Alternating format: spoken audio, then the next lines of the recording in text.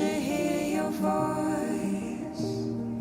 There's a siren in my heart, and it is deafening, singing circles around a wound. Hello, are you still listening? I was dreaming the other day. There was sunlight in your bedroom, but I couldn't see your face. If there are angels, why aren't they screaming when I'm asking for a sign?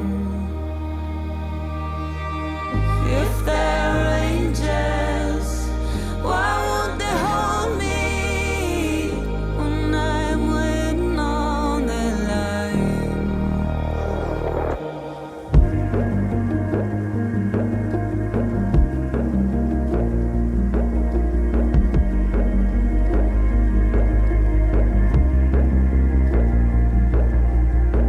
Hello, hello, hello, are you still with me? Hello, hello, hello, are you still with me? If there are angels, why aren't they screaming when I'm asking for a sign? And if there are angels, why won't they hold me when I'm waiting on? On a cave. Not Don't peeking. smoke mid, I'm mid, walking mid. now cave already. I'm blind. Cutting chance. I think he's jiggling, bro. Yeah, I'm peeking cave now. One dark Blind actually. flash. Wait, I'm You ready come with now. me, Block Dawson? A, block A. Yeah, Flash. wait, I'm coming now. Flashing now. Nice, Cave, cave. I'm spamming middle. Was it off? I think it's dead. We can keep pushing B and see if they I will push B. smoke left side, I will Yeah, smoke do left it, side. do it. I think OP is dead, guys. Push B, Flash push me to A B. here. Flash me to Mafia, A I here. smoke, I smoke. Mafia, Okay. be ready to react. On temple. Come B push, come B I'm push. blind. They flash B, no one push. On temple. Yeah, wait for Eric. I'm Wait gonna for, smoke left Stay side on anti, B. bro. Stay I'm anti. smoking left side on B. Yeah, stay anti after. I'm all Go. now. They're leaving B. They're leaving B. Okay, nice. Ready to react. Nice, Let's go, let's go. Carry down cave, One more carry down as cave. I'm Come, with you. come, come. I'm jumping. It's decoy, Okay. boys. It's decoy.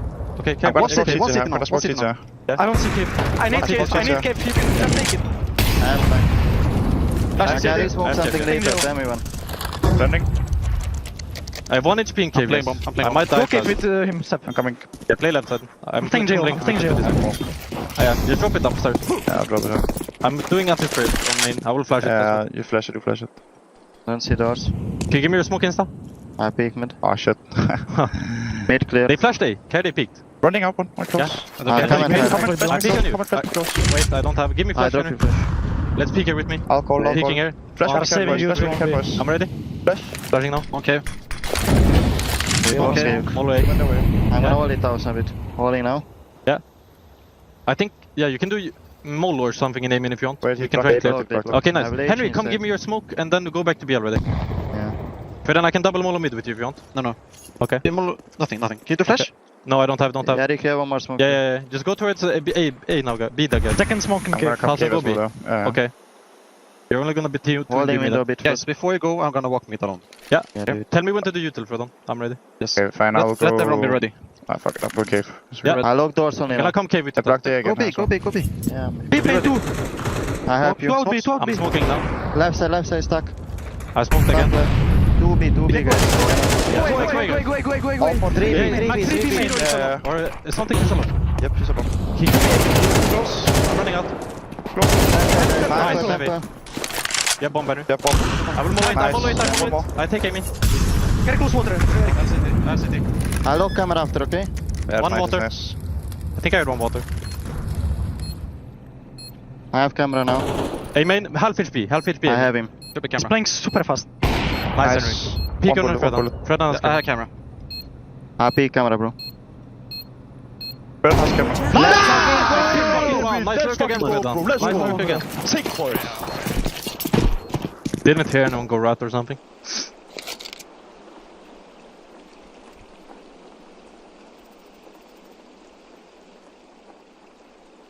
If they molly me, can we fight them together? I will smoke insta. Just smoke it. We don't need to. You can try and jump back, Henry. Yeah. Hey. Let's say. Okay. Coming in. Coming in. Nice. Okay, close. I'm with you. I'm with you. I'm blind. One more last. Do not through. Can we down? Yeah, can we Can I went Can heaven. they temple? I'm going to the city. Now I'm going to I'm the city. chilling playing close, through okay? retake. I'm I'm playing going through to retake. Henry. Hold first. Yeah. Yeah, I will. Can we still go A? Yeah. Stay. Wait, I'm smoked off. Can I Can see? be out now, watch out. I have camera, boys. Yeah, I'm them holding stairs kind of smoked. with you here. They're gonna make a new be- I plan. have it now, Tosin. Yeah.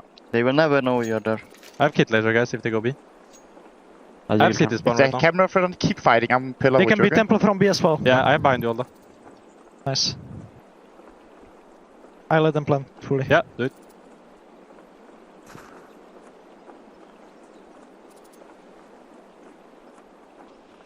On water. Yeah. I think he failed step. Carry. Yeah, I have it kinda. If they're all aiming, just hide those and maybe peek on Fred after, okay? Yeah, play on Yeah. me then. Yeah, I play first, then Fred. I'm going then, towards then A, we Alda, peek so on him, we're okay? four. Out aim, one aim. I'm rushing. Two mid. 2 mid and 1 A. Aim. Aim and low, aim and low. Nice, One nice speed, aiming. one speed, I'm peeking with I have you, it. one I am. I'm with you, Henry. I have it. Okay. Nice! Sick fucking round on A, guys. Nice, Henry. Sick, Henry. Hungarian beast. That's now, Henry. Wait, flashing on your left. Hold it. One main. We have main. Let's fall back here. We should water crunch soon. Yeah, We have one more. We have 2 more smokes. Okay, no, stay three. You can stay No three. need, no Yeah, need, stay, no stay, need, stay. no need. Let's stay. You should use I'm the smoke taking zone A here, already. boys. I smoke now. Yeah. I'm Yeah, jiggling with another Molly on flash. beam in. Yeah. No. Henry, Can you you cannot play- fake nade Stop. like flash, Close okay? con, I think. It was. When I Yeah. go What? Okay, they want Sure. to pop here. Nade, You can leave yeah, cave yeah. maybe, Alda. Like in Leave front of cave us, here, like maybe. flash. Okay, fight aim in, all of us. Let's come aim in. Come in. I'm playing. Drop down. Can we play double K, bro, instead? 1B. Yeah, sure. You don't They take One smoking A beam in. I as smoke well. beam in, Alda. Go back if you I'm can. on it main. Yeah, go back if you can. I'm pushing. I'm here. playing enough. Yeah. Take on, I'm bro. running Take here, on. boys. I'm running here, boys. One cave and one Inferno B. We are B. pushing A now. I have yes. another Mola for cave. That one. Nice, guys. Peek. Nice, I have cave. Bomb is in cave. Go Peek big. on me, man. Peek on me, man. Peek Yeah, on me, I'm man. with you. I'm with you, Alda. I'm with you. Yeah, they don't have Sound, time. sound. No, sorry. Okay. Too late. I have only one for them. Smoke B. Sorry. Lurk smoke B. Flash. They smoke's gone. Flashing now. Can you drag that, Eric? Yeah, I have it now. Also mid. I have low beam once. Hold it. I'm not holding. Staying inside cave now. CB. Don't see. I'm gonna hold please and I'm okay. Yeah. One bolter, ready. spamming con. Bounce it. I'm all okay. I'm all police now. I'm gonna leave you guys on B. Not We can I swap, we can't can cave. swap. I can't Drop cave. that smoke. I drop Give Give me me a smoke Give me for a little. I Yes. can drop that smoke from backside as well. Yes, I have yes, cave nice. now. Great. What Bring it team? every All is second, clear, yeah, yeah? Leaving mid. Yeah. You can play 3 rifles, eh? Wanna fight mid? Yeah, I'm Close okay. cave. We can play I Close smoke cave. B. I smoke I'm B. late cave. Ah, shut up. Yes, good. Nothing. I have full cave, guys. Play mid also. Yeah, I'm playing it on A here. Yeah, they should come here. I have cave. Hold beam in for me. Yeah, I have it. It's smoked. Already smoked. One guy after. rat. Flash time in. Play cave in cave. Mike one. 10. Do you wanna peek mid? One Yeah, in let's pillar, go. one. I let I you repeat play it. Fred on. I I let you repeat play. Hey, execute, boys. Execute. Yeah, rotate. Yeah, make clear. I'm holding cross. Coming A. No one up. Out A. Did that. Nice. One I have out, one out, baton. out. Out A. Two guys still. Still low. Nice. Side, Can be side, one. side. Look, everyone knows what's going on. Well, no, we don't know what's going on, but we know that Alcaran isn't here, right? We know that Youngster's playing. Now, is this going to be the case for the foreseeable future that Youngster's going to be playing? Right now, we just have to assume we're playing with Simon, and if there's news coming in 5 days, then we have to take that into account. But for Krakow here, Simon is playing. Okay, is that so? Basically, you guys are monitoring this as it happens. Yeah, So you're only practicing with Youngster. only Simon. Yeah. Okay, so I guess this is the team as it is right now, and it creates a couple of curious challenges, right? Not having a primary AWPer, but it also makes you a bit more flexible, right? From a coaching perspective, is that kind of nice to be able to, okay, we can just run rifle setups? You know, I would prefer a dedicated AWPer, but I think Simon has many qualities and is, like you say, flexible. He can play a lot of different roles, and he has also been playing different roles in the past. And a couple of years ago, I actually wanted him as an AWPer in Mouse NXT. So now maybe a master plan is about to go through here, but yeah, I think it gives us a little bit more, hidden things to do. The opponent can really prepare for what we're about to do. We have more strings to play on, but of course, we don't have an AWPer like Alcaran. But I think Simon brings a lot of other good qualities to the team, so we try to utilize that. And so far, I think it has been very acceptable, beating Pain online and taking a map off Furia. So, I mean, right now there's also zero pressure because of the situation, but we have some expectations to our own, and let's see if we can meet those expectations. You didn't mention the downside, though. By having him back in the team, it's now a Swedish flag that you have to play under. Yeah, I hate that. I'm trying my best, but no, the flag doesn't matter too much. We are international, we speak English, and the flag for now is Swedish, but in the future will be European. Okay. Maybe Danish, who knows? Is it nice having Chris in the team? Like I've watched him do a couple of these like interviews and stuff, and I remember him from the OG time. And just he's very well spoken and confident for a young man, and it's great to see. You can tell he's a leader type personality. Yeah, I think it's great having Chris by my side again here. I really enjoyed working with him, and I also said like, when he went to OG, if there was a guy I could work with for 10 years, that would be Chris. So it's very nice to have him. I know what he can contribute with, and he also shows it at the moment here. And like you said, like a leader, both in and outside of the game, and sometimes a 40-year-old soul. So I really like enjoying working with him, and it's been nice. With the update that happened, you guys have been banning Anubis, so I don't think there's too much point questioning you on that, unless it's a surprise and it comes out and you're keeping cards close to your chest. Any comment? I cannot reveal that, but I mean, we have had a 7-day boot camp before heading to Malta, so I cannot say what we're gonna ban, but yeah, you'll have to see. Okay, anything's possible. The one I'm interested in is the MP7 and the MP5, right? But it feels like the MP7 is probably going to get a bit more playtime. Now, in the pracs and stuff, whether it's you boys using it or it's people you're playing against, have you seen an uptick in its use, or is it still just the same old meta with the occasional SMG? I noticed Nilo yesterday playing Face It with Suspan. They were spamming that MP7 by a lot of the time. So, yeah, maybe it comes into play here. I think people are testing it out in practice, of course. Like whenever there's an update that is big like this, a lot of things get tried out. But I think also like people would just turn into their comfy habits and play with what they're used to. So yeah, maybe we see it, maybe we don't. Okay, that would be interesting. Something to definitely monitor.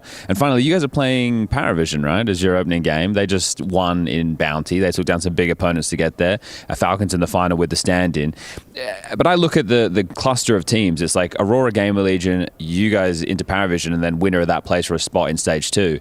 Even though Paravision just won, from my perspective, I'm thinking, okay, they're playing good Counter-Strike. They got some class players, but I don't know if they're going to be able to do that again. What's the thought process from the Heroic camp? I think we definitely have a belief that we can put up a good fight, and also I think some of the players think that we can win. I think everybody thinks we can win.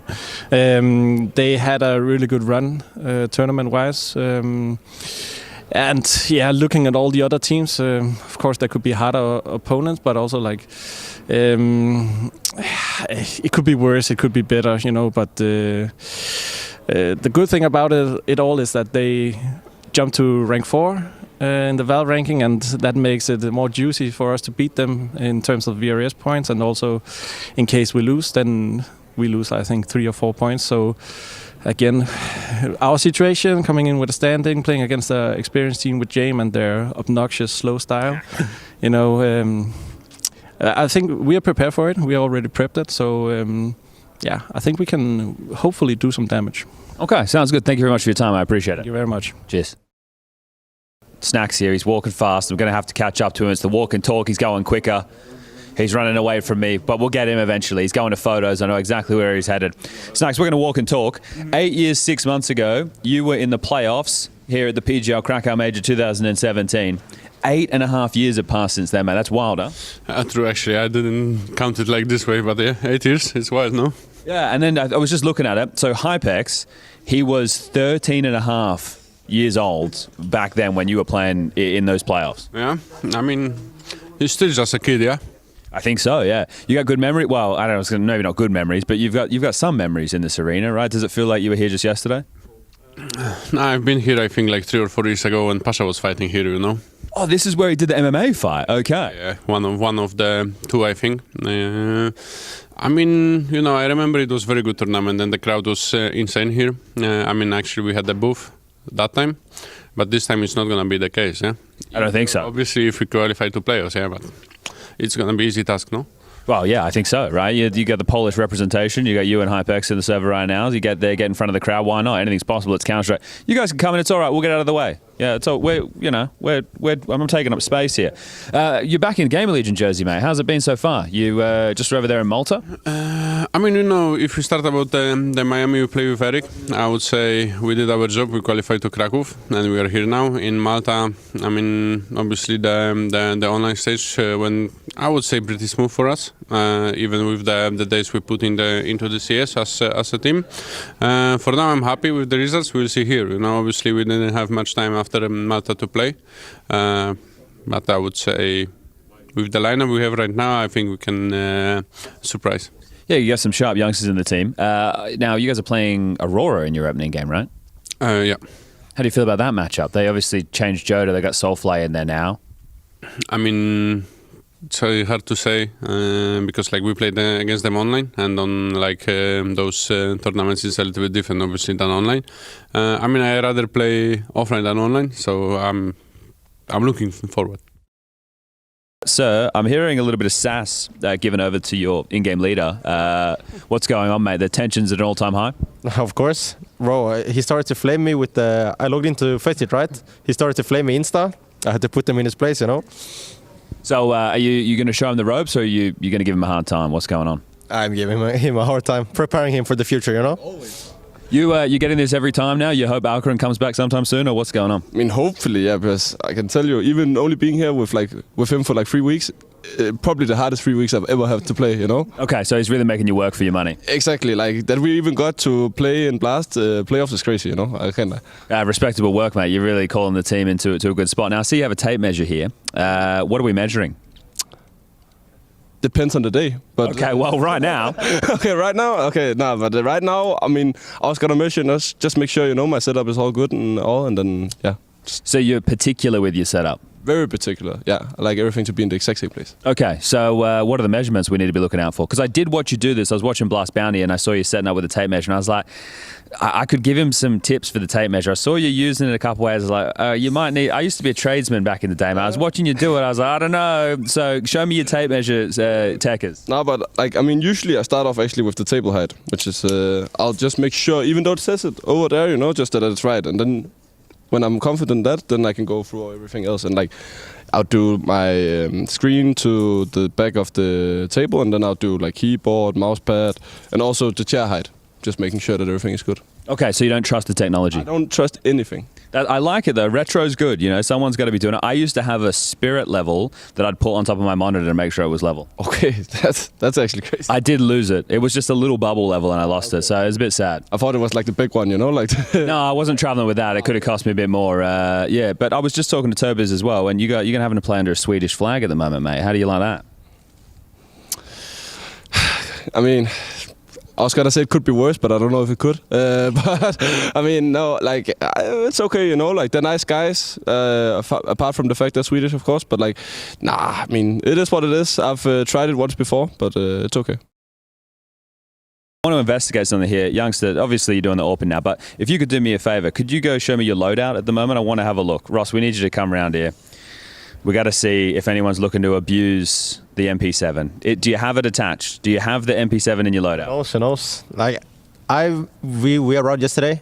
I played 3 Faceit games and I never touched the MP7, so who knows? But it's equipped. Was it equipped before? Of course. Like this is the ultimate loadout. I'm telling you. Like this is, if you know ball, this is what you play. Where's the auto shotty, mate? What are you talking about, bro? You don't know ball. You don't have the auto shotty? Right, it's the worst gun. Not reliable. I was hot player before.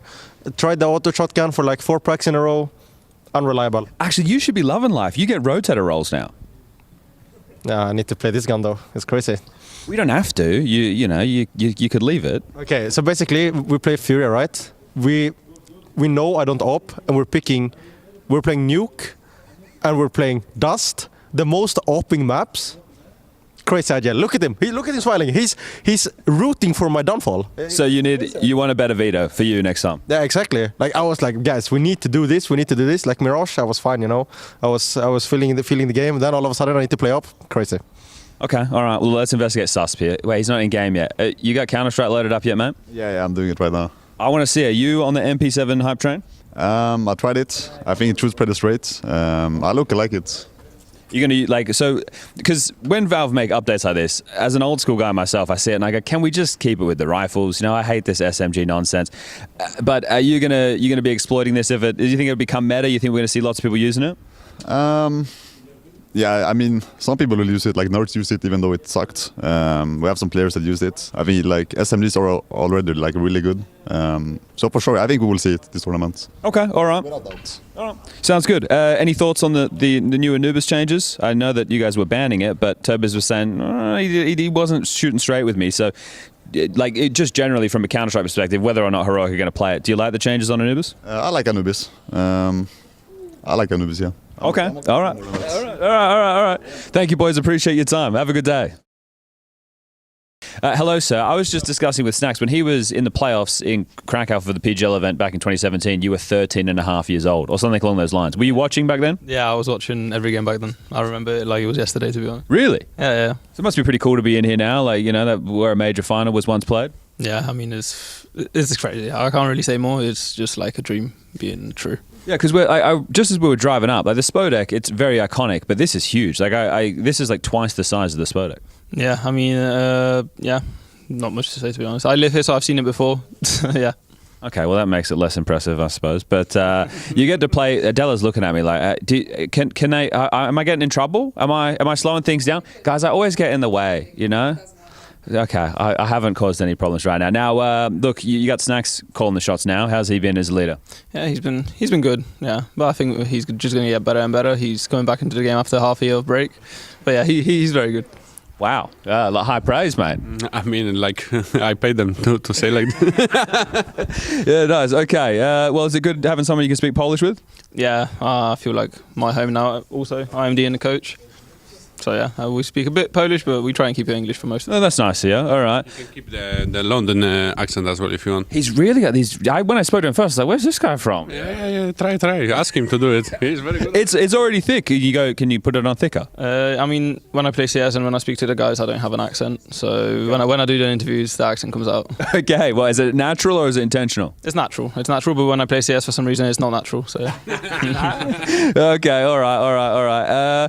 Look, did you enjoy your Christmas break? What did you get up to? Anything exciting? Go anywhere? Holidays? I went to Vienna for the first time, so yeah, it was very nice. I went with my girlfriend for 5 days, I think. Okay. But then we finished the break quite early, 26, I think. We came back to playing before Miami, so yeah, that was about it. Okay, so it's been pretty busy start to the year already. Yeah, exactly. But it was still a nice break because we went out quite early as well from the major, so we started early.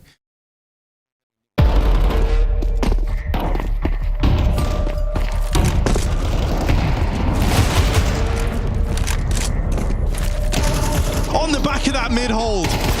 Exercise here to finish the job. It's Simple getting run down. The AWP will connect for another. Simple, what are you doing? Oh. Simple. Man.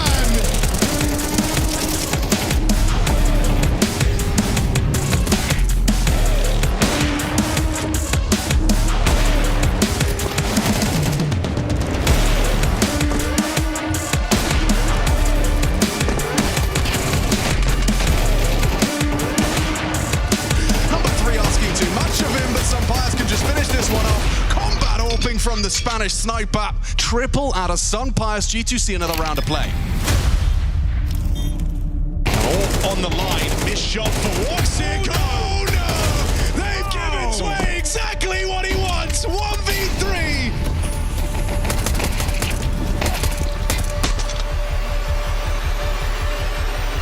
His ultimate was on site, gets the jump on the first, and Shui could very well be putting himself in the vice if he's not careful. From behind, the backstab should have him. Shui should have the drop on him. Oh, the reactions! Truly ridiculous, revolting from Hunter! Precision on display! Yep, they're not ready for him. Hiding out on the back of the side, positioning beautifully. Clear from Malms, just in time, he provides the cover!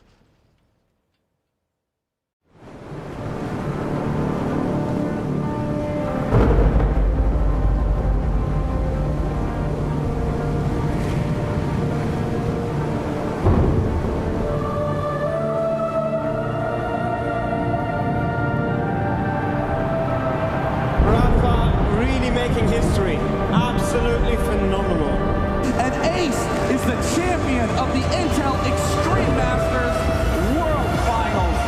Storm's still not quite done. MC is going to take this fight, though. 3 seconds left. Last 2 rounds of matches got to start it well for ESC. And this is a massive move for Zez, but he's not content with just a Nexus kill. He wants to win. And it's all done. Astralis winning. Unbelievable Rogue with a 4-0 victory over Classic. And they did it again in the grand finals. It's Norby! Give it up for your Intel Extreme Masters World Champion!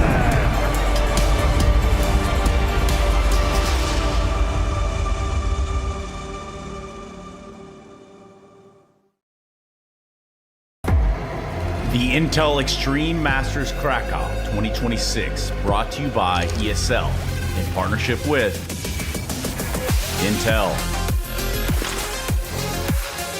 Acer Predator, DHL, Zowie,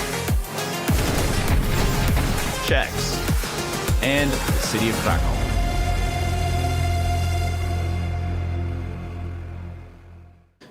We've got a day full of Counter-Strike here. It's the 30th of January. That means that it is the last day of Stage 1. And what it means is that we're going to start introducing some of those Stage 2 teams.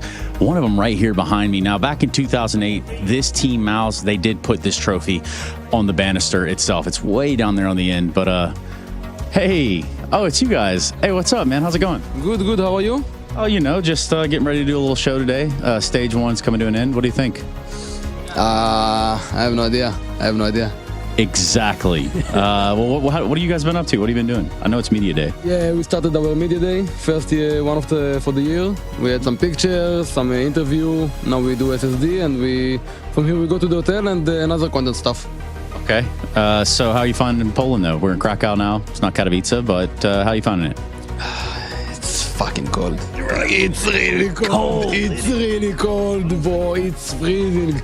The floor is ice. It's not lava, and yeah, it's hard. It's hard. We didn't go for a teamwork yet, but I'm not looking forward to it.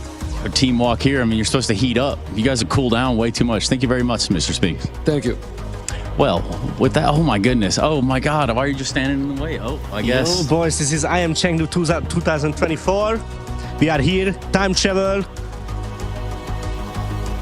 Yeah, to IEM Chengdu 2024. We are here in China, Asia. Yeah. How's life in China?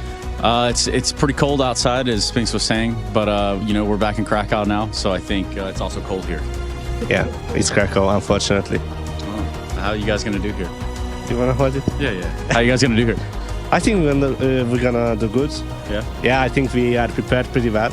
We skipped the brass tournament, so we had more time to practice and get ready. So, yeah. 2026, exciting year for this Mouse team as a whole, right? Yeah, it's exciting. It's yeah. Watch any Stage 1 or no? Just a little bit. I think there is an exciting game today. At least for me as a Hungarian, there is Liquid versus Foot. Okay. Both of them have a Hungarian coach, and it's an elimination game. So, yeah, I'm looking forward for the game. Well, thank you very much for your time. Thank you. And with that said, maybe there's someone else who'll talk to me, maybe not. But I want to see what GymFat signature looks like. Oh man. Don't look. Oh, it's too late. No, don't show. Man.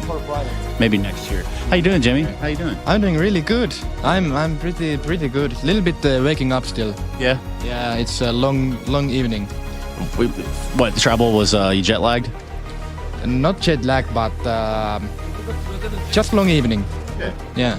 So you guys come in here, you do media day, you do all the fun stuff, get that out of the way. He hit it right on the head. First event of the year, first media day of the year, rather. Let's talk about it. How does it feel to get back in front of these cameras? It feels really good. To be honest, I was the whole vacation. I was laying in bed. Okay. I was waiting for this moment. Yeah. I didn't do anything. I didn't go nowhere. I was just playing a little bit of Face It, and that was about it. Yeah, just brain rotting. And now we are here. The moment I waited for, and it feels good. Well, thank you very much, Mr. Jimfat. I'd pick your brain about what the best brain rot is, but we don't have time for that. We got some more matches. Stage 1. Thanks, Jamie. Thank you. Next time. Let's do it. Stage 1's coming to a culmination right here, right now. The final day of Stage 1 is upon us, and it's do or die here at IEM Krakow. We have the do up top, 3 teams progressing to that next stage, and the die down below with our eliminated teams from yesterday. It's Bait, it's Legacy, and it's Passion UA, Harry. Any surprises here from these teams? A couple, really. You know, I think Bait actually felt like they had some solid chances to try and grind their way through. I have no doubt that this feels like a disappointment for a team that have been looking to level up. And I'm even kind of dismayed by the loss of Passion UA. Legacy always hit me as a bit of a weird one, right? I think we all think back to the major and the successes that they've had, how this team has won trophies, but I don't know, it feels a little less surprising. The one loss, I guess, that really stands out there was the loss to BC Game, that huge comeback, and I think that did just kind of crush this team and put them in a bit of a bad headspace. So their elimination, not super surprising. I did expect more from the other two. Oh, the talk of the town, BC Game, and we'll be seeing more of them today as well as we look at the next set of matches. The more qualification here on the rest of the day. We have, of course, one lower bracket game remaining in GamerLegion and Heroic. That's our first game of the day. But then we have a bunch of do or die games where you progress or you get eliminated. At least you don't have to play 2 BO3s in a day. Yeah, you know, this is the one that I think a lot of folks are paying attention to, right? You mean BC you, right? Game taking on NIP. Get to see Simple, Electronic, the Portuguese fellas, as they've lovingly been named, trying to go blow for blow with Snappy's Nip. And then this TBD, you might be wondering, who the hell are they? Well, that's going to depend on the results of this one and a game we have coming up on the B stream in Astralis NRG. That's going down. They both play first and they play last, so they have a little bit of time to try and prep for that do or die match. Quite a day for them indeed. Aurora still in the conversation, looking to progress as well. They've had a bit of a shaky start to the season back at Bounty and here as well. And yeah, Liquid versus Foot. A scary game for Liquid as they often are, but looking pretty good with the standing at the moment. Crimbo filling in for Nav. Yeah, the one thing that's been standing out to me today, Hugo, though, as we're walking around, is all the Stage 2 teams, the top 8, the creme de la creme. They're here, they're in the building, and it's all starting to feel very, very real. Walking around, I've already seen Falcon, I've seen the Mongols, I've seen Team Spirit.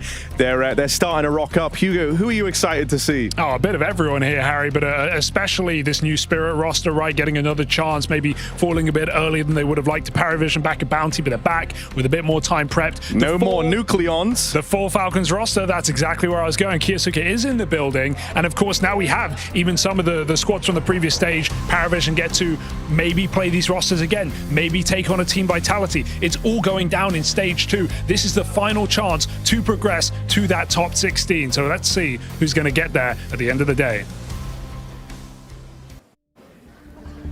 The matchup is GamerLegion and Heroic. On the other side, I'm here with Youngster. Youngster, it's been a long Stage 1, has it not? Tell me about it.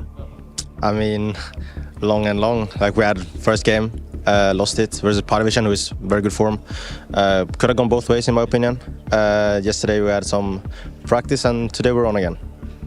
In this game itself, I mean, you're looking at the potential to play 2 games today, right? Yeah, exactly. What does that do to a team psyche when you get ready for a day in which usually it's just 1 game, but then there's a potential for 2 now? I mean, I think it's bad to like prepare for the second game already, because like you just have to be in the moment, play the game, like because if we lose, you know, there's not second game, so it's no reason to like prepare for it already, you know. So we're taking it game by game. Have you guys scrimmed against GamerLegion coming into Krakow at all? Yes, we have. How were the scrims coming in Krakow? I always get curious. I'm always wondering, you know, who's doing the best in the scrims, because I don't know if it always translates. Like, I remember one time we scrimmed on Mirage and like completely stomped them, but that's the only time. Like, we haven't practicing much since like I'm just here for a short amount of time, you know. So I will see. We shall see. And you know the Vitos. You know what you guys are playing today. Of course. How'd it go for you? You feel good about it? Yeah, we're very confident. Very confident. The odds of you keeping Snacks from reaching an arena in Poland, what are the odds? Very high, very high. Thank you very much, youngster. Thank you. A confident and cocky youngstar coming in up against the GamerLegion with poles on this roster. New in-game leaders for both teams ahead of a new season and lots to prove for GamerLegion and Heroic. Unfortunately, only one can progress, and even then, no guarantees at the bottom of the bracket here. Got to fight through 2 BO3s today if you want to make it to that top 16. Yeah, it's a tall task. That much is for certain. On one side, you've got Polish legend Snacks. New addition to the Polish ranks in Hypex as well, trying to make a name for himself.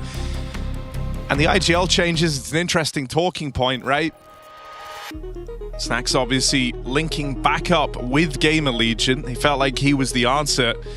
And for the side of Heroic, taking a gamble on former OG IGL Krizen.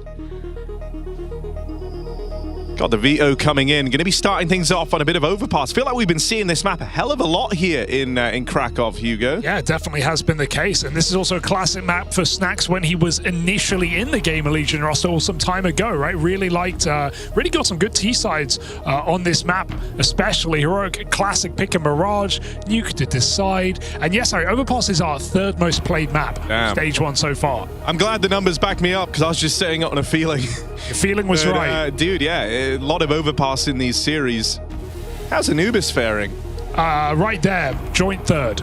All right. 5 maps played. Dust at 9, Ancient and Nuke at the bottom at 3. Well, a chance to add another Nuke to our tally if this series ends up going the distance.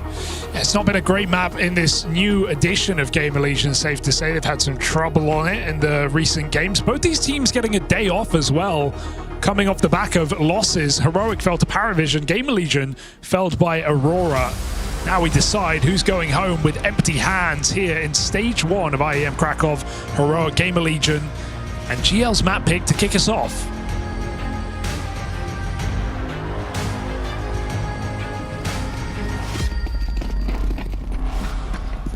All right, let's see what Snacks has up his sleeve for this T-side. Little bit of util purchased up here. 2 smokes, 2 flashes, Molotov to boot.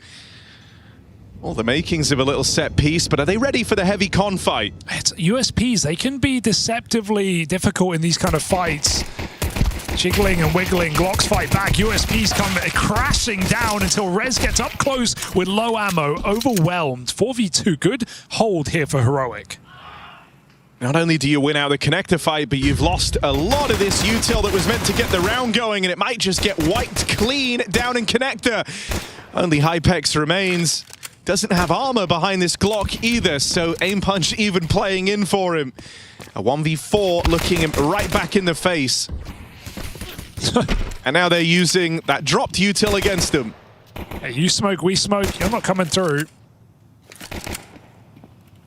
4 players here, ready and waiting, and this is a Heroic pistol setup. I like the move after the initial kills in con as well, pumping out short with a flash. 3 players still crunch that short position. Heroic stay active. You know my stance on Hypex though. This guy gets getting exits. The best sequences at the end of rounds when he's trying to save. Now he is getting flanked here, so probably just gonna die. It's all good. Krizen serves as distraction, and Nilo's going to finish the job.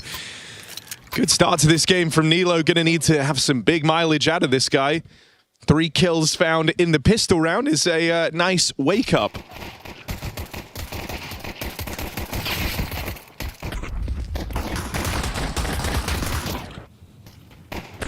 Nilo kicked off the year with just some great rounds back at Bounty. It was a lot of fun watching him up against Pain and Furia. So some expectations here for Heroic, who are favorites in this series. I mean, you know, we spent some time focusing on the Poles. Let's talk about another big CS nationality of old, the Swedes. There's a lot of them in this game, Hugo. Yeah. Nearly enough for a whole team. Swedish CS is saved. Youngstar obviously back off the bench, AWPing for this squad right now. Seemed like a good hobby AWPer, had some nice moments. Of course, visa issues ever prevalent for Heroic. We'll see what the future has in store. This game is going to have huge weight, or maybe not this game, but today, the result, right? Going into a winners match versus loser of Astralis NRG to progress. So Youngstar's got to put his best feet forward. Killed after 1. GamerLegion edging their way closer. That is the bomb spotted on Snacks. Not seeing any heavy rotates here. Heroic uncertain.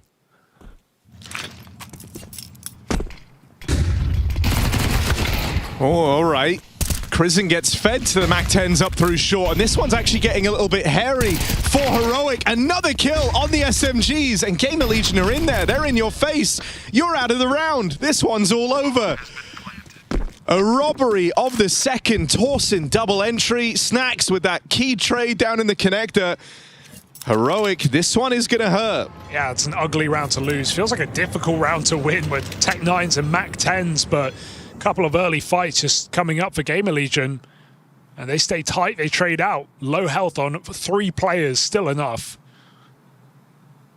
Uncomfortable beginning to the game for Heroic.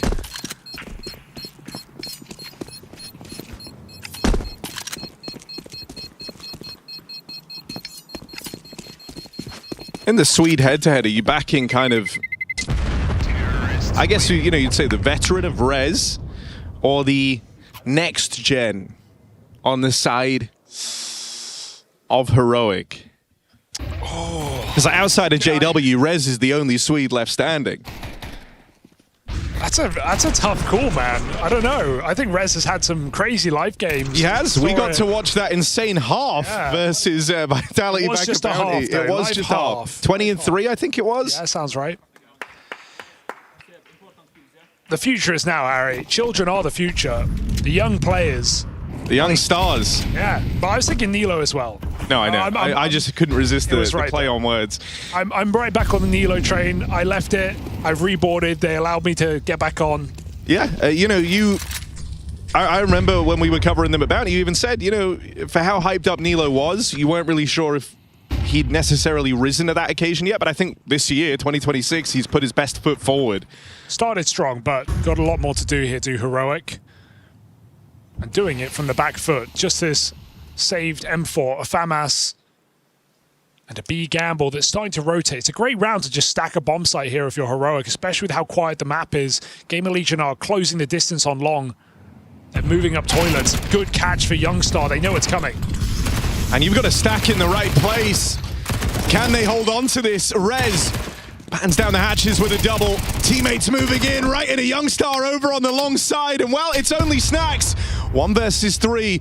Low health on Nilo, but everyone else is looking pretty good right now. Snacks, this won't be easy, and the rifle just gonna spam him out. Youngstar with a picture-perfect round. And a point to prove as well, right? Talking about this guy literally on the bench right now. Yeah. Playing officials, playing in a role he's not played in for some time. And putting on a great round here to get Heroic back in the game. Nice stack called onto that top site. And despite a double entry, a 4v3, it's Heroic to close.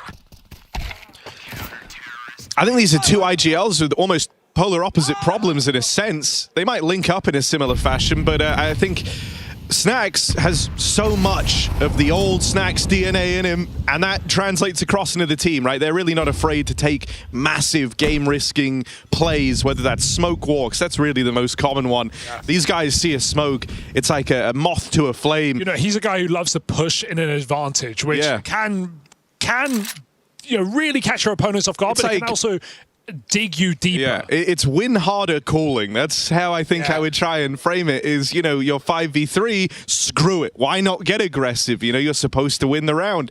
For Krisen, I think one of the things that you saw, especially when he was in that OG team, was actually he would get to good positions a lot, but then the sort of fear would set in that they could lose the game. Things start to tighten up way too much. They lose some of that elasticity, some of that movement.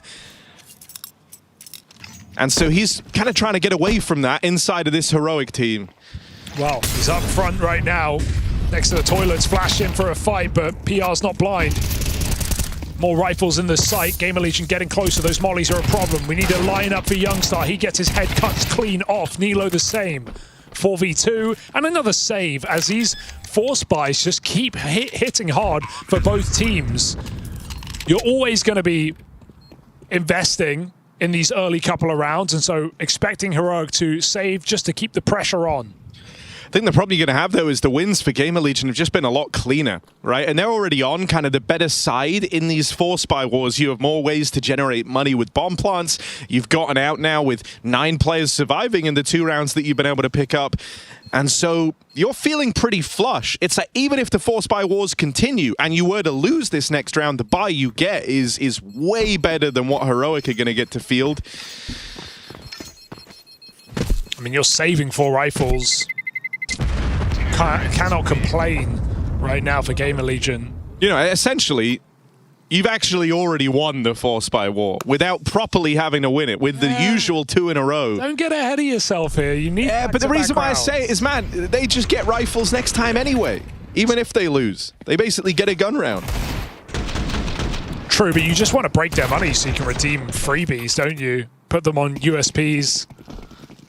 Heroic won't go down easily. 3 M4s coming in. GamerLegion all inning. I mean, thus far you've been dealt nothing but A plays. And so 4-man B stack feels about par for the course here for Heroic. Yeah, it's Crizin like trying to get ahead of it, right? Anticipating, no way they just run it back out here again. It's also the fastest way to lose the round is to a B hit. So you start 4 there, take advantage of the quick rotate, and being able to just quickly shuffle this stack around from B to A. Someone going to move? It looked like Crizin wanted to, but sending the rifle instead. Okay, Crizin back of the pack, and Heroic do gamble because they've just jump spotted B short, cleared it out, and nobody's home. It's just PR lurking monster right now. GamerLegion are way closer than Heroic are ready for, but there's still 4 players in this site. One of the rifles dead out in the open, but there is this double long setup to contend with Nilo going uncleared, unchecked. And Youngstar here, riding in the sidecar, ready to play off of him. Flashes are pretty brutal, and Youngstar going through first is awkward. They should be aware that Nilo still trapped behind this long smoke. Now they certainly are. So scared of even a 5th player. With a missed smoke on Dumpster, they delay the plot. They missed another smoke. Their eyes are tuned to the wrong position. Nilo can push in and punish. Lots of damage, can't finish a kill.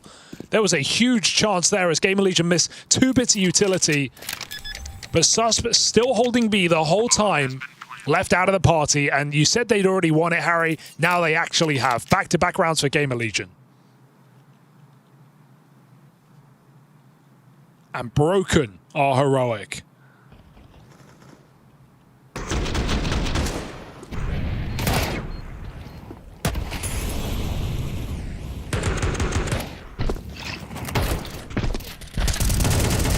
Certainly liking what you're getting out of GamerLegion to open things up here. Kind of just fearless calling, walking into the A site in numerous rounds, right? It's gone into stacks here for GamerLegion, but they get out with 3 alive. You know, maybe the biggest question mark for GamerLegion is actually the man you used to be so excited about, and that's PR.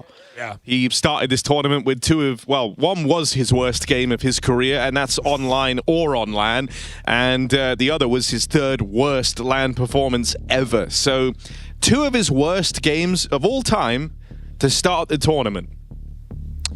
Against Aurora, yeah, they got knocked out of that match, that's for sure. This is off the back of PR, maybe hoping to start the season in a different squad with higher expectations, but still going to need to see him deliver if that's ever to become a reality. Well, yeah, exactly. You know, like it can become a bit of a self-fulfilling prophecy in a way, this idea of, you know, oh, I'm disappointed because I thought I was going to go on to something bigger and get a chance to showcase myself on a bigger and brighter team. But then that doesn't happen, and it kind of mismatches with the reality of the situation, and now you're playing a little bit worse. You're not feeling that same hunger. I hope that's not what's happening with PR, because he's a real talent, and you've seen what he can do when he's at kind of the upper level of what he's capable of. I'll write it off as a bad game for now. We'll see if it keeps up. Because I think there's a real case to be made that over the last couple of months, Torsen's maybe become the most attractive option inside of GamerLegion. It's been very consistent. Just a real force of nature in terms of creating space. B stack, monster setup, got the nade for B contact. SMG up close. It's just Kristen in toilets, and with, again, mid-control taken by GamerLegion. Heroica starting to rotate out. Little do they know, this is the first B hit of the game in round number 6. GamerLegion bringing the bomb in. So Kristen calls a blind rotation. And they will be left just as much as that. Kristen gaining information as the B hit does come in, and Heroic just wishing they had that setup still. Rez getting the farm. Should run away. Oh, they're coming. They're not going to get fully away. PR might have to come help him. Swings the door. A lot of damage done. Youngstar. Cheeky.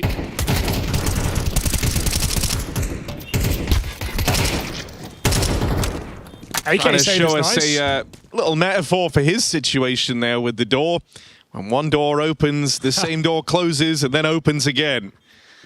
In and out of the roster, still on that bench, but every game's felt like an audition tape for Youngstar. Yeah, and, you know, given the role, that's what I'm saying. Will you regret letting big-time killer Nilo get out with an AK? Desecrates 3 on the way out. Now, AK into a gun round. He's 10 and 3. Yeah. He's feeling good. It's the best weapon. You love it. Moving into your first rifle round, you put it on your star player. Best weapon? I thought that was a Deagle. Well, yeah. Okay. Best rifle. Okay. No AWP? I mean, an AWP's a sniper. Yeah, you know, I'll give you that. Straight through the playground molly. GamerLegion going quick long. Youngstar, it's a great hobby. He loves to do it. He has fun. Oh, careful though. Hypex was on the line. Youngstar gets out. Sacrifice res for all this space over towards long.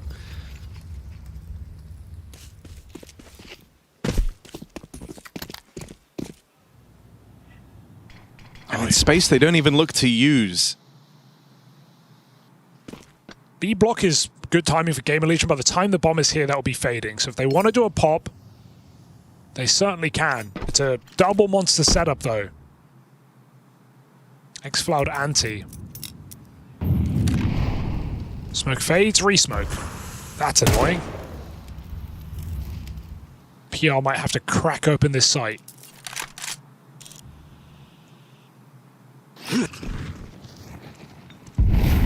Oops. Oh, miss Molly. Not ideal. Now you've got to go and manually clear the sandbags. The flashes are good, at least. Still struggling to give a way through. Hypex had to hit that. Will recover on the AWP. There's the follow-up for Hypex. Youngstar up here in heaven. And around the Heroic thought they had in the bag. A 4v2 for a moment. Now you're left looking. It's the two top performers. Nade of Nilo will find that AWP, and so PR's got to clutch up and got to clutch big. Bomb retrieved. So little time left. It's just getting away from him here. The clock runs down, and it lets Nilo play it forward. Just sneaking in the back line, not jumping too soon.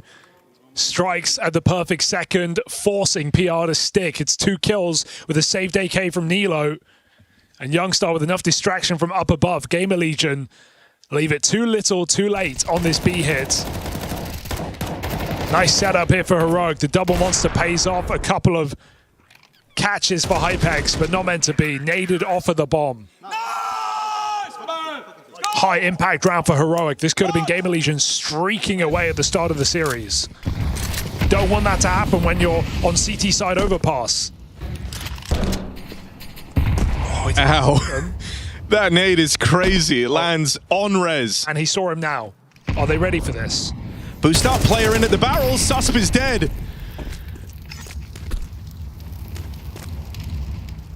And do you just follow through? I mean, that's a B pick. You know at most you're running into 2 players here. It's again a double monster setup for Heroic. Dangerous contact. They just go out before the flash. X-Floud, blinded eventually, is overwhelmed. Chris has got nowhere to move on this pillar, and they're keeping the pressure on. Molotov to his position. Nilo comes in. Dink straight away. suffering now, and the Snacks Mac 10 comes to charge him down. Again, the nade from Nilo delivers. It's the same two left in this round for Heroic. And surely not. I mean, Nilo got dinked at the first turn of this exec. Still alive, still threatening, and maybe still here to steal it all away. There's the cover from Youngstar on the AWP. Just comes up short, and now they're both low. Torsen goes fishing, but low on ammo. 2 bullets in this AK now. Got to put a fresh mag in. Pressure's on. Each peek around these corners could well be your last. Or a crazy 1v2 rolled out in front of you. Time is once again the problem. Torsen's got to make up his mind, going to choose to play it forward. Goes hunting, looking for Nilo, and he knows where Youngstar is, pressuring him. And it's on a Youngstar, had to hit this shot, never even gets the chance to fire. Torsen teed up for a 1v2. There he is, Mr. Consistent on this lineup for sure. Saves the day with a slow and steady clutch. I do like the setup change there for Heroic, but you're just hoping Torsen doesn't run you down. You're hoping he plays that plant. Youngstar has the cover of the bomb. Nilo's playing safe, his back is assured, but AWP on low health, easy pre-fire for Torsen, boxing him into that grave. And so GamerLegion do break that money right back just a little bit later. Not a lot to show for it. And ouch, one of the rifles immediately gone. Yeah, you know, Nilo, welcome to playing against Snacks, my friend. We said it right off the top of this game where he sees, you know, where anyone else sees a smoke, something to block you, something to slow you down, Snacks sees an invitation. Yeah, it's insane. Just throws a nade, runs through the smoke, finds the 5v4, and his team pop out B in the meantime. Steven Snacks planting the bomb after his first entry in middle. So here we go, GamerLegion looking for a very good T-side to kick off this map. And it is right there for the taking. This is going to have to be, again, a save for Heroic. Couple of pistols. And despite Nilo putting on some very big highlights, Chrisen 0, Susp 1. Couple of slower starters here in the Heroic squad.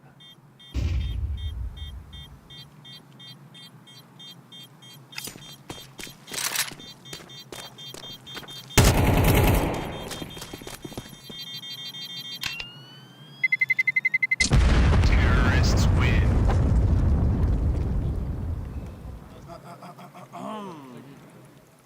What do you want to do with your own for?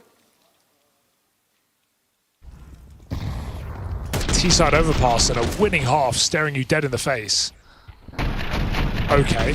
Yeah, that was crazy. Now, yeah. What can you even First do about bullet that? as well. It's not even info. You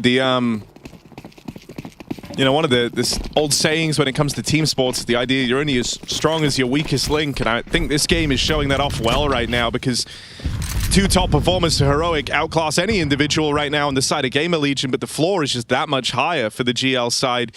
Able to win out those Force by Wars early. It's left them in a fantastic spot. They also deny Heroic the bounce back on the attempt at those multiple 2v4s. And so like you were suggesting, this is GamerLegion on their way to a winning half on the T side, the trickier of the two. PR will have his work cut out for him going long in this round. 3 players here, aggression up close from Youngstar, and PR's there to punish. Nice backup there for PR. It's him walking away from that angle that gets him that kill easier. He's ready for the recommit. Might get caught here, spotted in con, but Xfile choose to flank the A players, and this could be bomb dead if it goes towards default. Got to make up your mind, line up in the spawn. Snacks aggression, but his flank is still imminent, still ever present. Xfile holding his shot, waiting for the chance to strike.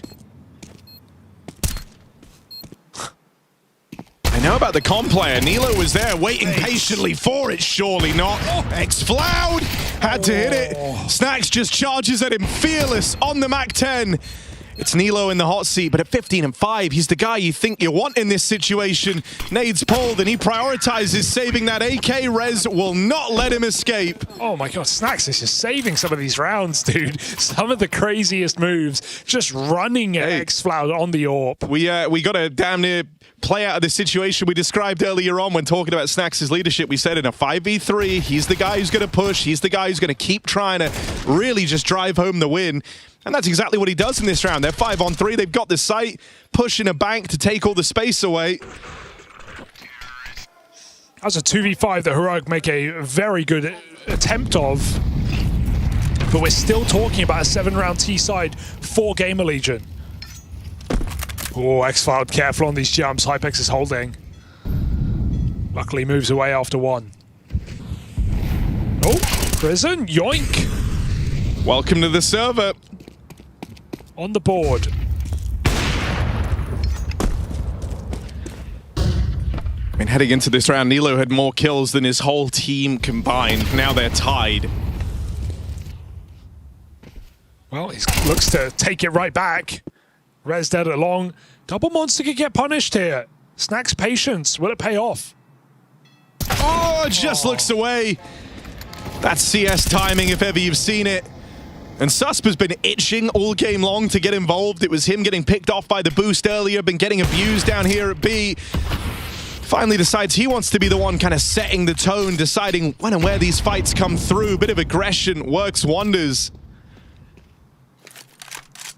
A Hypex save sequence? No. Tag connects, but not the killing blow, and that's what was needed. Heroic gonna try and stumble back to their feet here with a 5-round CT half. It's scraps, right? It's scraps. Best case is just, you know, dog food here. CT rounds 5 on Overpass. Not even the good kind. Not even the good kind of dog food. We're talking like the hard stuff. Oh, like the pebbles. Yeah. What are they called?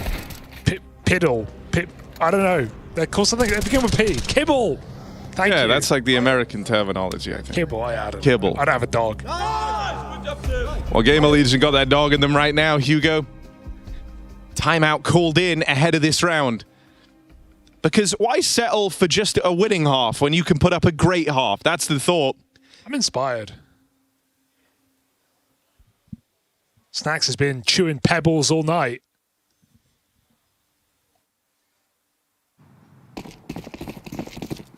Grits his teeth.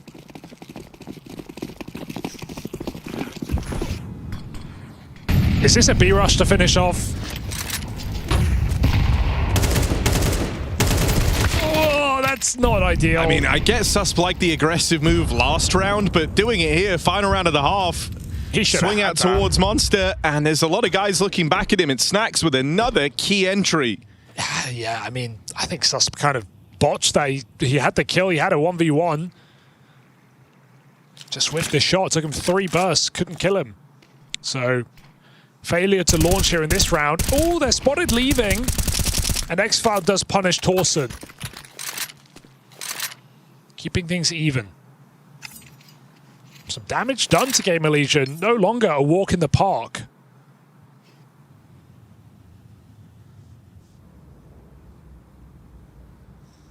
But how about a walk in the playground? They reset.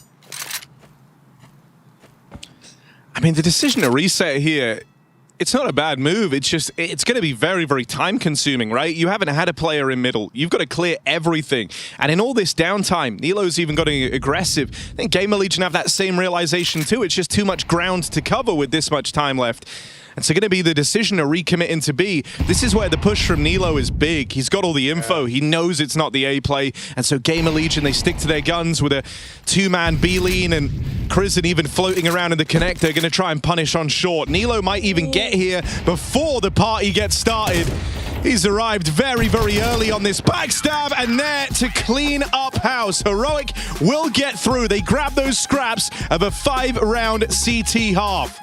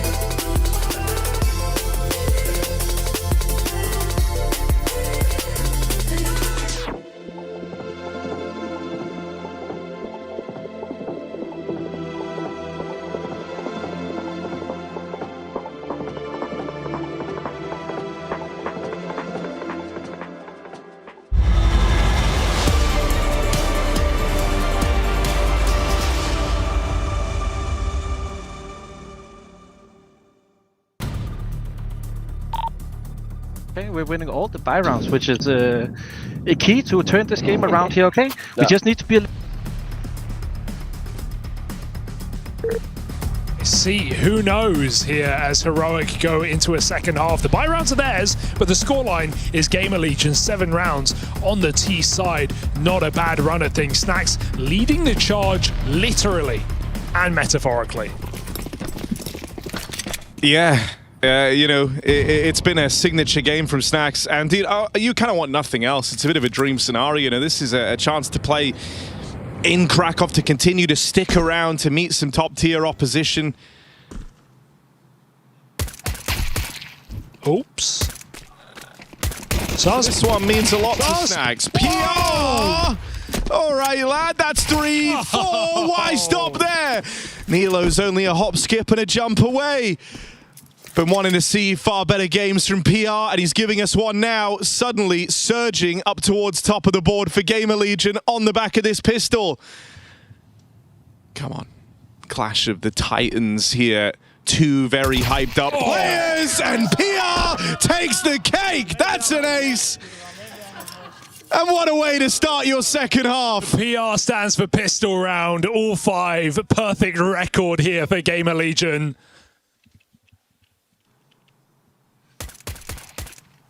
Unreal shots for PR. Just on rails.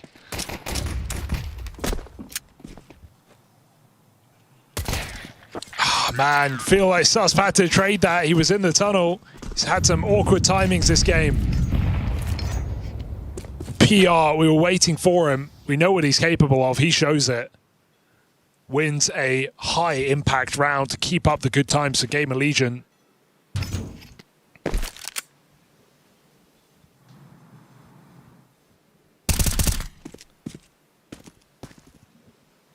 Can Rez escape? It's only Glocks.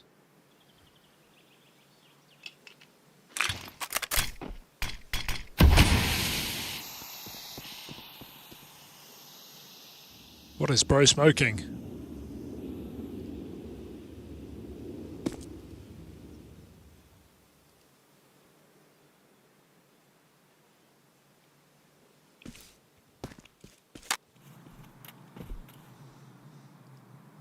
And if you were wondering what PR actually stands for, no joke, it stands for Pringles.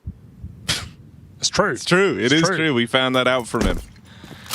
Which makes sense, because that ace was crisp. Hey. There you go. But you only get one of them. I've used it now. Good nade. And a backstab for Rez. There's no winning this. No bomb plant. No chance to make the extra money. They get boxed in. They did have some time to talk over the coming rounds and what lies ahead of them. That was PR's 3rd LAN ace. Very nice. And very important here.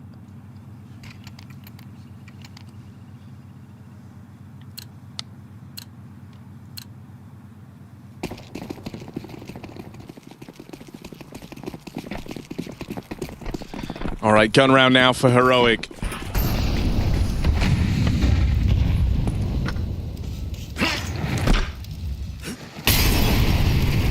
Worried that GamerLegion are going to be playing with this momentum and looking to come through with aggression, so it's a default held here with some clearing util just to try and buy you some room out in middle. We know, of course, that GamerLegion aren't playing far forward. Miss Molly.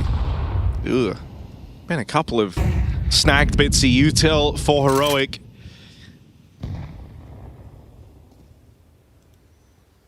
But they still get this space in mid all the same.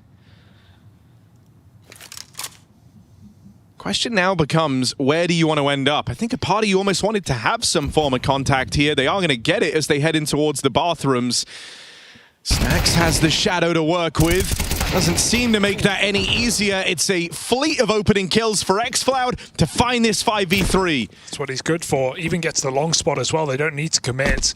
He's not going to let them find him on low health. Both players reset.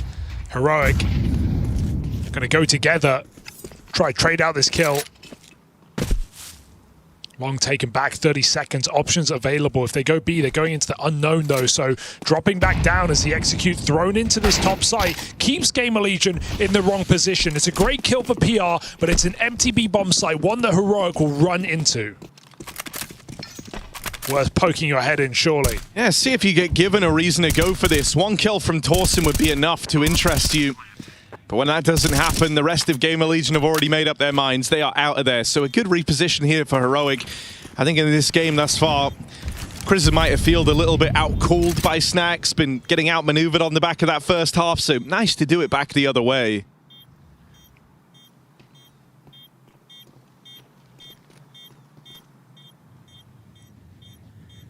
Got the padlock on this B side, no ninja diffuses. Popular map to try it.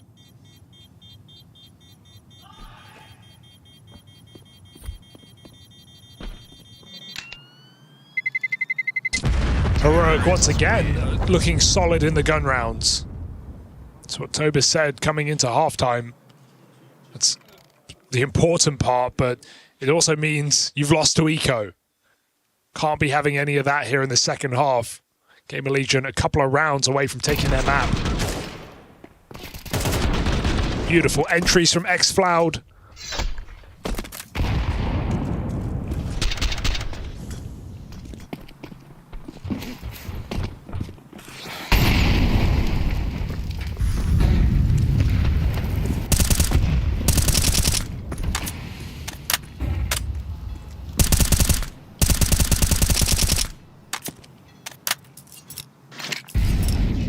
Back to this default for Heroic. Again, it's passive over towards the toilets, this time even more so than last. No setup there. Closest guy they have is Rez. He's going to hang around for a bit, but when this smoke starts to fade, he will give up this ground. And so Heroic have a bit of a staging platform over towards A. They're lending some time to Nilo. There's this boost in play. PR holding for the walkout. Nade at least gives up the aim of the game for Nilo, and now they know he's floating around on the short side. Like how Snacks just doesn't stay on the boost. Insta drop. Not going to get swung and totem poled. Rez has stuck around here. And so, in enemy lines, let's see how he gets on. Yeah, not behind, but inside. And Molly can be scaled in front of here by Heroic. No information on GamerLegion. Oh, seeing something along there though, Hypex. May call for Snacks' rotate. Susp has to clear this corner.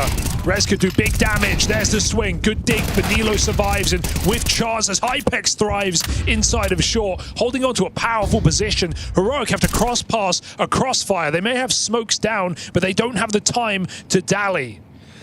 Yeah, even Hypex being here, just a big problem. Able to push and prod, harass these players as they cross in. It's bought so much time. And so in come the rest of GamerLegion. That is a real heads-up move from Hypex, right? Getting aggressive, maintaining that control over the toilets. It's a position that Rez died for, and he does not let that death be in vain. Heroic hit the wall. And a test of leadership here, not just from Tobiz, but from Krisen as well, who, as we've already said, individually is struggling to do anything in the server. 2 and 12. Susp, similar case. It was in difficult positions, but we've seen him have chances in this game. And if you can't frag your way out, you're going to have to call your way out here. It's GamerLegion with superior setups late in the round, still aggressive. Giving Heroic no room in this site. Nice! Let's go. Nice, guys. He knew he'd won it before he'd won it. Yeah, just knowing you've caused such a commotion at that point in the round. All right, something a little faster from Nilo. Playing through quick on towards short, maybe looking for an opening kill here. Go fish, see what he can get, but ugly on the spray, and that is top performer. Nilo brushed aside, feeling a bit of a burden of responsibility to try and force an opener. Can you blame him? He's got double the next guy's kills.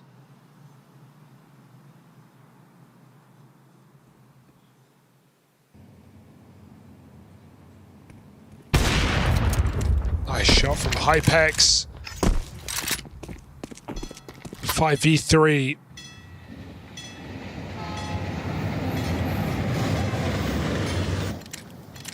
B is the weak side right now. But PR and Torsen are here. I mean, these are two heavy hitters, right? These are the two danger men of GamerLegion, side by side in for a sight hold, and even then, Snax has called for a very early rotate, bringing more bodies down. So if they're even able to hold the line for a moment here, it causes you big problems. Nade on that heaven smoke, and you're starting to lose a lot of resources. Smokes now fade, task gets that much harder, and in all this chaos, PR plays it forward. He is excelling. And you know, now you've arrived at the worst case scenario. The floor is raising up, right? The guy that was bottom of the board was Hypex, maybe the one exploitable piece. Well, he had that big double kill round to find success for GamerLegion, an AWP kill here to extend the advantage. PR no longer slow starter, right? Really coming to life ever since that ace round.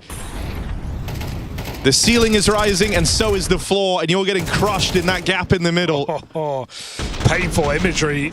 Even more painful rounds here for Heroic. GamerLegion. They've been high energy, especially since that PR ace. And the game has flowed to their favor. One round in this T side for Heroic. The tech pause now over at least, but they're getting desperate here. X-Files bought Deeg armor. He's got no money left. Okay, he'll sell it.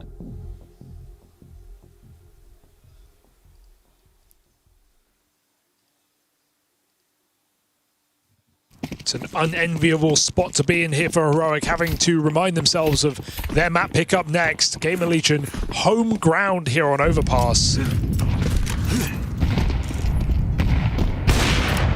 Hypex, another easy shot connects. And it's just relieving, man. You know, I think Hypex sometimes suffers from being one of these AWPers that struggles hitting the easy shots, if that makes sense. It's the flashy sequences that often stand out. The fact that he's just nailing these 1v1s whenever he's getting them gives you a lot to work with. And there wasn't a whole lot in this game thus far that suggests he was capable of that. So good to see him coming back online.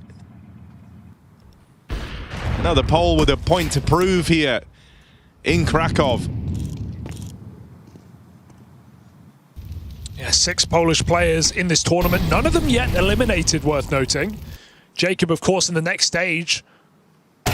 Liquid with 2, GamerLegion with 2, and Kaspersky as well. All of them fighting in this final day of the first stage to progress. All right, that's not bad for Nilo. But how much more chaos can you really cause? Hypex AWP on the line. And with Nilo dead, it's only X-Cloud whittled down, finished off by that AWP. Overkill from Hypex. I didn't even realize his KD was nothing in the first half. It didn't really feel like an issue. They were winning the rounds on the T side. Now on CT side, he's just consistently hit every shot he's taken on this AWP. Got that double kill in the second gun round as well. And GamerLegion are just storming away 3 rounds straight. For Heroic, you know, I've never really considered Krizen anything resembling a fragging IGL. Having these kind of quieter games from him isn't super uncommon. Still a guy that's early on in his venture into the upper realms of CS. But right now, having him and Susp this quiet, that's kind of unforgivable in a sense. It's leaving you feeling like a lot of these rounds are just 3v4. And as the game's gone on, you're certainly seeing Nilo feel the burn and the pressure to try be involved early, and that is leading him to take some very awkward fights. Gonna need the rest of the team to pull through here as they have clawed back a 3-on-3. Yeah, made this interesting. GamerLegion keen to close out. May pay a price. Youngstars hit a timing, walking out B. Inside of the smoke is Kristen. Snax on the other side, can't connect the flick.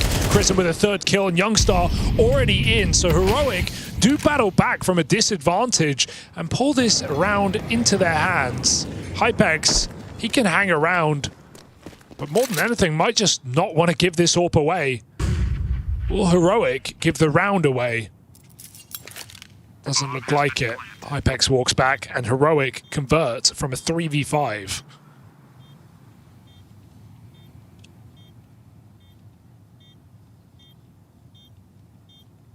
Yeah, not too shabby. You just wonder, you know, where was this rounds ago? Because your backs are really against the wall now.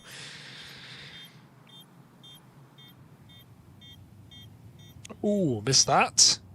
I think someone called it.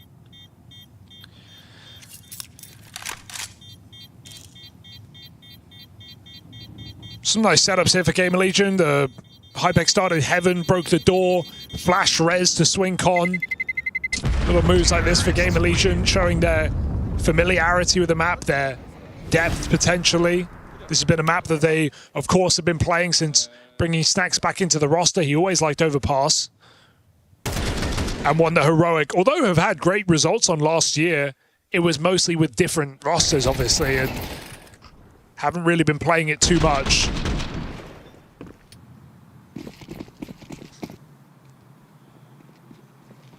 Obviously a team that missed the major and have still had all these changes and not even necessarily the changes they wanted.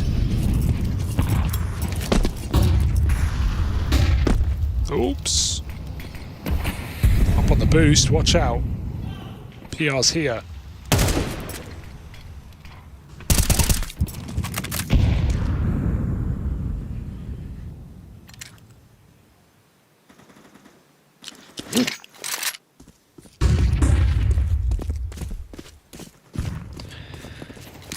Even the fact that GamerLegion is sporting such a lead makes these rounds feel just inherently stressful. You've got to expel a lot of util here to take map control that a lot of teams give away for free. You're just worried that with this type of a lead, they're going to be aggressive, they're going to be in your face.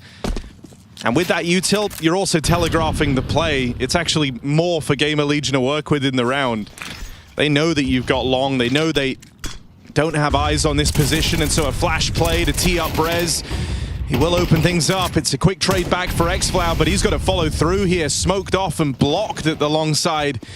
Torsen's even dealt with Nilo on another one of these attempts to get out B, and he's hit a real wall on this T side, has Nilo. It's cooled off. Bomb going B, 2 players mid. Is it just a check for Chris? And he clears the flank. But they should still know this is an A hit. Stack on this top site. xFlow clears a corner. Awkward for Snacks again. Orb unscopes and is being pressured here as they play double up. Hypex needs help. This could be over right now. Hypex on for a sequence. They're moving in on him. Here's the footsteps, and Hypex, that AWP, tried and true in the second half. GamerLegion power up on Overpass. And now they're staring a 2-0 win dead in the face for Heroic. This one was a very slow start. Slow to build, slow to get going. 2 players not showing up.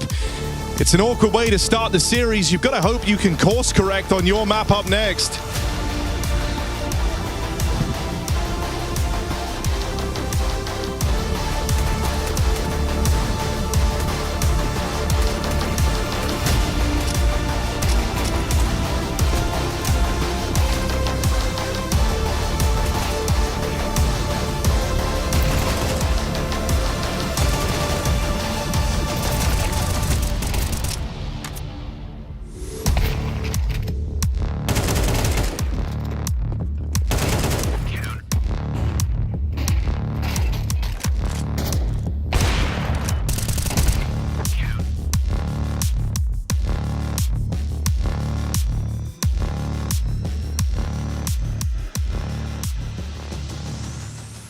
Spot him.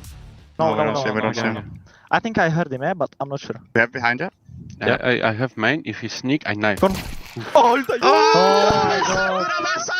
god! Maybe I'm not worst, kurwa. Maybe I'm not worst. Easy. Olda. Oh my god. Look at me, Olda. We were competing This is the going smile, there. this is the smile, yeah? But we need the basket later. Good. Long. Dead. Nice. Hey, player. Nice. Yeah. We're pushing multiple, Yasin. Yeah. I hold your deep. Contra was con. I stay long. Long corner. I hold him still. Multi dead. Nice. I'm taking the space. I'm just hiding cafe, Simon. Push on open for long. Nice. I am also upper last. Still there? I am with you. Yeah, still there. We can be towards T-spawn. T-spawn around. Nice! Good job, Tim! Nice, Nilo. Nice team. One think banana. I flash up. Flashing up, flashing up. Boom. Out long, boys. I flash long as well. Long out can be. Yeah, yes. I'm walking bank. I'm coming back. Out long. Yeah, Let's wait for bomb. Up map now. I go out. 3, 2, 1. Nice, Let's go, kurwa, let's go. Nice, guys. It's very good.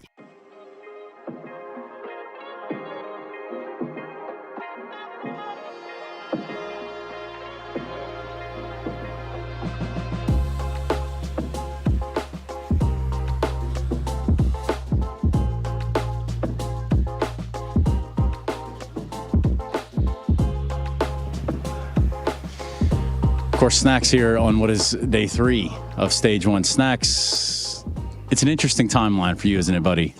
I mean, yeah. You've played in front of Polish crowds. I mean, you are Polish. You've got a lot of tenure, a lot of legacy, a lot of lineage in this game. You want to play in front of that crowd, but you guys do face an elimination today. So talk to me about some of the emotions that are going on. I mean, for me, it's kind of as well. I can start from that. This is my second day because yesterday was free day, kind of. I mean, we play some pracs. You know, obviously it's tough. We started with a loss, and I mean, the time we spent together on the server wasn't perfect, you know. I would say 9 days or 10 days of pracs, like for this tournament, is not the best. Obviously, I mean, I'm hoping for the best. I feel like the guys can shoot good headshots, so that the game is kind of about it as well at some point, you know. So if we can be like pretty confident today, I think we can make it.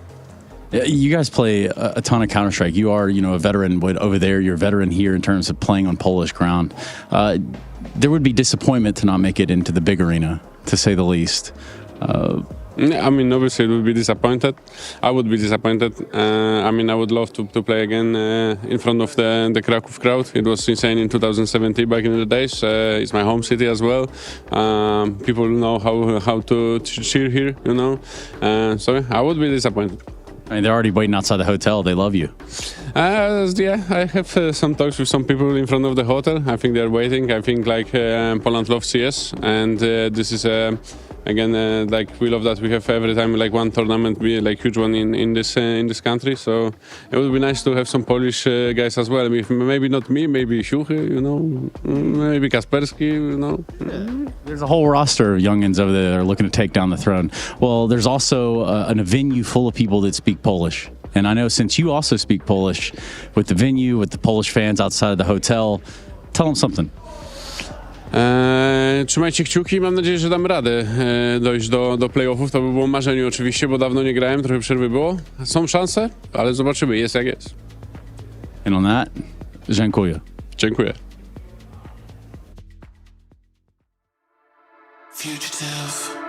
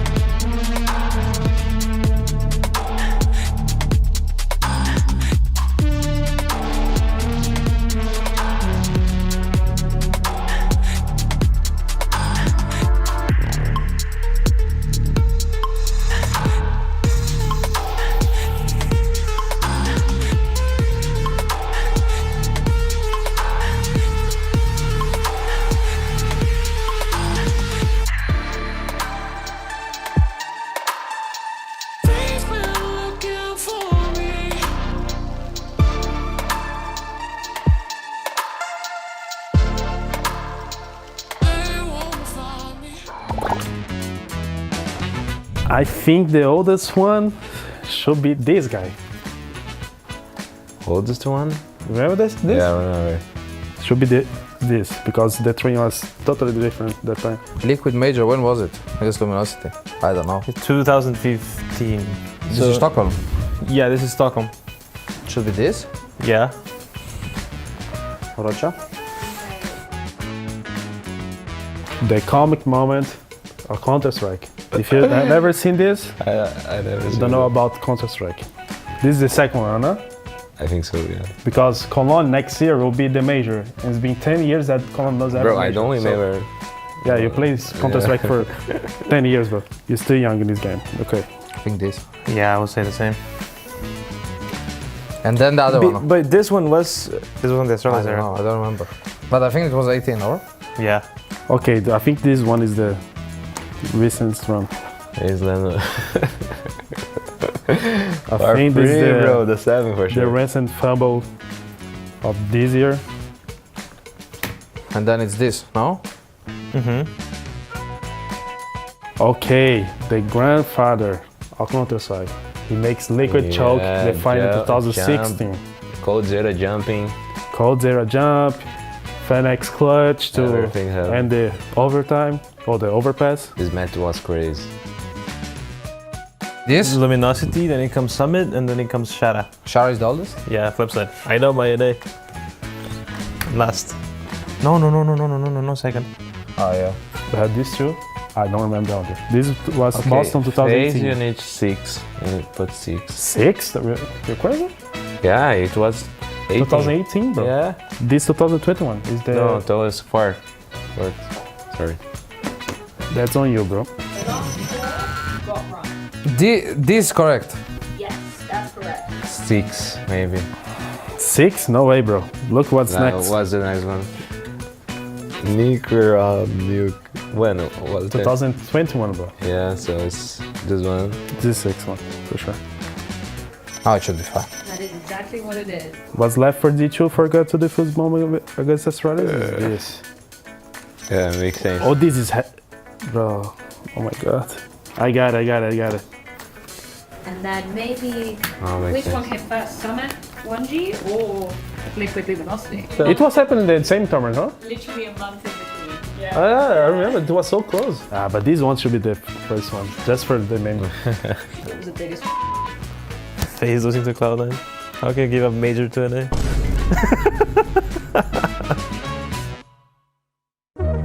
Hi, this is Basement Dweller's first advertisement. And our second drop is, it's up, actually. If you're seeing this, it's up. It's available on the ESL shop. We had our first go at a jacket, and I'm really proud of it. I've always had an interest in clothes, but, seeing behind the scenes how the sausage is made has been a lot of fun. And if you like the clothes, tell me. If you hate the clothes, tell me, but try them before you slag them off. I think they're really comfy. So yeah, that's my advert. I'm gonna try again. I'm gonna record another one. It starts with a dream, with a team you barely know, in an amateur official that feels like the grand final, where practice becomes progress, and every loss feels like a lesson. When will your journey begin? Jason Rogaine podcast, check it out. The Jason Rogaine Experience. Counter-Strike by day, Jason Rogaine podcast by night. All right, welcome to the Jason Rogaine Experience. As a man, obviously, who's very obsessed with what he puts into his body, being that my body is a temple, I'm excited to have you here because we obviously get to talk to someone who's been so good in terms of not aging. Yeah. How have you managed to stay so long as the young veteran? I mean, I think I put a lot of effort in my health and keep my face really young as it is. I can tell. Yeah. So I think a big part of it is probably my resident here in Sweden, living in Sweden, trying to stay away from the sunlight as much as possible. Yeah. Staying indoors, playing a lot of online tournaments. Like I don't try to go out ever. Almost, I stay inside, keep away from the sun to keep myself young. It's an interesting strategy too, because a lot of people try and qualify to stay in more events and go deeper in tournaments. But you're sitting there like you can lengthen your career if you just don't go deep into the playoffs. Yeah, I don't understand like why people don't focus more on this. Like this is like the most important thing in life. I think just looking young. And they're putting a lot of mileage on their bodies. Mileage you obviously don't have to carry with you, which is great. Yeah. Like, I think this is the most important part of me. Like this is what defines me. Can we talk about diet a little bit? Because out here in Sweden, obviously, you guys have this beautiful land and known for your moose meat. That's an important point, actually. I think I usually, like on weekends, after we play our online qualifiers, I usually go out hunting with my friends. That's a big part of like keeping my body as it is. Right. Yeah. Now, talk to me a little bit about the whole fish thing. You guys have this this fermented fish. I imagine that has to do something with keeping the skin clear. All that fish oil. You don't even take the supplement. You just get it right from the can. No, I go to the sea. Oh, really? Fish it. Yes, I fish like straight from the source, and I eat it raw. That's beautiful. Yeah, that's perfect. Okay. That's how I like it. Now, I would say, like, for me, have you ever looked into like stem cells? So for me, like, I'm a big fan, a big proponent of stem cells. I'm a big proponent of the ice bath in the morning. You're talking about the moose meat. I've had that as well. All of this seems to just do great stuff for keeping the longevity of how you're looking young, which is something that you've been able to accomplish. Stem cells, I don't believe in that much. I would say it's probably just the Swedish atmosphere is all you need. Now, one thing that I've heard, that this has been a little bit of a conspiracy, but I wanted to talk to you about it. You were in the NIP roster for so long, while Swedish Counter-Strike was struggling to bring in new players and new people. Now, I've heard that you have some kind of a thing going on where you actually kind of take the power, the life force of the younger Swedish players coming up to the scene to make yourself a little bit more powerful in longevity. Like when I play with young players, I try to always, the first thing I look at when I get a new young prodigy in my team is like, how do they keep themselves young? And if you take that away from them, then all of a sudden you will get to reap all the rewards. Yeah, of course. I think that's the point of everything, and for my career. Well, that's beautiful. I think you've done a great job. Thank you. Keep going. Keep it up. Stay young. I will. Jason Rogan Podcast, check it out. The Jason Rogan Experience. Counter-Strike by day, Jason Rogan Podcast by night.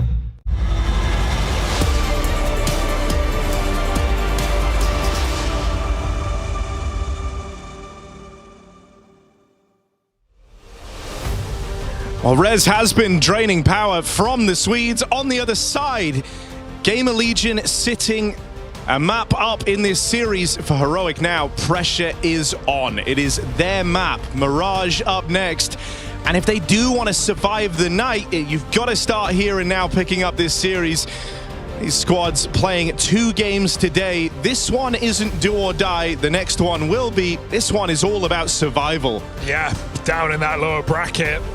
It's a marathon, not a sprint, and GamerLegion walking the walk and talking the talk on Overpass. We're going to have to see if Mirage can keep it up. It's a strong map for Heroic, a more simple map for Heroic, but a couple of really cold players back on that previous game. Chris and Susp are going to have to step up if Heroic are to fight on in this series. Decider is Nuke.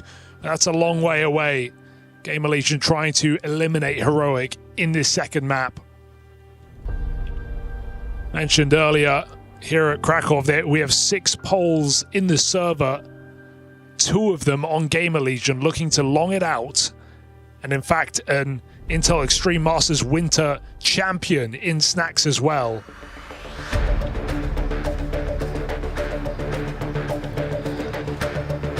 Let's get this show on the road.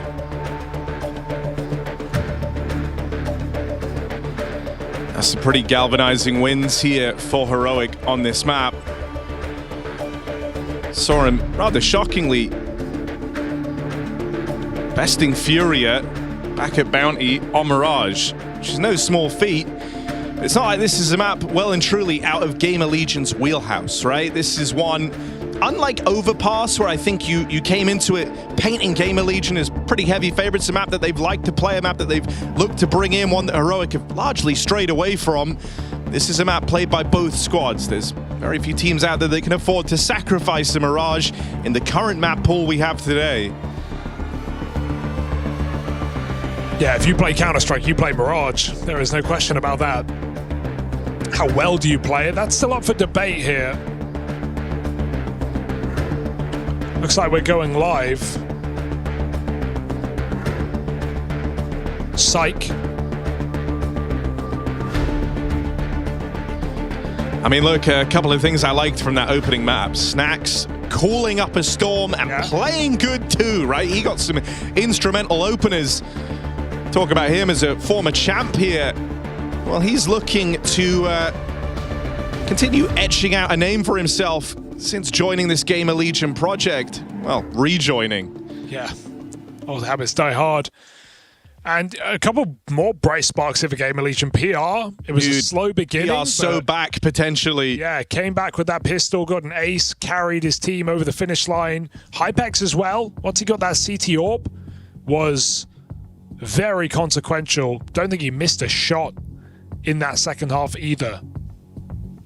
Definitely have more reliable pieces across this GamerLegion team, or maybe more consistent pieces. For Heroic, very flashy players when they're on, but last map it just felt like the Nilo show. Not much backup. This is a map where xFloud is expected to do a little bit more here. Yeah, I think you saw glimmers of what he's capable of back on Overpass, right? He had a couple of nice rounds in there down the stretch, thinking about some of his entries on the T side. But this is a guy who, you know, when he's really switched on, when he's really playing his best, can just take control of games. Something we saw for a little while inside of the Heroic jersey. And so you want xFloud starting this one off with a bang. You want him switched on. I think, you know, we've spent a lot of time kind of speaking about the various nationalities and what's at play here. Well, even then, you look at xFloud, Turkish CS player, Aurora, their fate is still uncertain, right? They're playing Pain later today. You'd like to think they could take that one over the line, right? Definitely favorites in that game. But so many teams with roster changes here at the top of the season, of course. This is, as has been mentioned many times, every team accepting the invite to Krakow top 24 VRS rosters here at this event, and so many of them, even teams in the top 8 with new pieces. Heroic and GamerLegion, no stranger to that. And man, you know, xFloud's tried the Turkish squad, Harry. There's a reason he's not there anymore.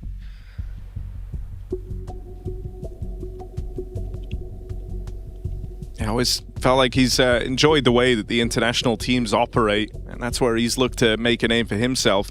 And hell, I think roles also play a big role in it. You know, there's look at Aurora, look what they've done with their last 2 players. They've taken players who played star positions on their previous teams and they forced them into anchor roles. And yeah, okay, there's an argument to be made, hey, you're playing with Xantares and Wicardia, you don't get all your spots, but you know, xFloud is a very aggressive player. Right. He's gonna want to be at the front of the pack. He's not gonna want to stand still on CT sides. And so in order to do that, maybe you can't play in your national team. Maybe you have to play international. And I think, yeah, he's tried it. He's tried it a couple times, but feels more at home here in this Heroic roster.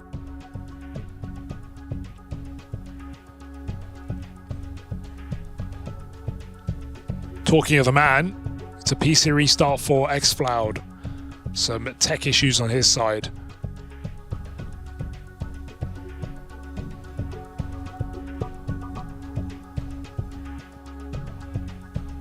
So all teams will be coming in cold to this pistol.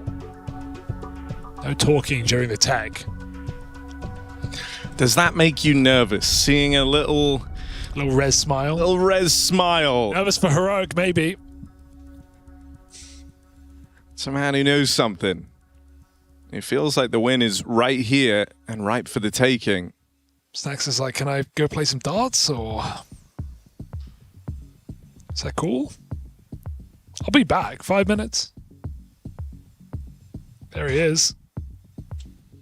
Kato 2014.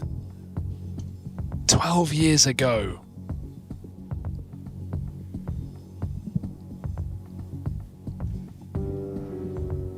Took this very trophy in front of him here in the Hall of Heroes.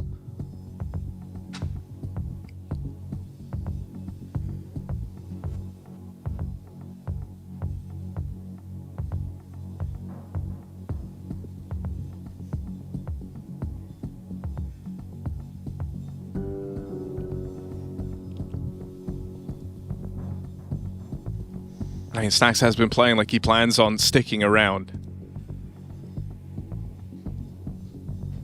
You got to love that, because, hey, look at the Golden 5. the Virtus Plow, as it was once known. Sure, we have 2 of them here. Actually, sorry, we have 3 of them here. 2 coaches. Snack's the only one still in the server.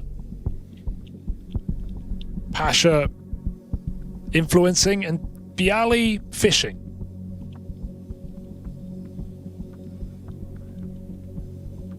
I mean, there's something that's very, very cool, right, about Snacks being the guy to still hang around. 32 years old. You kind of envisioned after the G2 fall down, you know, it could have been the end of the road, you know? The idea that, well, what if that was, you know, as good as it gets? That was your last big hurrah. But he just refuses to go down. I think you go from, you know, trophy lifting in G2, and you would expect many players at that stature not wanting to drop down a level, and I admire that he's willing to do that. You know, he clearly wants to play, clearly wants to lead. Ain't the Big Apple no more, but Snacks is still hungry. He's hungry, yeah. He's just wanting to compete. And hey, in GamerLegion, a team he's been in before, spent almost a year in it prior to joining G2.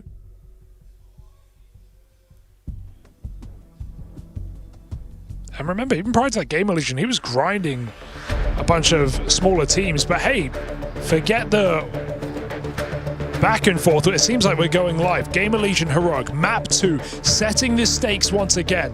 Heroic, a map down in this series. Elimination on the line, survival for the victor into another BO3 later today. Yeah, winner of this squaring off against the winner of Astralis versus NRG. That's going down on the B stream. Awkward way for this to start with a missed Molotov from Krizin and his death shortly after. It's not exactly the dream opening here for Heroic.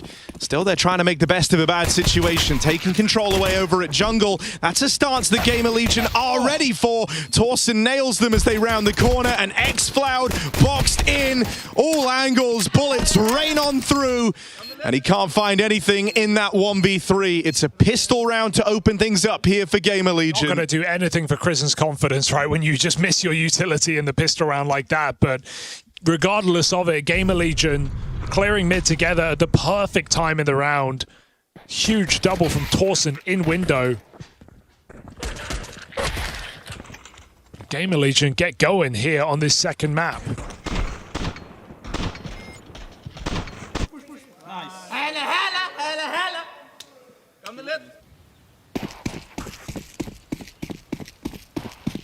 Force buy for Heroic. xFloud has an AK.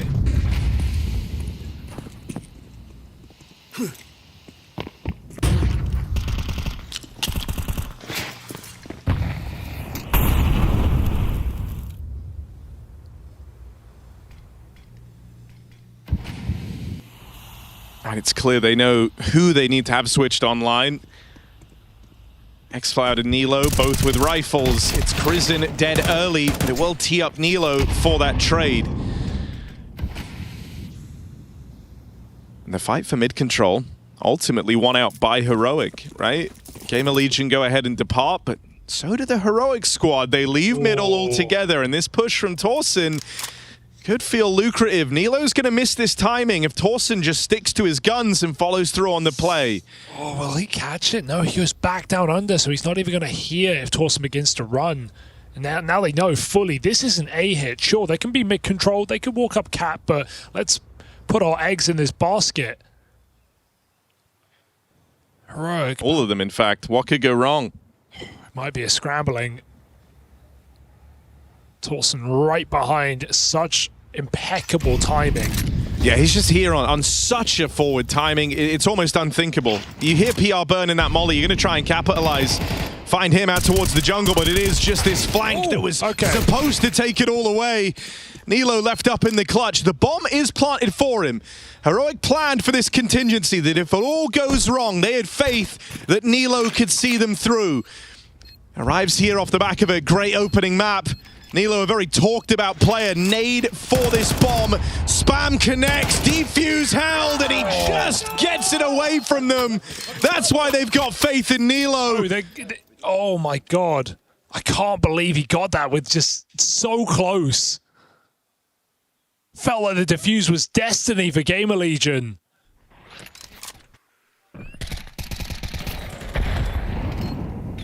Oh, can't blame them for sticking, can you? They know they're exposed by the nade, but Nilo nails headshot.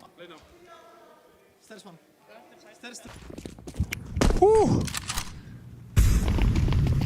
All right, this one's going to start off the same way as Overpass. 4 spies back and forth to get Mirage going. Okay, double upper push and lower at the same time. What a combo. They just storm through B apartments, all eyes looking the wrong way. GamerLegion go 2 for 1. X-File, this smoke walker's going to cost you your life. Resting in the barrel, and he takes the headshot. Upgrade again. 4v2 now. The back and forth that began Overpass continues here on Mirage. No room for a snack Steagle, but there is room for this Res M4. Torsen even chasing up close ahead of the pack on this MP7. Youngstar feeling way too much pressure there as they just swarm him. And I think these rounds for GamerLegion are always going to be deceptively hard to put away, just down to the DNA of this team, right? Really risk-prone, not afraid to get in your face, and they do it together. They've all bought in. They've all bought a ticket on Snax's wild ride. And they're loving every second of it. I think that's why we keep seeing them get these results, right? They were able to win out the 4 spy wars back on Overpass. They're going to try and do it again here on Mirage. Yeah, bomb plant does make all the difference here, but what's your best case? 1 AK again for X-Floud. Okay, they're actually going to eco this. Hero rifle. And Glocks are beside him. At least it's put to use, finding a 5v4. Shouldn't go much further here. GamerLegion just swing back to top mid, and they've actually lost this AK in the madness. It's been mollied. So you have nothing to show now. Snack's going to hunt these kills. Oh dear. And as Heroic come back to look for this AK, they will not be ready for this position. How could they possibly be ready? How many for Snax? Sneaky, sneaky Snax takes a double, and they're in trouble with 4 kills from the captain of GamerLegion. There was some problems there, but I think they'll keep fighting it, so you just need to fix those.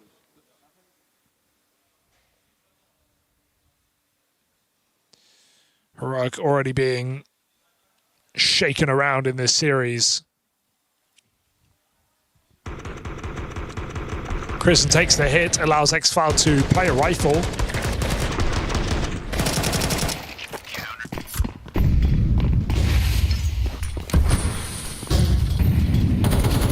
This is very, very confident positioning from Rez.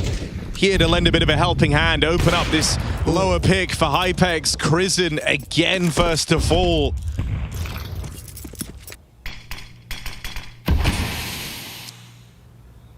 And so that slow start from the opening map has followed him into Mirage.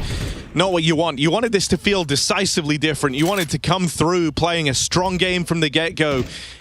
Now, with you being the team facing elimination, that's not a threat that GamerLegion are even thinking about yet, you know, with a whole map of leeway left in this series.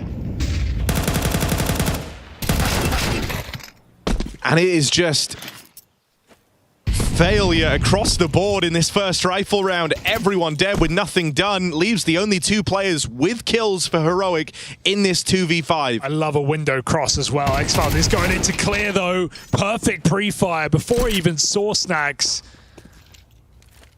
Still a hard road to run to get back in this round, and Hypex continually grabs information, jumping over. He's going to get the lineup. Hypex skewers 2 more, and GamerLegion just keep building in this series. 4-1. It's getting easier. Didn't expect that on Mirage. Hypex takes matters into his own hands.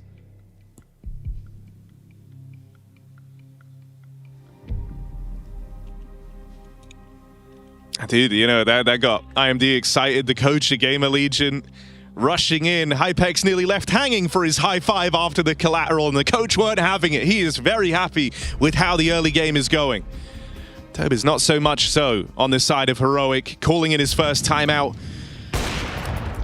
Yeah, GamerLegion are just very confident in every move they make, right? Same as Overpass, they're very aggressive, lots of flash plays. And so, again, it just feels like even if you're calling a good game, you still need your players to have some agency.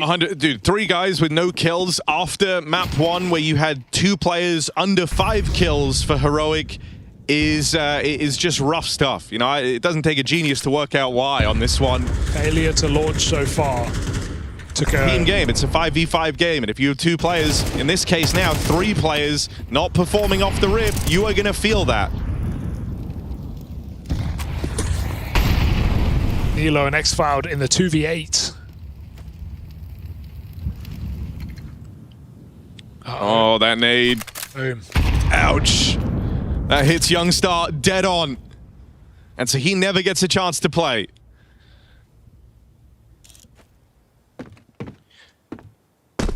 No pressure on A side. Hypex is free to take these fights as well. Snacks backs up against Eco, looking to give them nothing.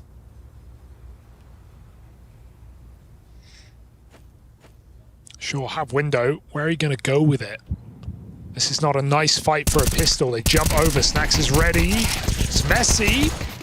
No way he gets both. Man. They just can't do anything right. There's been so many. That's a 4K from Snacks. They're both anti-ecos, but like that one's crazy. It counts. The number go up. Snacks is happy. 12-2, topping the charts for GamerLegion. Oh, 12-2 on Snacks. Yeah, okay, 8 kills on anti-eco, like P250 no armor, but that one, he should not be getting away with that. The way that you've been losing these rounds is so deflating, right? We painted this picture. This is it for Heroic. If they don't course correct, if they don't battle back, they've been collateral. They've had Snacks 4K them twice. They've been dying instantly to util. Nothing is going right now. And you've got to shake that feeling off. You've got to find a way to gather some confidence here or something resembling it, or else this is going to pass you by so quickly. And that's it. Your time in Krakow is over. And it will have gone by in a flash. GamerLegion certainly hope so. 5-1. Still 3 players yet to get a kill for Heroic. Yeah, but now's the round, Harry. Now they've all got AKs. Time to get back in the game. Sus lurking Palace. Chris on ramp. Triple mid for Heroic.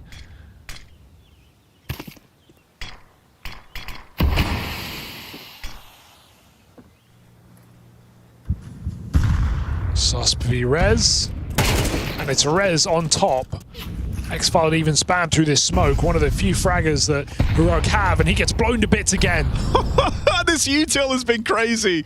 Snacks surely dead here. Youngstar finally gets on the board. Got to be the start of something, though. They've lost X-Filed in amidst all this chaos, and Youngstar, it's just a 1 kill. Nilo left as the last man standing, and he is iced out. GamerLegion, this is punishing. They are playing with full confidence. You can see it just when you're watching the POVs. Rez had so much intent to kill on that push into Palace. It was borderline scary. Yeah, comes out with 3 as well. Repositions, just avoids the con player coming upstairs and is able to find Krisen going through the ramp smoke. It's just getting desperate now for Heroic.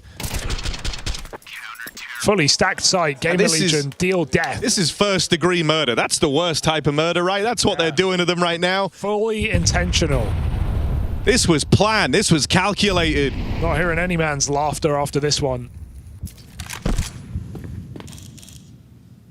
All right, maybe a change of scenery here for Heroic. They're hoping that that can be a way in. Gonna go test this B site, and again, more great utility. You cannot escape these nades. In the last 3 rounds, there have been devastating HEs. Another one into the apartments. They're all so low, and even though they're going to spill on in, Krisen also gets himself on the board. They chase down the AWP, not the gun for the job. And so weapon picked up. Krisen and Nilo both armed. Step in at the car. Torson's missed the jump. Maybe something's brewing here, but they're so low. You've got to be flawless from here on out. Molly buys time, flank comes up the cat side. Snax needs his headshot right now. Second chance given. Snax resets, and they go pushing to PR, who's run away as well. Where are they going? Both dropping under? I mean, you wouldn't expect this. PR's back on cat now. He's going to wait for Snax. Can't walk this forever. Position taken. If they clear kitchen, they're going to get a lot of information. I think Heroic have realized these rotates have happened, but still, one shot from a rifle. Nilo lands his. It's Snax, big flank, walking through the apps. 1v2. Oh, it used to be his Wonderland. Now looking to make it his killing field. Push on in. Tap on this bomb. It's the full commit. Krizen's just going to swing and put a stop to it. You're not sticking that right under Krizen's nose. First 3 so kills. He enters the board in a big way. Yeah, 3 kills deep on a pistol rush at that B site. Maybe an overcook for GamerLegion. Maybe an overcook. Could have just grouped, gone together, played later. They split up. PR goes back to where Snax was. It's not really even worth the reposition at that point. They're just kind of all over the place. They're feeling it. That's the other problem is a lot of damage came from the nades too. So in a sense, it's unconfirmed. Like you can look at it and go, that should have wrecked them, but you're never certain. You didn't realize they were both sub 10 HP. Yeah, you know. It's an okay round to lose, but it was still a big advantage for GamerLegion. It all really comes down to Torsen climbing back up truck. If he just gets up there and gets this kill, the round is dead. So huge save from the captain of Heroic, trying to inspire his team back in the game. 3 frags with the AWP as well. Can they leverage that? Yeah, it's got to be where you find your motivation. That's the round you're not supposed to win. Hinged on a rare mistake from GamerLegion. And now you've got to try and go from strength to strength. They play with a bit of pace, bit of aggression, and they end up getting annihilated out in middle. I don't mind the you win your eco round, you get clean swept in the next with the rifles. Yeah, I was going to say, I don't mind the fast call, right? Confident call coming out of a round win, but oh my God, this is going to get worse, isn't it? GamerLegion just win every fight in every position, breaking smokes with nades again. Their util has just been perfect in this CT side. Hypex hasn't missed a shot with the AWP in this series. Snax is 14-4. Where do you go? Okay, that will help. Burning alive is res. 4v3. Can they freeze, catch their breath, take stock? They have to freeze. They have to slow this down. The bomb's in spawn. You've got a rare 4-on-3. You have to deliver now. Don't want to lose the round to not having the bomb, so Youngstar goes back to grab it. He's going to link up with Susp over here at ramp. So an A split brewing. GamerLegion, they'll group up and look to re-clear mid. A drop down for Snax is punished. Hit much. So it's only PR left.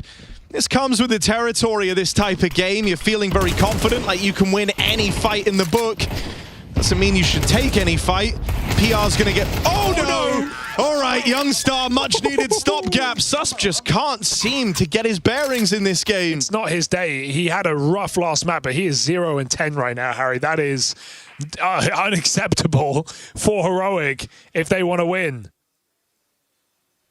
That is not ideal. 4-14 last. So 4-24 in this series. Oh, that sounds worse. Don't say that. Now or never here to get a couple of rounds at the end of the T side. Heroic do close the 4v3. Snax jumping into mid, maybe handing it to them. But we've discussed at length the live and die nature of the captain of GamerLegion. Today is all about do and die. Good grenades on ramp, do damage again. Hypex in spawn, waiting. Nails it. Nilo and Xcloud, those are the 2 heavy hitters dead. Krizen gonna try and claw. Dude, these nades have been phenomenal. Like you were playing every round with someone sub 50 health on the back of a well-placed HE. Got more as well, they won't need them. They just swing together and Snax is out of close. Another double out of Hypex, another double out of Snax, and another dominant opening half here for GamerLegion. Might have had 8 of his kills on anti-ecos, but the other 8 were earned. 16 and 5 on Snax. And one-upping their first half of Overpass. Can you believe it? This is a heroic that beat Furia on Mirage the other day. It's a very different game now. Double AWP. Snax having a go. Oh, he fired the AWP, then he swapped off to AK. So they're trying to make it seem like the AWP is not B. Rez getting cheeky. Are you ready for this? Dear oh dear. Walks through the smoke, Snax-esque. Finds a 5v4. He's even looking like he might escape. That volley connects. Prison unsafe.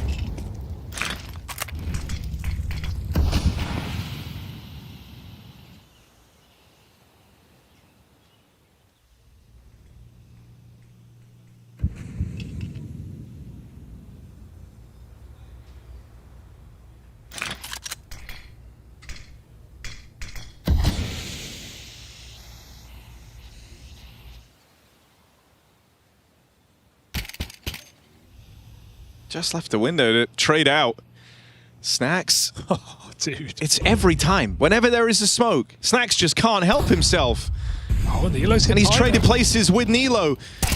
Will catch Hypex as a result. Snax there to trade though, and he slams the hammer down. Absolutely loving what we're getting from the Polish veteran of Snax. 18 and 5. GamerLegion are on that fast track to survival heroic. This might be their final couple of rounds in Krakow.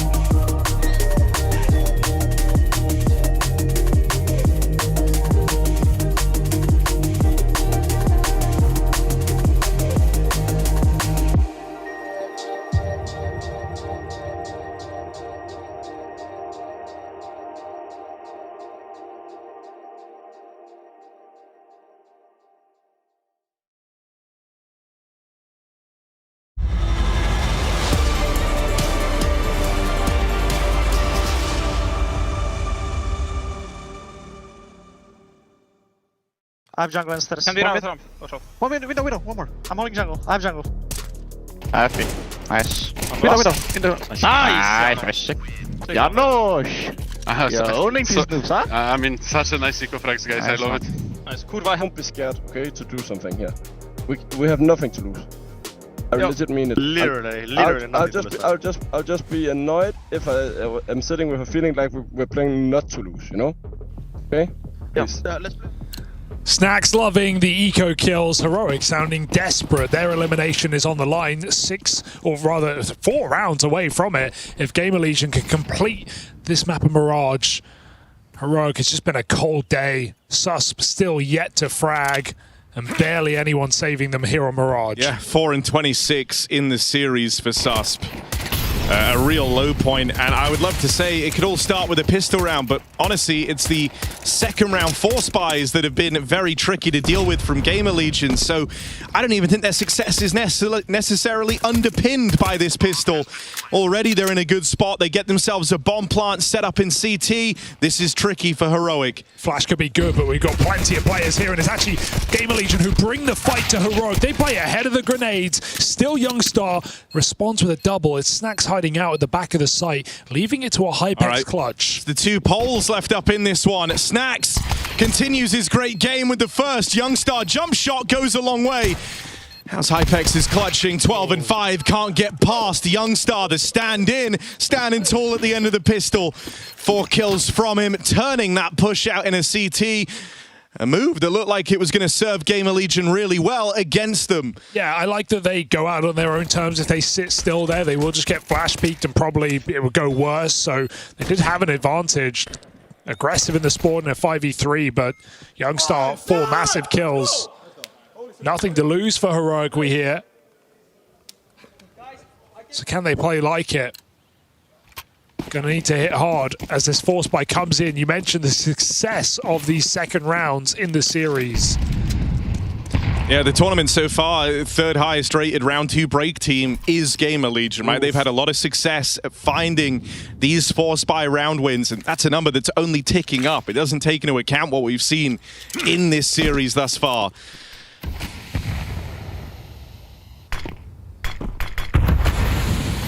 Missed window smoke, but with 2 players heading in through lower, find yourselves asking that age-old question, was it an intentional miss? We'll never know. No one's even fighting. The fact that they're not going for it suggests no, it's not.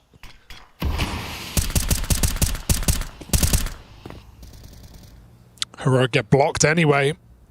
Back they go. Conceding mid-control.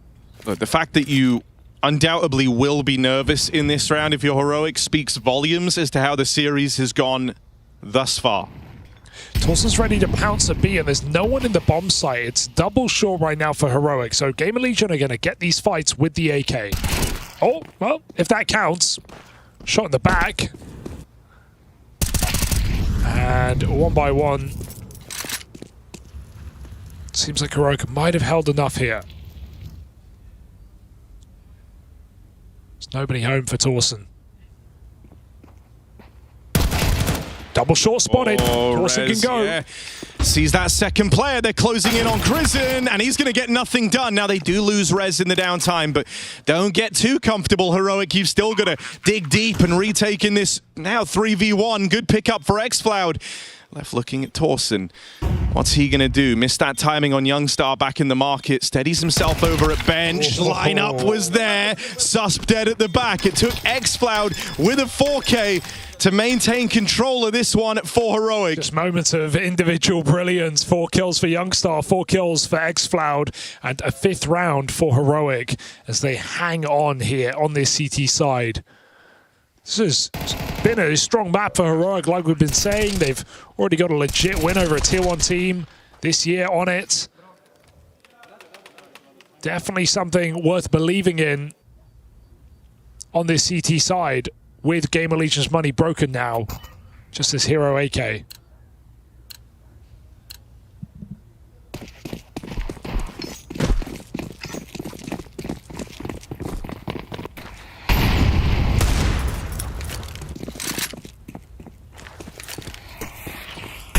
Snacks. Okay, Smooth. that was really smooth.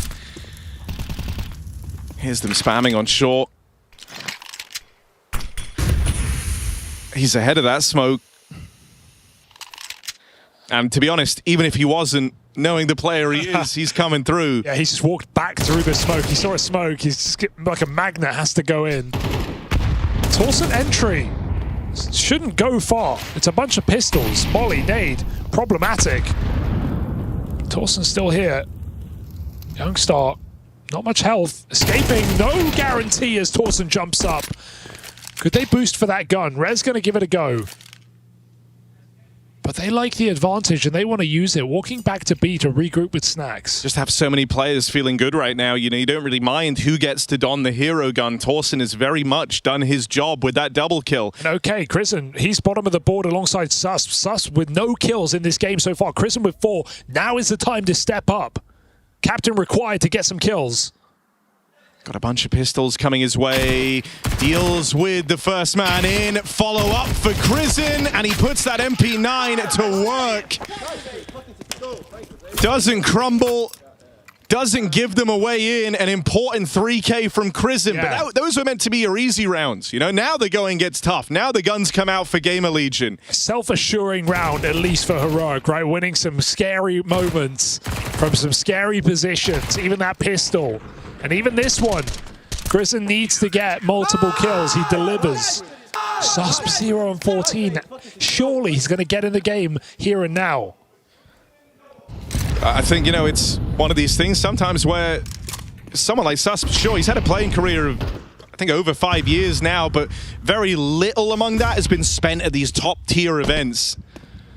And so this is, you know, a high-pressure moment. And you know everyone's watching this rough game. You likely feel like you're really letting your team down because this is far from, I was going to say your best, but that's obvious. It's far from even the bare minimum. This is... It's far from what we expect, to be honest. We've seen far better games.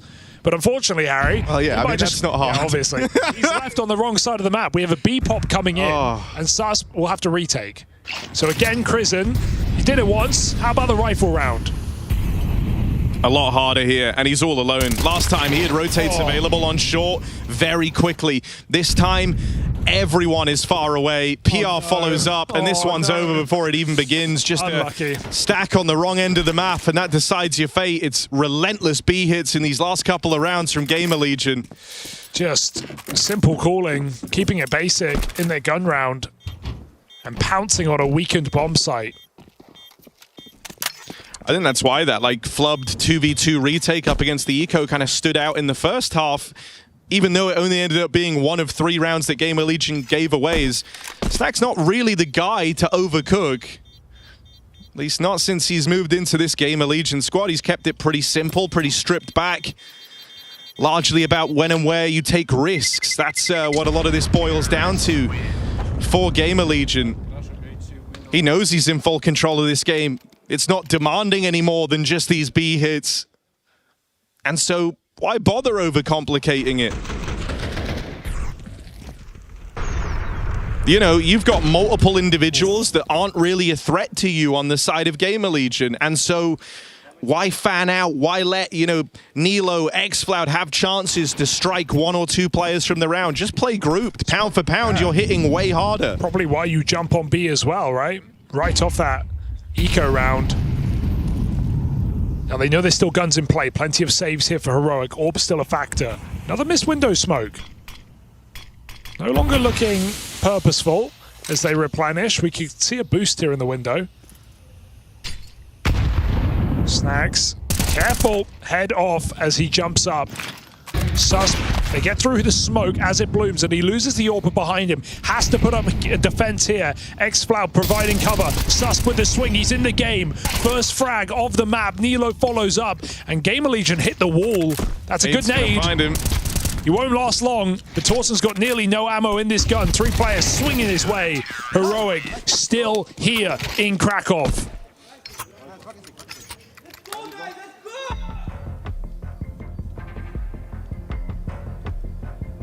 I mean, they are starting to like this. They're closing the distance, a task that on the half felt insurmountable. The idea that you were just too far behind. Well, now that lead is down to 3. Suddenly, that's a very workable position.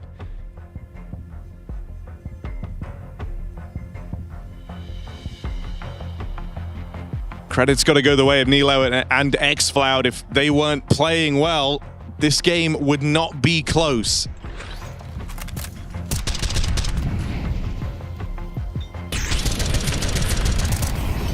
That was a departure for GamerLegion from these 5-man pushes, wanting to try and get tricky with it with the rifles. I wonder if you see him go back to something a little bit quicker, maybe more standard, just a set piece, 5 guys moving together.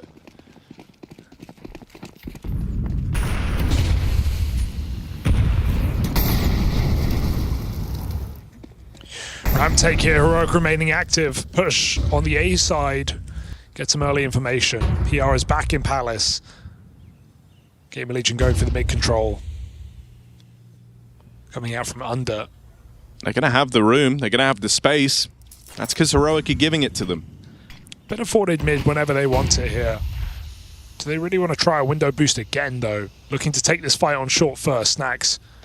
Molly learned his lesson this time. Forcing Nilo back to the bomb site. Gives that window boost over.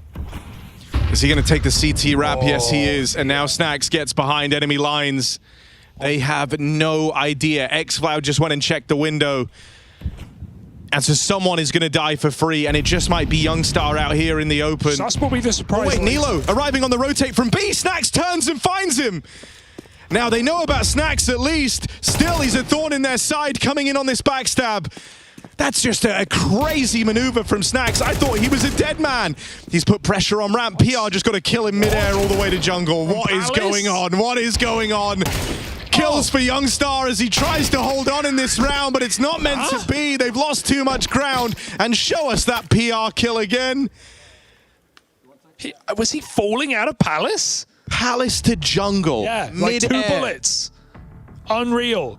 Sus swinging out with nades out there all over the site. Goes very, very wrong, sure. Thrust into a bit of chaos. But Heroic heads roll. And what may be their final timeout. As GamerLegion slap their money aside. There's nothing to show here for Heroic, just a couple of grand. This was the Snax turnaround, man. This was crazy. Wow. Like, why did he check that? I have no... Falling down the ladder. He's barely in the air. He felt like he was on solid ground. Sometimes... Dude, sometimes it feels like that lies to you.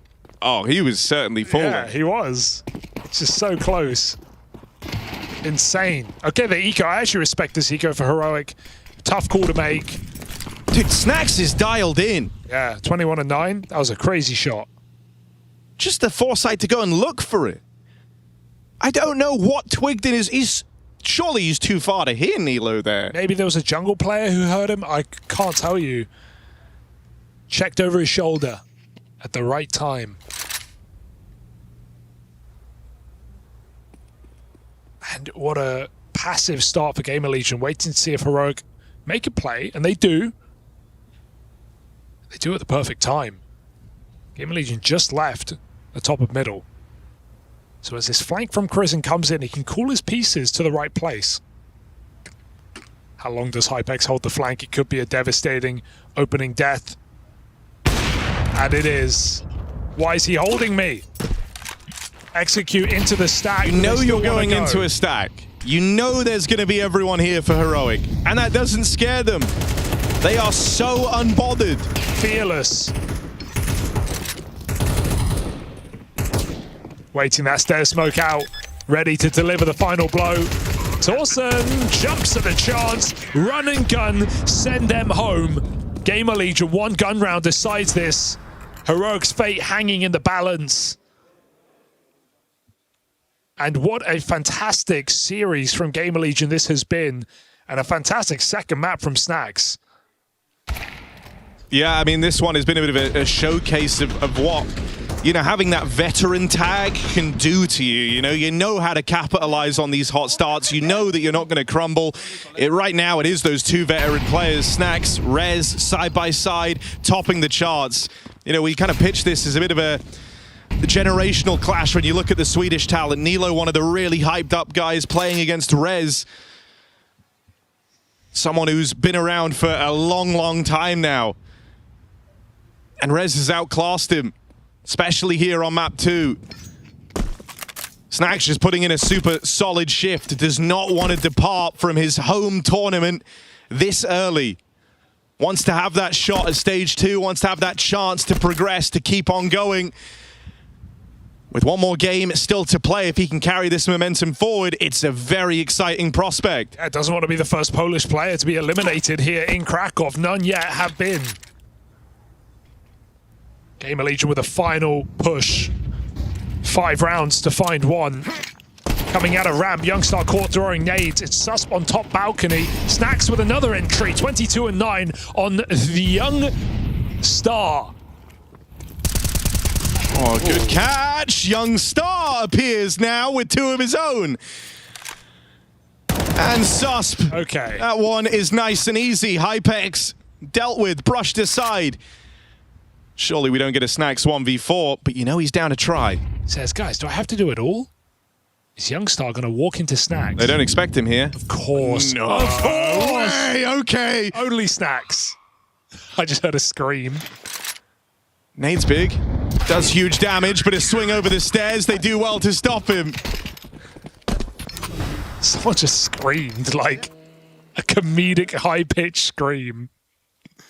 Don't even know who that'd be.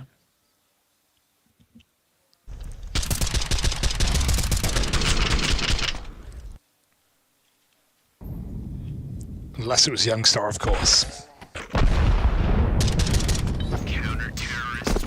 I mean, it does just feel like we've hopped in a time machine for this game. Snax is getting knife kills. Okay, you heard that. Yeah, what was Another that? Game, That's on I the guess. other. Yeah, that Another has to game. be. That felt Astralis coded. Yeah.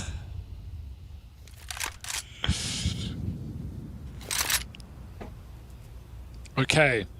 Heroic. Survive another round. Survive is the only word that works at this point. They are but a few kills away from elimination.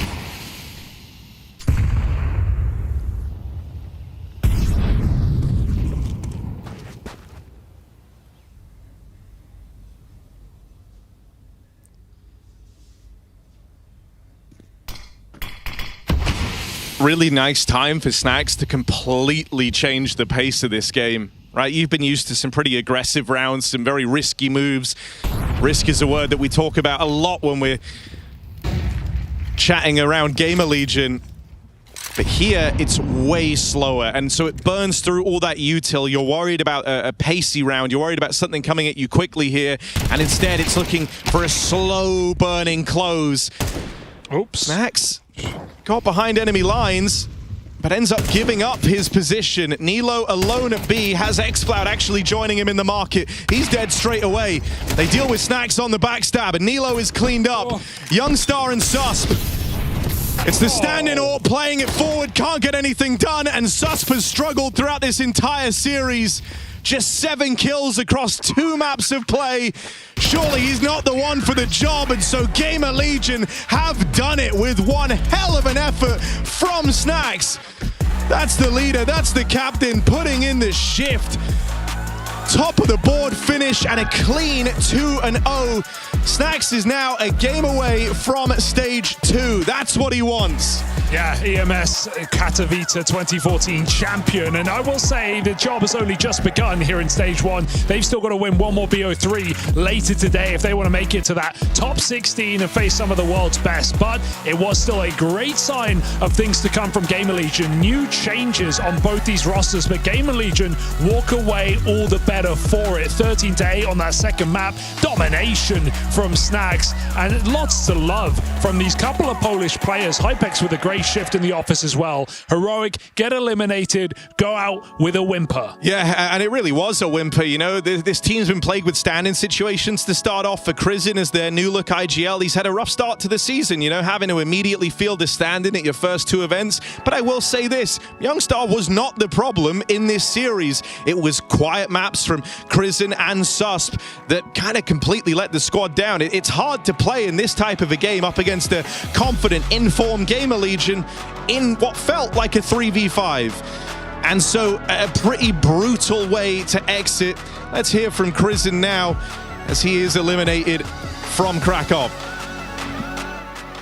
I'm standing by with Krizin, kind of going over that defeat and their elimination of Heroic. So let's talk about it, Krizin. You're behind the helm of this roster. You find yourself behind the steering wheel. What happened today? I feel like compared to other games we've lost now on LAN, even though it's early days, I feel like today was just, it felt off in a lot of ways. I feel like we were not there mentally in some sense. It didn't really matter what we did. We kind of did it half-hearted in some ways. So yeah, it's hard to say why that is, but just didn't feel like 100% at all today.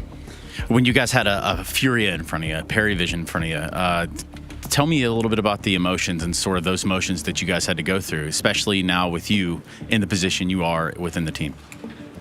Yeah, I mean, it's always like tough, you know, playing these guys. I feel like for me, like coming into it is still a lot of it is very new, but I think we handled it pretty well. Also, I feel like after map 1 today, I feel like emotionally we were still in there. I felt like we were recovering, and then we kind of just lose track of it. I think, I don't really know how to put words on it right now, but yeah, I feel like we're doing okay. It's pretty good. Let's put a little words on it in sort of more positive light. Yeah, you're eliminated here at the Intel Extreme Masters. You get the opportunity to bounce back, I believe, in Cluj. That's next up on the block for you guys. So where do you go back to the drawing board for your team, for your squad? You know, what did you learn from this experience here in Krakow? I mean, I think there's a lot to take away from it. I mean, for us, it's like a lot of first still, a lot of maps we haven't played even in an official setting. So I mean, there's a lot of good footage to look back on. I think there's a lot of things, especially here against GamerLegion, that got exposed that we need to do better in. And I mean, in that case, a loss can be a good thing. But no, definitely, I feel like also just having more time to practice with maybe Youngster, you know, while we hopefully get Alcoran back, will also help. So we have a more deep map pool, basically. Well, on your way out, anything you want to say on behalf of yourself and on behalf of Heroic? I mean, I'm just sorry. I was hoping for us to do a better result here to all the fans out there. Either way, I want to say thank you for the support, and hopefully we'll do better in Cluj. Thank you very much, Krizin.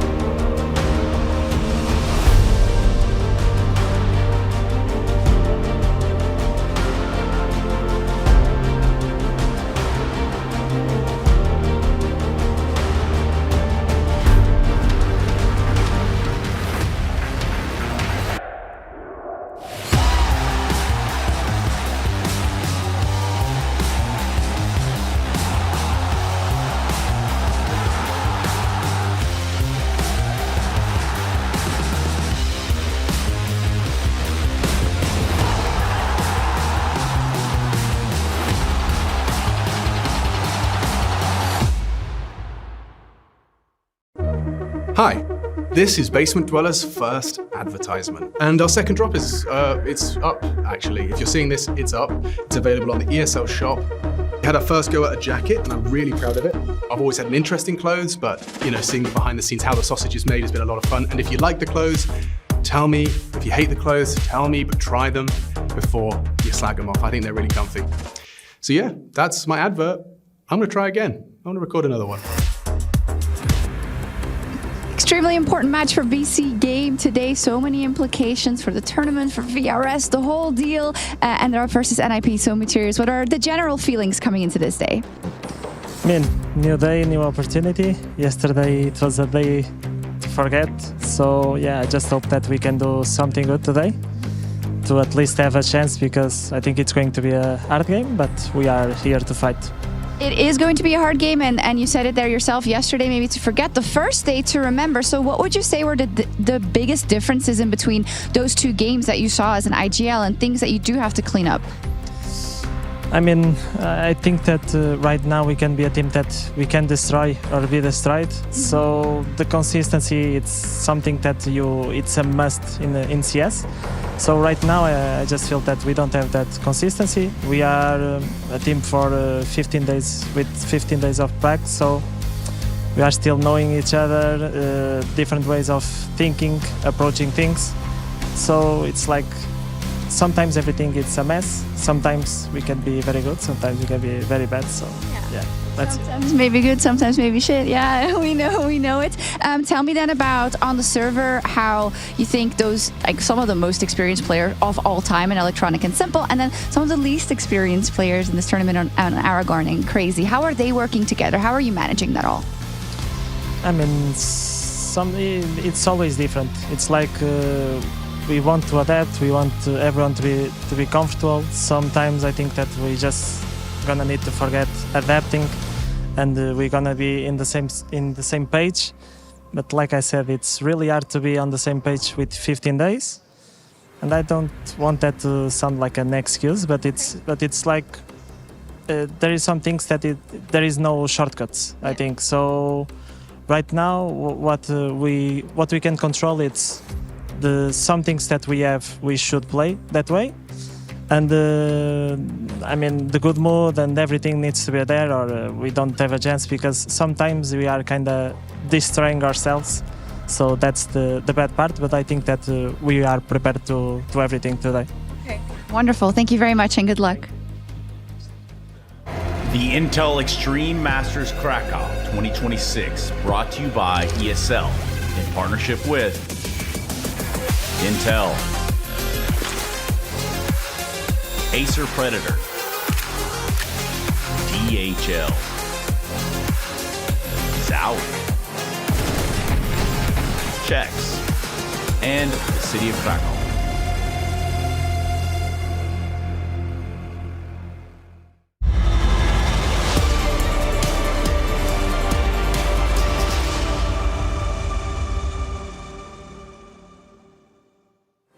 Do or die time here at the Intel Extreme Masters Krakow as BCG take on NIP. One more spot for either of them remains in stage 2, but luckily, two gentlemen that aren't going anywhere. We've got Dupree and Janko to be kicking this one off. Gentlemen, it's pretty nuts when we find ourselves in this situation when both of these two teams, as Mutera said, sometimes maybe good, sometimes maybe shit. Wait, Freya, what's going on?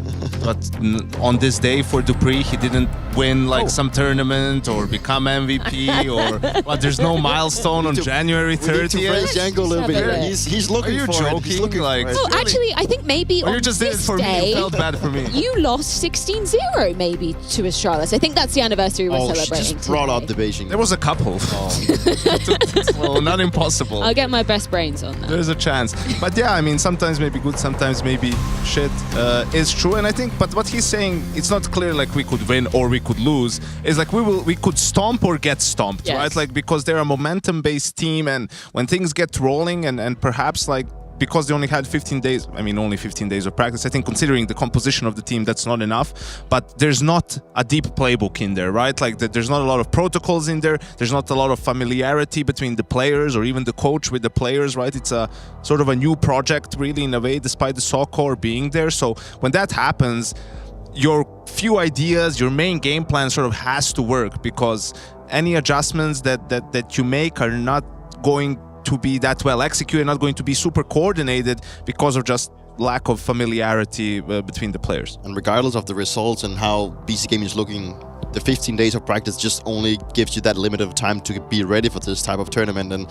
one thing is showing it like from player to player, like how they react, but it's also showcasing in the map pool. And I think that yesterday we could easily see that Anubis was a map that probably have not been looked too much into in depth when it comes to BC Game, and that's like a little bit of a worrying sign, because when you go to a big tournament, and regardless of the practice time you've had, if you just have a map pool that only allows you to play maybe 1 or 2 maps that you feel sort of comfortable on, then you're gonna have a very tough time when you go into the veto, because there's always gonna be like weaknesses to be abusing, and obviously that's a hard step for them to move forward. Janko, I don't want to be that girl that steals your homework, but I am going to do it in this instance, because you brought up a really nice kind of comparison, right, of Simple now having to take a step back. Obviously, he's achieved the biggest of the biggest successes, similar to you, Dupree, where after your time in Astralis, in Vitality, you had to take a step back, right? You were standing in for Heroic, played on Prezi as well. Can you just tell me from your perspective what it's like going from being in a Tier 1 team, competing at every single big event, to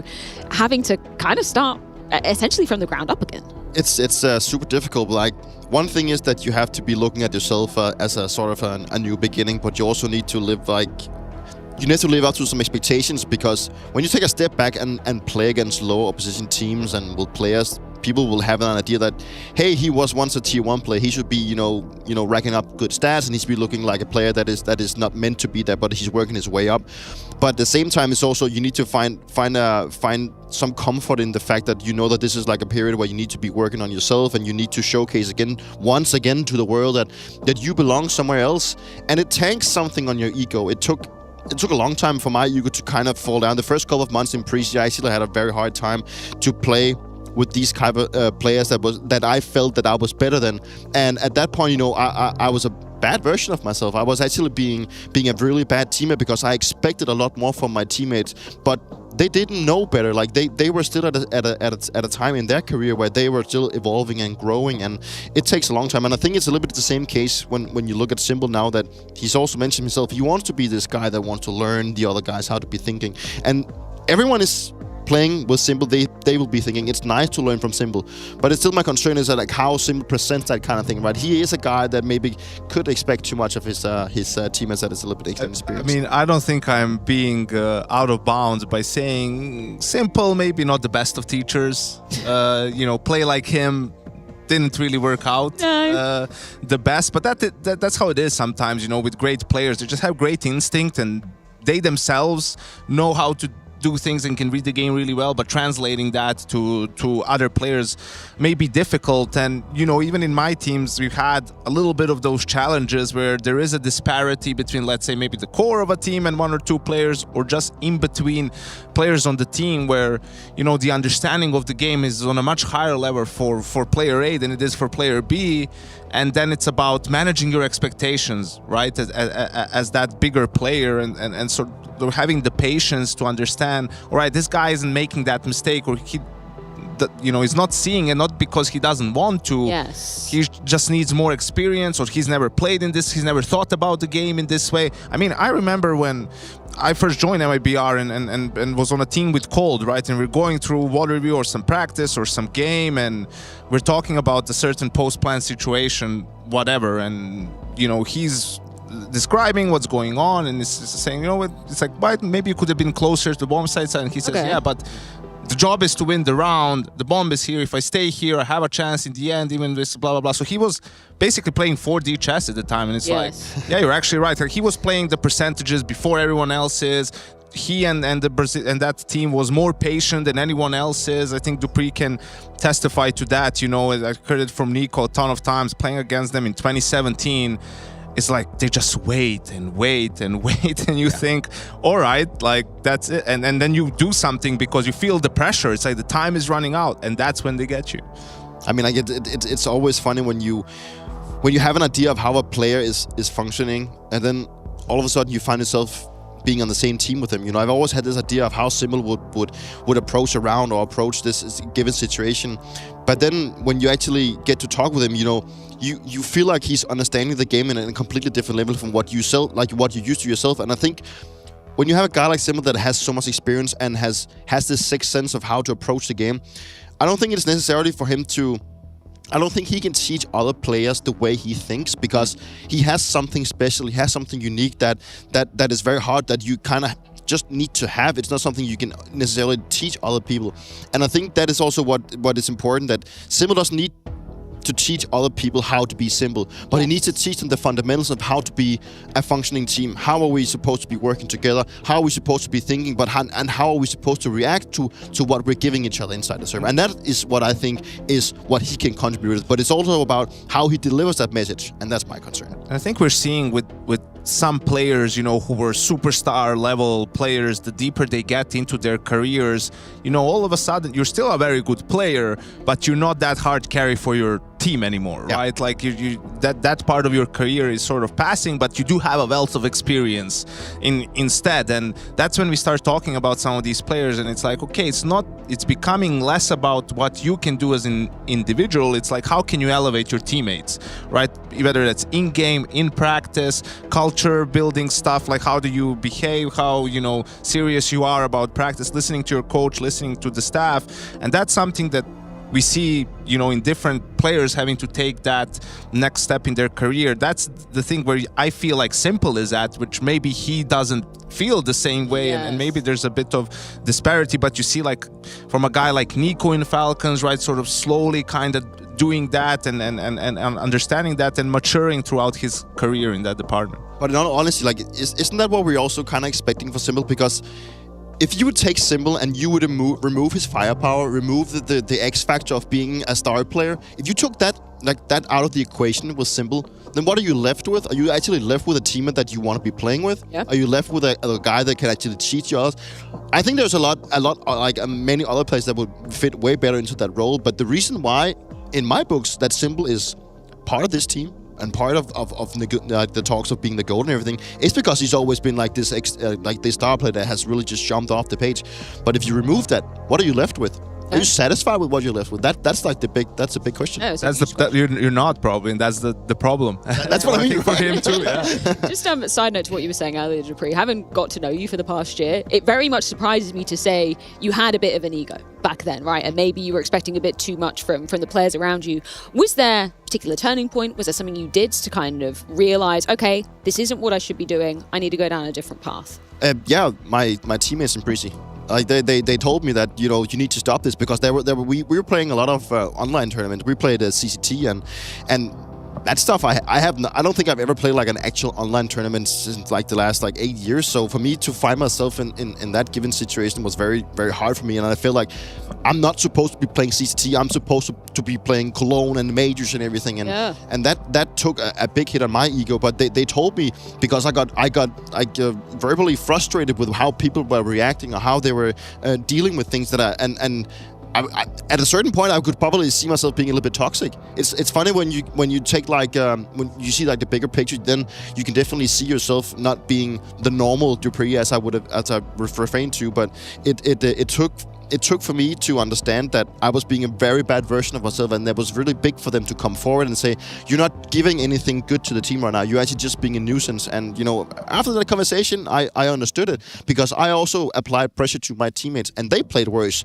So they were afraid of making mistakes because I had this ego all of a sudden. Yeah, no, it's a difficult thing to be balancing, I imagine, because ultimately you're all you're working towards the same goal, right? It's just how you kind of build the blocks to get there is a tricky one. Speaking of which, BC game, I feel like we can refer back to the interview again. Day one was incredible. We saw amazing mental resilience coming out of them. Day two, though, very different story, Dupree. Any particular reason why you think that was? I mean, the obvious one is that they never really got anything going for them on that second night. Like the first day, they did look miserable in the beginning, but they did get the rounds to actually feel comfortable and get some confidence and actually believing that they could win. And they just didn't do that on the second day. Apart from that, 3D Max also just played way better than Legacy did, so you also got to give that to the opponent. But I think that the visible frustration from Simple and from the teammates was more clear on day two, and that's the whole thing that I've been fearing. And we probably got into a little bit of a bubble on day one, thinking that hey, BC Game can actually show up and they can play good. And then maybe we were put a little bit on the yellow sky or the pink sky where we were thinking, hey, they got more to show. And then on day 2, reality kind of struck where this is probably more what we expected. But now coming into an elimination games against an IP, you know, they do have the experience within the team. It's not like they've been in a situation like this before, but now it's more about trying to find back to what actually worked for you on day 1. Because if you're only relying on your individuals to show up to then give you some kind of confidence, then I don't think it's going to be enough to break the backbone of an IP. I think the problem is also they just can't get anything going on T side, right? I mean, even on day 1, that was the CT side comeback on Overpass, and then on Inferno it was what, 11-1, and then just a quick conversion of the pistol round against 3D Max, right? Like they win 3 rounds on T side Overpass, but it's like 3 gun rounds. But they always get reset and can't win consecutive rounds. That was the problem there. And I think some of those rounds, they had a chance, but it's, you know, a small detail that goes against them, right? The round falls apart after that, like a huge swing kill. They're not able to get it. And that's why I think you connect that to what Materis was saying about momentum, like that's it. Like if they are able to win that round, if they're able to get some momentum, get rolling, get, you know, their opponents on an equal, get some breathing room, because you always play like they're all of their T sides pretty much have been, you know, backs against the wall, just struggling to get anything going. And you add on top of that Anubis didn't seem, you know, like a map where they were able to put in a lot of work, especially with the changes that have happened as well. You know, you get the result that you get. And it's quite, you know, the visible contrast where you have on day 1, Simple high-fiving Electronic, you know, they're screaming, Simple is feeling, and then turning into day 2 where there's like hands in the, like with their heads in their hands and feeling a lot of frustrations coming in. And you know that's not your table. It obviously makes sense that it's that is obviously not working for you, but obviously it's tough to find themselves in a position where they can't get anything going for them. And I don't think they necessarily played any big part in their success. That, you know, Overpass was a map that now they've picked twice and they had struggles on day 1. They did manage to claw it back. Then on day 2, thinking, hey, maybe we can actually do it better this time around.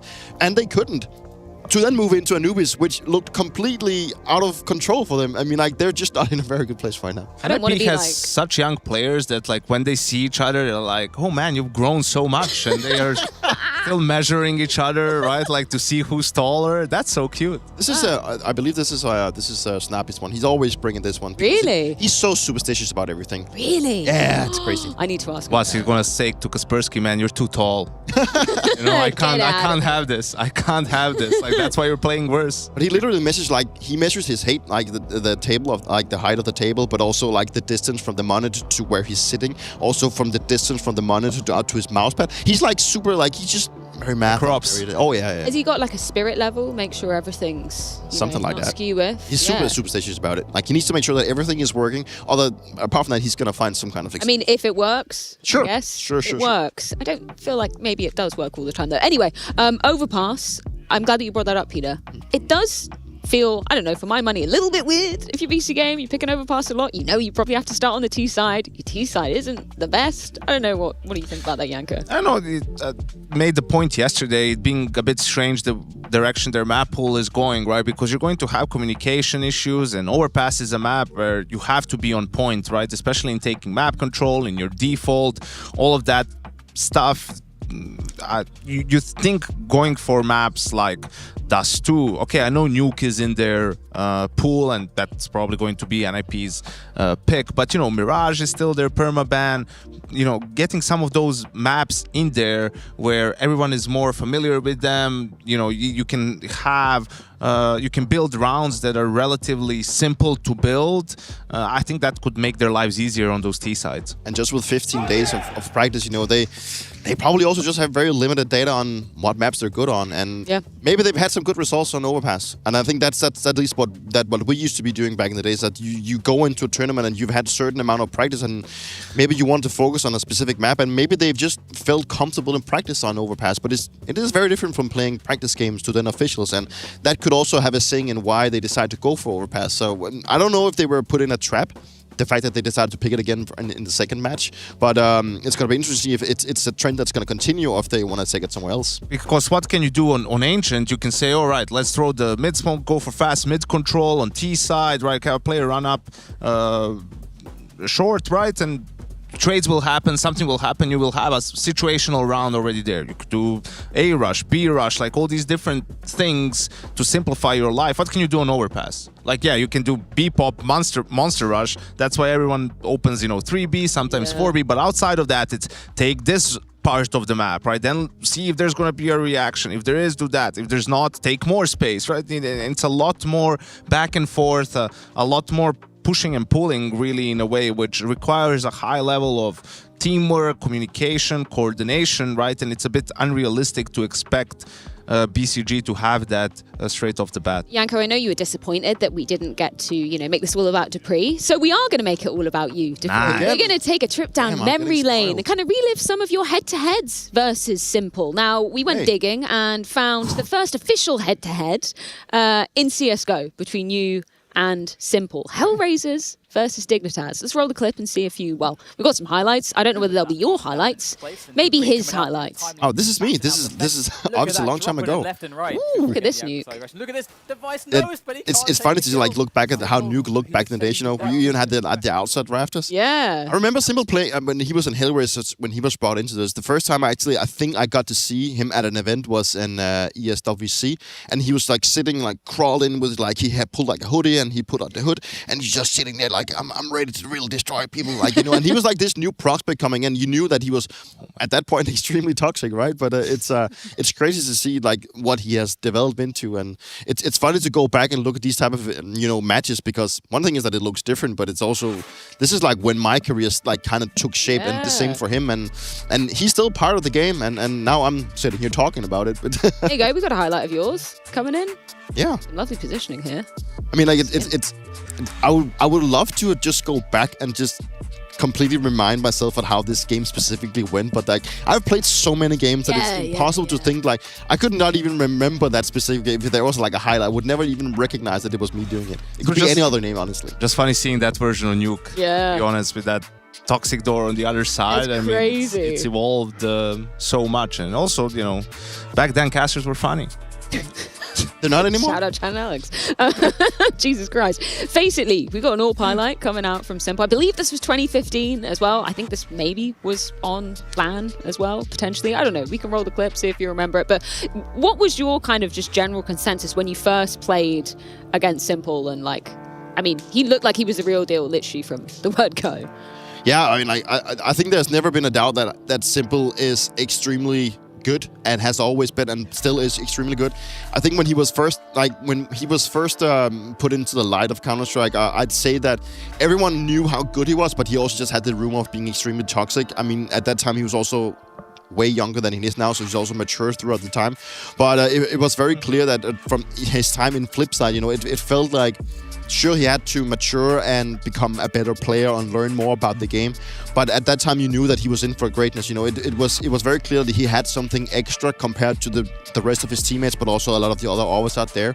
And he kind of just shook the entire world with his individual prowess and the way that he just took over games by himself. And it was, we always had this saying when he was in Flipside, when he was playing alongside Blade, that Blade was, his Mr. Miyagi, the guy that was supposed to teach Simple how to play Counter-Strike. And I think he's done pretty well also with the whole thing of him transitioning to becoming his coach in Na'Vi and being a big part, if not the biggest part of his success when you look at the Na'Vi era as well. They got far from the days where Blade kicked him from Flipside. Yeah, man. Toxic. So imagine he learned his lesson. Just live unfriending. Cologne. I think you'll probably remember this one, Dupree. It's one of the only trophies you didn't manage to get your hands on, and Simple Something did negative. stop you in 2018, I believe it was, semi-finals.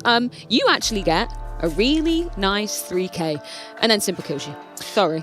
Well, I mean, if there's a guy that's supposed to end my chances of and hope of winning a Cologne trophy, then it's fine. It's Simple. I mean, Cologne always kind of stood out as the one that got away for us in Astralis, and it's obviously something that I would have loved to change around. But I mean, just look at the highlight here, Mike. He's so close at pulling it off, and at that time, when he was at his peak, because that is when he was about to hit his stride and his biggest peak, you could just never really count him out, and that's what's always been so dangerous about him. Like, even if he was in the most impossible clutch situation, he will always get the most out of the least expected, and he even did that yesterday. Like, when you think he's surrounded by people, he just gets a triple kill and almost wins out the situation, and it just happens time and time again, and it's just such few people that actually can have this kind of X factor. What's hilarious about that series in particular is, like, you saw Navi was 1-0 up, so Astralis wins the map, and then map 3 is Inferno where Zeus drops a 30 bomb. First one in like 7 years or something like that. So some really voodoo stuff had to happen for Astralis to not get that lone trophy. So hard in that game, I remember, because he did like a post-match interview or something after this match, and Zeus said like, yeah, well, we just felt like gambling, and so we just like randomly put 4 people on B and then 4 people on A, and they kept running into our stacks, and then we were sitting afterwards thinking, okay, so you guys won because you decided to stack, and then Zeus, apparently, of all people, with all respect to how good he is as an Indian leader, dropping a 30 bomb for the first time in his career. I mean, that was very funny. Okay, maybe this will be a bit of a better memory for you. We're going to fast forward a little bit to the Face It London Major. First major I ever got to work as well, and I remember everybody saying, oh, Astralis steamrolling the grand final. Again, you met Na'Vi in here. We got a nice clutch from Electronic, which was probably one of the only highlights coming out of Na'Vi in this one. You spanked him pretty hard. Yeah, it was a great match. I mean, we actually came into this tournament not feeling like too well. This is obviously the second major that we get as Astralis, but and also the first one we get with matches. So it also meant a lot to him, but also to the team to kind of win it with another player. I mean, coming into the tournament, we had a lot of, I wouldn't say issues, but we did have some struggles in terms of finding consistency, and we worked our way through the entire stage. And then into the playoffs, we had a really tough bracket. I think we beat, I think it was FaZe, and then obviously Na'Vi. And I'm curious to who the second team or the third team was, but at least we had a difficult bracket, and it just felt really good that we could return to our stride and win this one, and obviously it meant a lot to the team and to the organization, and foremostly also for Matches winning his first major, and he also got to lift the trophy. But yeah, it felt good to get eliminated by in the semis? Na'Vi. Oh, yeah. And in the quarters in Katowice in 2019, Na'Vi again. Oh, man. I feel like we had an ace on T-Pistol and CT Pistol of Inferno. When have you ever seen that? Anyway, getting back to the task at hand. Maps, what are you thinking for this, Vito? You think we're going to be seeing the Overpass again from BC Game? I hope not. I don't know. I mean, it's a viable pick here as well, but maybe you just want him to switch it up a little bit compared to what's been going on. NIP known to pick Nuke when it's available and even double down against Liquid despite losing it at Bounty. Yesterday showed a much better game and a much better T side, which I think was crucial in them advancing to this game. I'm curious to see if NIP actually decides to go with their Anubis pick, because I feel like the way that BC Game looked yesterday, like they really looked completely out of it, and I'm also just at a state where I got to talk with Nabi, and they feel very comfortable on that Anubis. Okay. And there's a case that they could go for it because it makes sense for them, but it depends on whether or not they feel like Nuke is the go-to, because it is a map that they've really enjoyed. So I'm curious to see where it's going to take us. An Overpass is an option, and also it's a map you played 2 times already, right? So for a team that hasn't gotten many reps even in practice, in officials, maybe you want to go to something that's more familiar, but Dust 2 comes out, and I like this. We were talking about pick some simpler maps, man, right? Where your T side can be easier and to improvise, to adapt if you need to. So I'm liking the change from BCG. They do actually go with Nuke, so I mean, it's back to square for NIP. Like it's definitely a comfortable pick for them, and they did actually lose it twice now. I mean, so it's funny to see that they actually keep going back to the map that they're losing, but that's obviously a case for them to be feeling really good. And now I totally understand why BC Game decides to get rid of Anubis and get against it as a third. Very nice. What was your kind of story of NIP on day 2 then, Peter? Because it was kind of the inverse of what we saw from BC Game, right? I think what really went right for NIP on day 2 is what also from talking with them after the game was that they felt that they had prepared too much for game 1. They felt like they were playing scared, and they were afraid to lose. They were scared of going outside of that game plan, the preparation they actually have done. So what they did coming into game 2 was actually just prepare less. It was actually just Snappy and the coach that actually worked together to get a little bit of a game plan, because Snappy wanted to allow that freedom, to allow his players that are very young and very inexperienced to get that kind of feeling where they can play out of their intuition instead of having to rely too much and being afraid of making mistakes. Well, BC Game versus NIP set to go down here in Krakow. One more spot in stage 2 remains. It's time to find out who is going to get it. Who's gonna get it? Yeah, I think everyone's gonna be tuning into this one. BC Game in attendance, a Tier 1 LAN for Simple and Electronic in the great year of 2026. What do you reckon, Chatty B? NIP certainly pulled up their socks yesterday, as the desk discussed. Yeah, it's a contrast, right? So BCG, they start strong and then they fall flat. Liquid, they lose to Liquid in consecutive series between Bounty and Krakow and then pick up a nice win, eliminating Passion.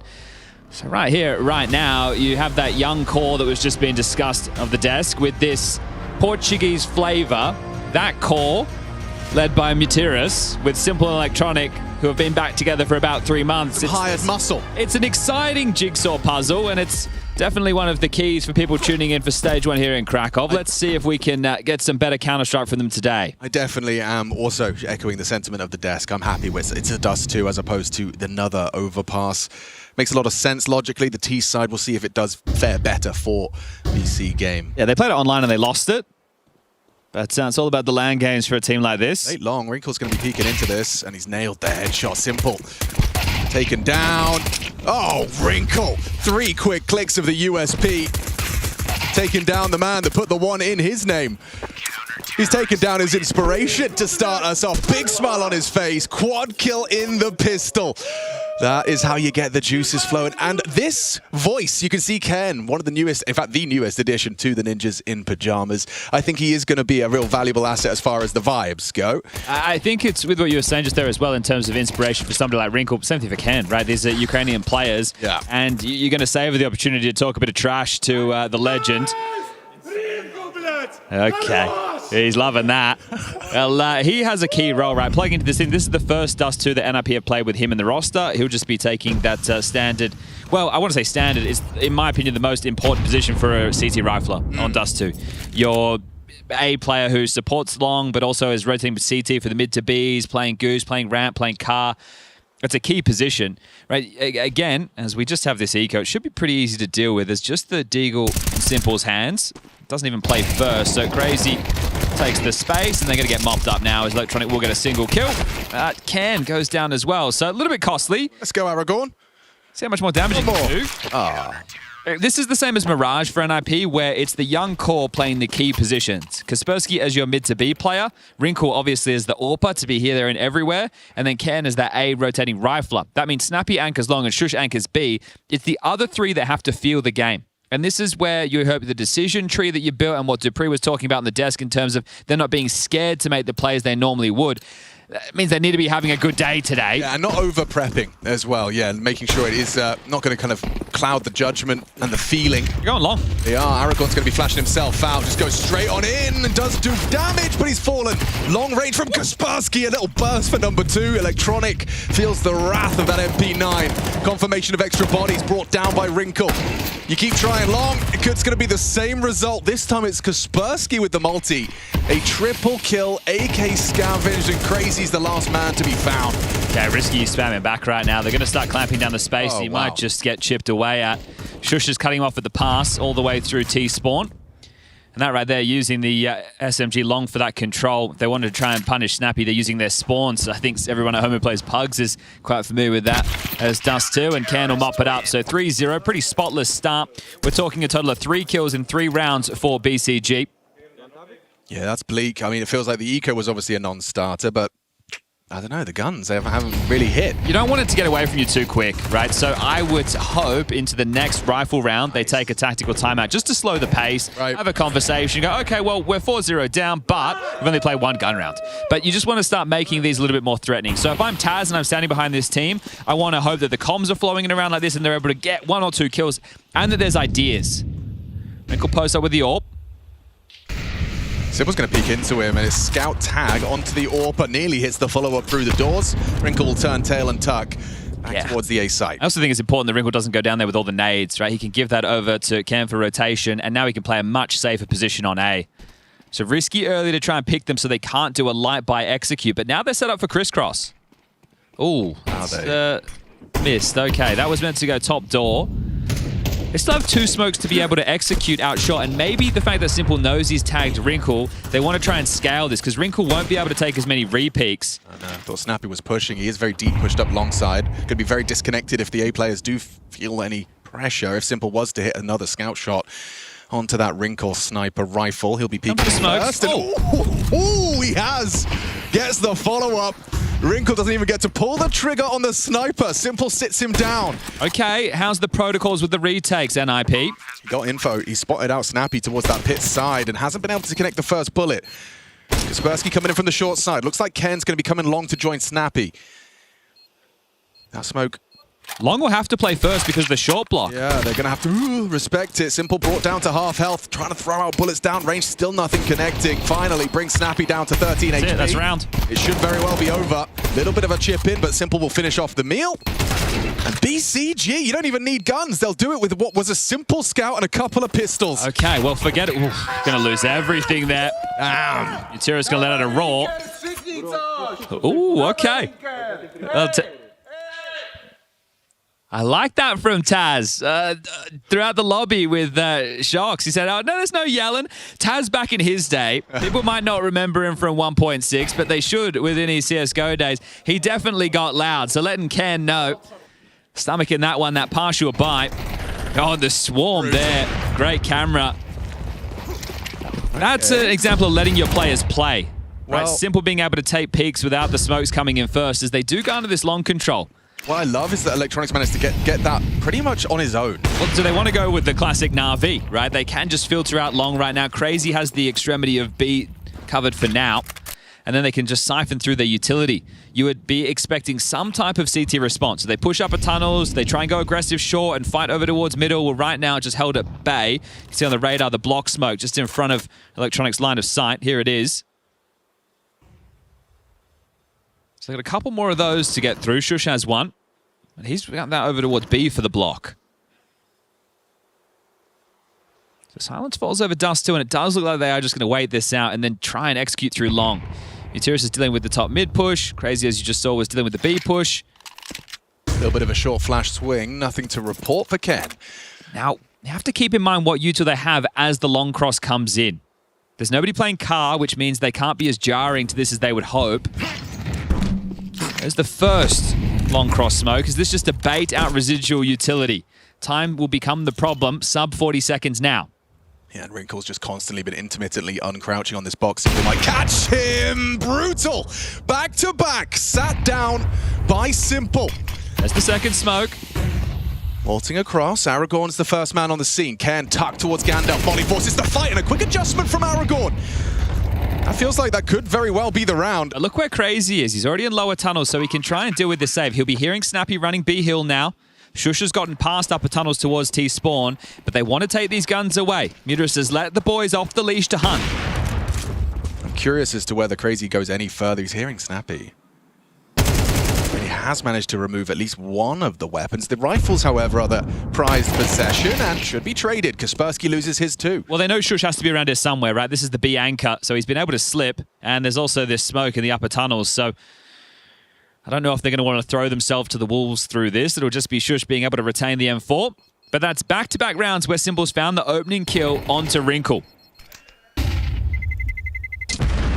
Time's with them. Can they get the trade? No, Shush will hold on. Aragorn and Mudras cannot get that, but a very nice round. They know that one has massive financial ramifications. So this is a third teed up right now for BCG in pursuit of stage 2. He was doing this for 40 seconds, and then just as he uncrouches, Simple has arrived in that meantime. Really nice flick out of Aragorn. Gets 2 kills in this round, so good to see impact from the Portuguese contingent.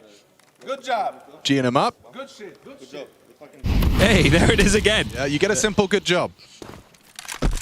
Okay, B-pick with the AWP to make sure they're not mantling up platform. Remember, they know Shush is the B defender. They're still testing his waters here.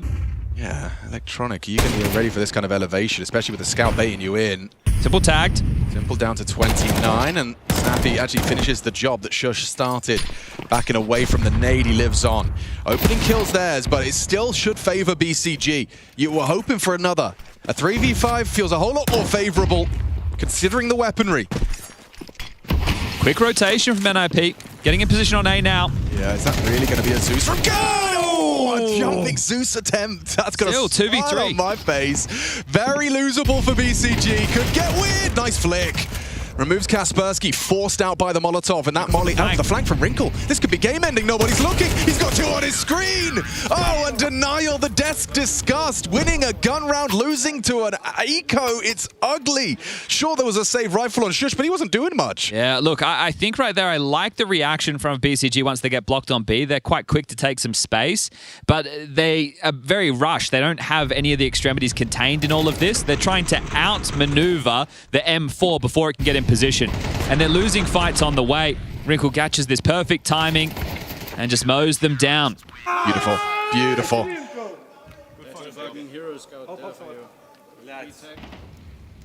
We're straight back into proceedings. So if you spawns again, NIP, to make sure they don't lose long control early. So we're seeing a change in terms of positions of Ken and Kaspersky. See if they cross paths and go back to what is the standard, because at the moment BCG are playing with a bit more of a default, but heavy through lower tunnels and down the mid-ramp now. Okay, so yes, they have gone back to standard. Oh, that's a very chunky nade.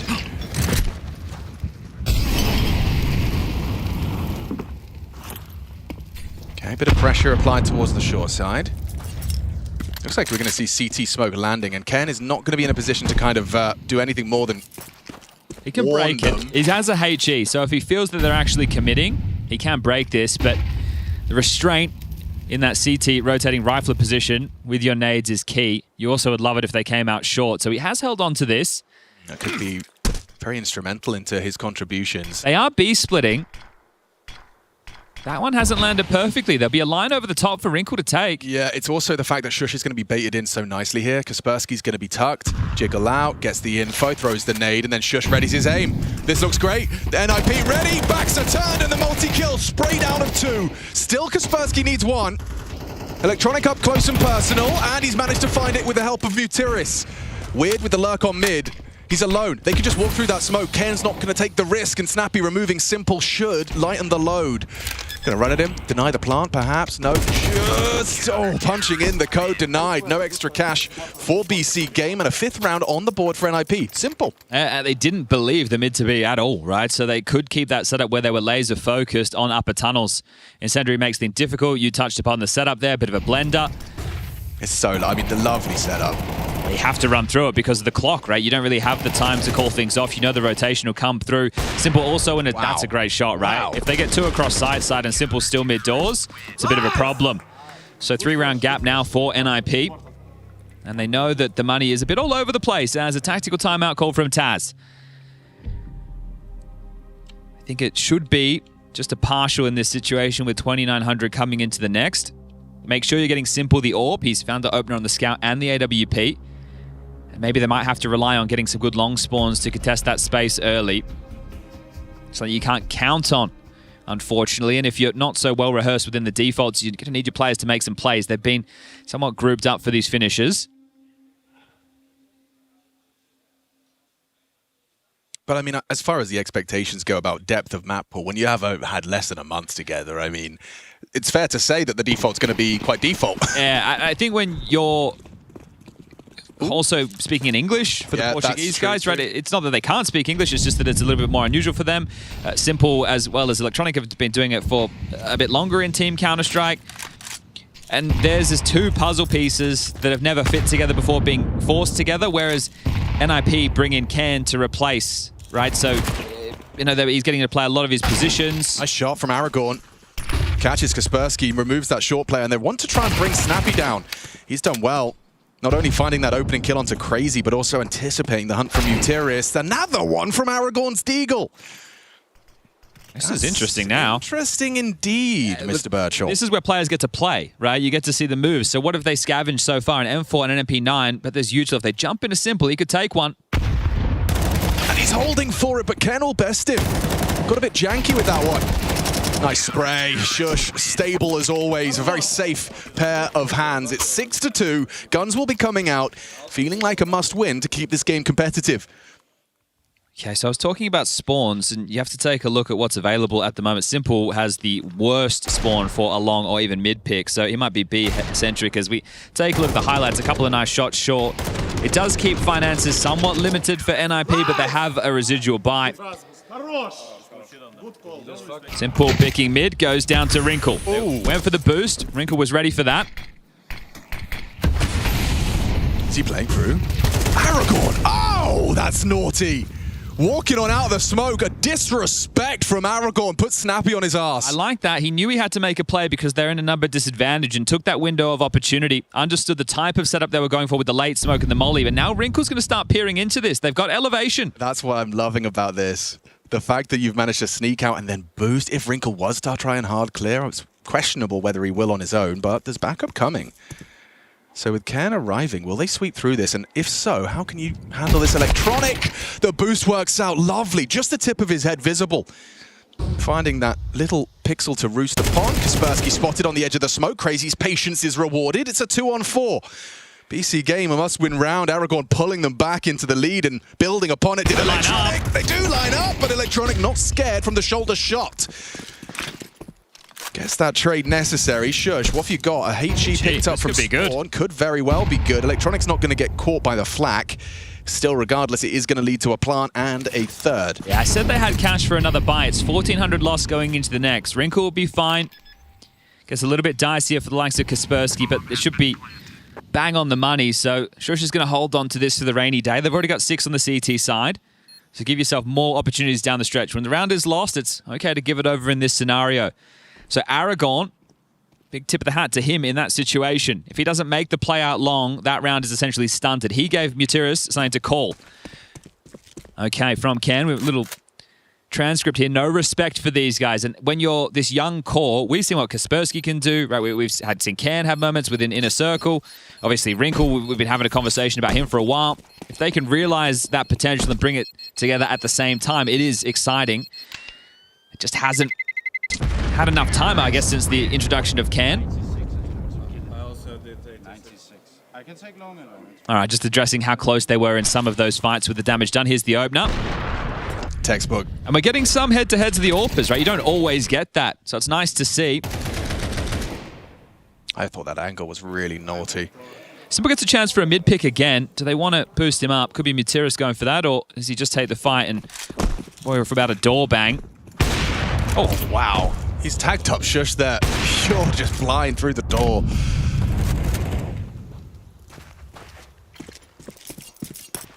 Never a good feeling as you're making your way to your B-bomb site. Yeah, it's unconfirmed though, so they can't really attempt to punish that for now. They mollied low up, smoke the mid doors. Gets a thumbs up from the ops team. Going through their map control. Wrinkle's taking a pick at long. Another head-to-head. How many head-to-heads have we had in this half? It's actually kind of baffling. You're right, how typically it's quite rare. But Wrinkle and Simple can't stop finding each other. Punish. Oh, missed shot from Simple. Not going to make the same mistake a second time. Shush will be finished off, and Mutiris wins out an exposed Cairn. Kind of caught in the middle. Snappy on the AWP. Of course. The iconic. I don't think you're getting away with this one, Chief. Aragorn's staying long doors. The rest have swarmed the site. I think Snappy might be going down with the ship if he doesn't find this frag. He might get it. It depends if Aragorn... How patient is Aragorn is really the question. Not patient enough. Gives him a little bit of an escape route. Electronic will be on him quickly here. Already starting to path up Cat. Kaspersky, the mid-to-B player, has played through upper tunnels, and Electronic is starting to track this one down. Mutiris and Simple are staying with the bomb just in case. But Electronic might be able to take it away. Yeah. And that would be huge. There wouldn't be an AWP available into the next round if Snappy loses this. How does he mantle up? He's under the scope. That's a good angle. Yeah. Oh! Snappy snipes. He will get to hold on to this. So Wrinkle's licking his lips. That's a real golden opportunity to be able to pull out an AWP you otherwise wouldn't, thanks to your captain. A captain that, by the way, if you haven't, check out that Cairn interview.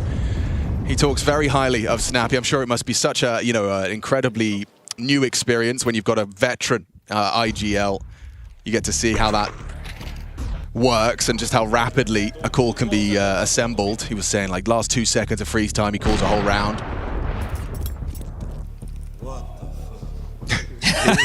Yeah. Thanks for doing that in English for us, Electronic. We appreciate it. All right, well, tactical timeout from Exist. He'll take a moment to have a chat. So that saved AWP and Rifle do mean that NIP get another buy. It's Snappy who's just going to operate on the MP9. for Kaspersky. Wrinkle. Is he going to invest upon the nades? Yes, so full belt for him. Now, this is a tough moment. If you get the board wiped right now, very likely that BCG will find a 6-6 half. Sure, it will be a light, scrappy buy for the final round, and they've already lost one of those, but that would be the indicator that BCG have brought this one back. Simple with a B spawn, going to take the AWP over. And Shush starting B solo. It's 4 strong on A with a short play. A lot of faith that Shush is safe hands. He's not going to give anything away early. Let's see how he approaches this. Ooh, Simple nearly goes down. Fair play. Through his own smoke, Shush nearly brings down an opening. Still, it's going to really hamper Simple's contributions. You can't quite be as free-flowing at 14. And he's only got 16 armor, Chad. That must matter somehow. Well, yeah.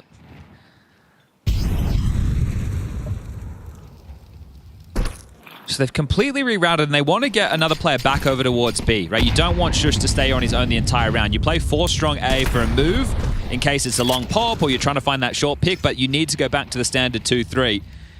So Snappy's burrowed in at long, using his MP9 at its perfect range. They are returning to long. Long door smoke deployed at 50 seconds. They're going to come through. Snappy's so ready for this. He won't get blind here. No, sir. No, he won't. And oh, they just run to their demise. Aragorn and Mutiris sprayed down positionally sound. MP9 pays off. Very well-timed smoke and then perfectly handled from Snappy, right? The only thing that he can lose to in that scenario is them popping through the doors and him standing there, copping the flash in the face. So playing right in front of the grey screen, and that should be probably the save. So 7 rounds now for NIP. Snappy even gets himself an upgrade, so guaranteeing the half win at this point. It's one of the things with Dust 2 again, it's in those spawns, and if you're not getting them, it does take a weapon out of what Mutiris can call. That's why you need to have your defaults drilled, and when you've only had, I think Dupree said 15 days worth of practice, your default, sure, crazy, and Aragorn understand how Mutiris wants to call, but he has to meld that now with the way that Simple and Electronic also want to approach the game, and they've always been very vocal in their ideas. And for good reason. 2 very accomplished players. Simple with another B spawn. This time Shush got You're hoping for a molly? help. Yeah, there's them. Okay, so he's into lower tunnels.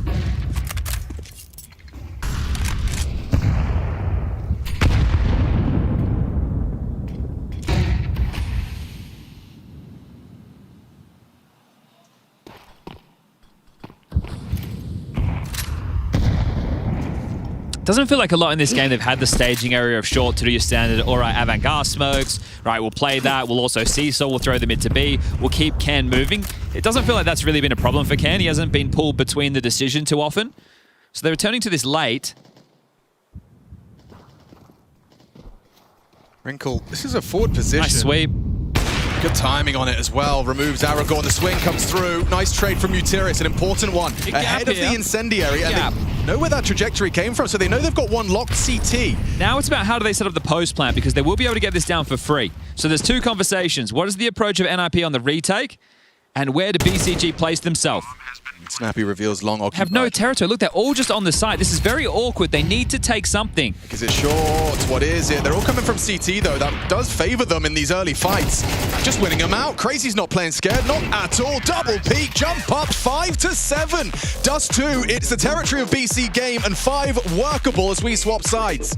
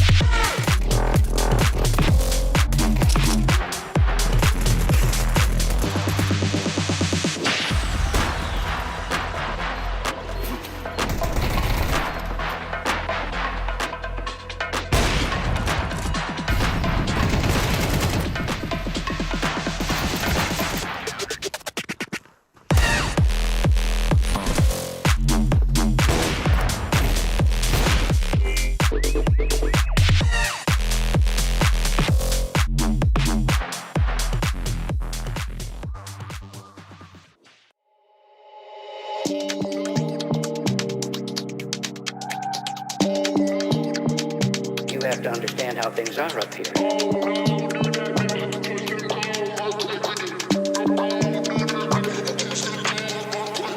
Oh no, do that there, touch them toe, earthquake with it. No, do that there, touch them toe, earthquake. Oh no, do that there, touch them toe, earthquake with it. No, do that there, touch them toe, earthquake.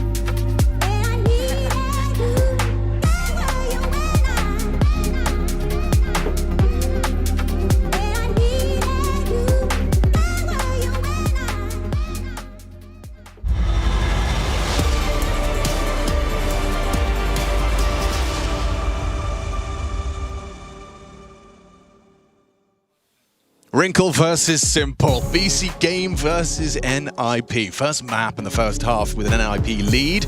It's been a fun game so far. I'm joined by Sponge and we're swapping sides. So NIP will be taken to the T side. 5 on the T side of a map picked by BC Game. Half of the course or an NIP advantage? No, well, NIP advantage, but I think this pissed around, obviously the cliche. Yeah, you have to drop I think it's fine. I think a 7-5 scoreline on Dust 2 either way is fine, right? This is still winnable, very open for both teams.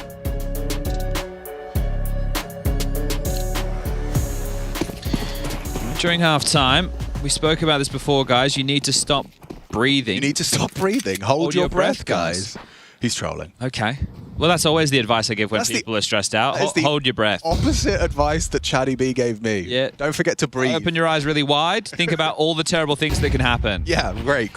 We have 2 HEs on a CT pistol. Is this the break? It might be. They might have to throw him out right now. Okay, they've spaffed it a bit earlier. Yeah, mistimed. Now they have to hit the shots. And they're so blind. Okay, Aragorn. He looked good on the Deagle. How's the... Got owned by Ken. Utiris has put up a nice fight, though. A rally of shots connecting to the heads of Shush and Kaspersky. The bomb getting planted by Ken. And, oh, they've lost Snappy.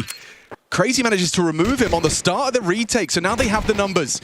Mantling up that new box, a quick click from Wrinkle. He's so precise with that P250. On a good day, has to do it all here and overwhelmed by Crazy. It's his turn in the spotlight. Impactful triple to get BC Game the pistol. Okay, well, we split the pistols. Yes? Shocks? Hello? That was cool. Yeah, we could hear it. We were I felt like I was in her brain for a minute. Yeah, no, I felt like I'd left my stream open. Wow. Yeah, okay. I hope she enjoyed the pistol, because, look, this is very important for BCG. The bomb goes down, and we know Snappy loves a force buy, Alex, so... It's because she's doing it right next to the booth, that's why. Yeah. Oh, I so get it now. I've solved it. It's the crowd mics. Yeah, okay, cool. I think she's talking about the seeding and how that's all going to unfold. Oh, that's my favorite conversation. I'm really good at that. Oh? VRS. And... Oh, it's not the... Well, okay. There is some I'll save it. Shox is doing a whole bit about it. We'll save it till later. Yeah. You don't need to hear it from us. Nope. But here's the force buy. Galil for Ken. All right, what's this? The Deegs tell me it's going to be a slower pace. right? It's not a B pop because it would be very Tech-9 heavy. They're going to go for a long pop, and Aragorn's in the doors. He's in the snappy spot. Oh, they pulled his cross there, but he still manages to get away with 2. A third asking too much, apparently. Kaspersky on the short side. Mutiris can't go down and refuses to. An important kill that stops that from spiraling. Yeah, that got sketchy for a moment. Bloody hell. How much more damage can you do? This force buy for NIP, I understand that it's probably not going to go their way, but you want to get another kill, maybe 2, try and limit the finances of BCG so they're not too strapped by the time you make it to the first rifle round. This will not be a scenario where it becomes like a 1v1 and the bomb goes down and then Snap says, let's force again. This will surely be them taking the eco, right? Right? Oh, no. Really low. Deagle, hard to hit. Spots him out towards the Gandalf. He has got spot as well. The flank coming in. I think they were aware there's a possibility from Electronic. He doesn't want to overcook. Doesn't want to go too soon. Mutiris, I like this smoke. It's going to bail out his teammate. Wrinkle comes swinging in. An important kill provided by Electronic. And Snappy might just try and play for the plant here. Oh, they're giving it to him. Yep, he gets extra cash. Not going to be too bad. Does actually manage to get the drive-by onto Crazy, so denies one of them. Okay, so I actually take that back. This is the type of scenario where Snappy does do the crazy scenario of let's force again. And that's where Wrinkle gets his first AWP in this half, 6 rounds in. Yeah, look, now Snappy right now is 4.2k. It could just be Hero AK drop, and then everybody else eco, and then Wrinkle will still be able to get out. I like that. Let's do that. So there's options available. It's not so cut and dry. I would... With your sentiment, I would like to see them make sure Wrinkle gets his AWP because we have seen the head-to-head between him and Simple, and I'd like to see more. Oh, they go. I knew they would go again. Yeah, you were right. We are going to get that head-to-head still. Scout versus AWP is a potential if Simple was starting middle. However, that's not the case. A 4-man long lean. Yes, and this tells me they know that Snappy likes to go for these double-down force buys. You wouldn't have, if you thought it was just going to be the eco or a Hero AK, you wouldn't have played 4-1. So this is essentially a gun round. Mm-hmm.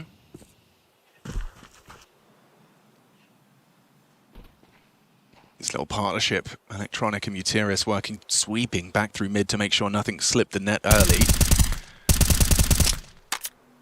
They are going to be a bit light on A. They're playing a lot of faith right now in Simple. So gambling for the B or B split, and then they'll play retake A. How many repeaks will Simple go for? That's my question. It's one flashback. Oh, he's committed. Not playing retake anymore, Alex.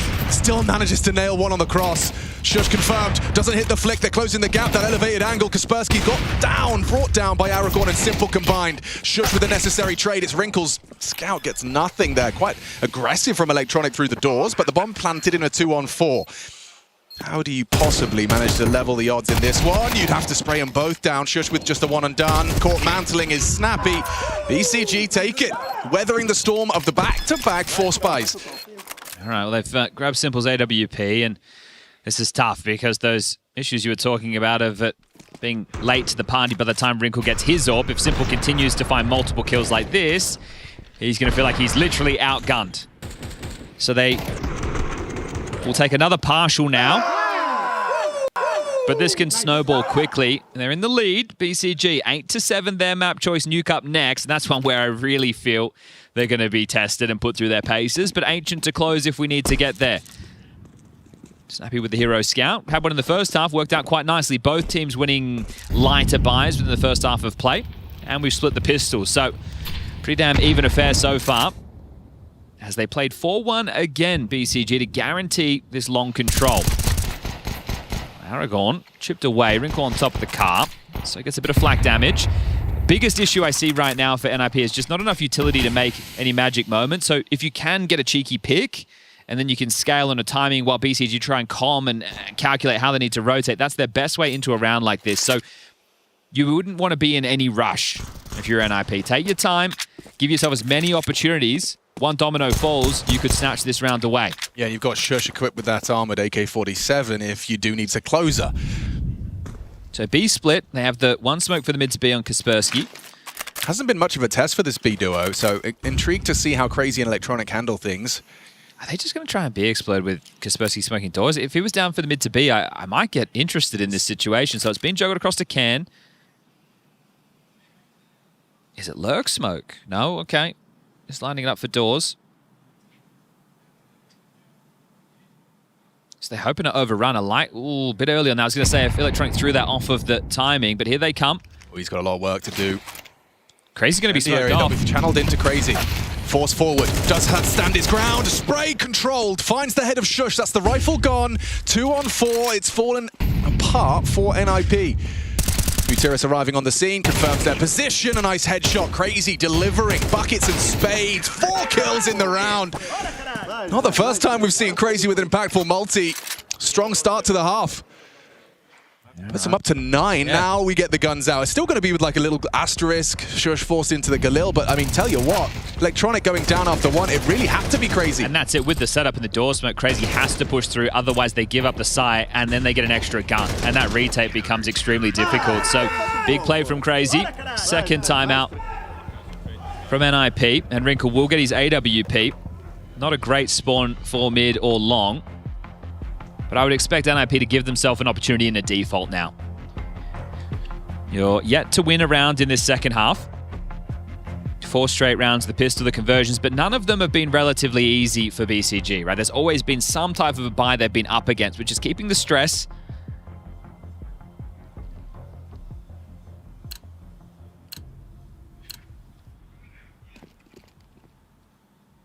This time it won't be the 4-1, it'll just be a standard 3-2, and actually, starting short. Oh, tagged him. Yep, Kaspersky gets tagged up. Can't believe he's going for a potential repick there. They can give it up because Muteris already started short, and they can take mid and beat. Look, they are in lower tunnels. They already have so much map control, so the fact that they opened like this is huge. But also 2 ex-Na'Vi players, surely they know the counter to the Na'Vi. Well, because you have the info, it means you haven't had to use your util to block. So they haven't been blocking B with the traditional incendiary or smoke. They're going to have so much more util to cause issues on the cross. So Electronic is closing the door on this by being in T-spawn. Crazy staying in lower tunnels to make sure they can't come short. And then they can continue to block, and now you have them completely boxed in. Once you've cleared out top, mid, green box, they all have to be long. This will still come down to a brawl. You have the information. That's good, but you still need to win the fight as they come for the cross. Okay, Electronic. He should play to contain. I think that's the plan.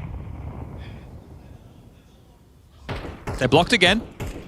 So what, you either find an angle around that smoke, or you push at 25 seconds? Like, that's not a nice... Now that Aragon's at car, this becomes extremely difficult. And you're right about this util, Chad. There's another one. Yeah. Like, you can see how difficult this has become. Uncomfortable.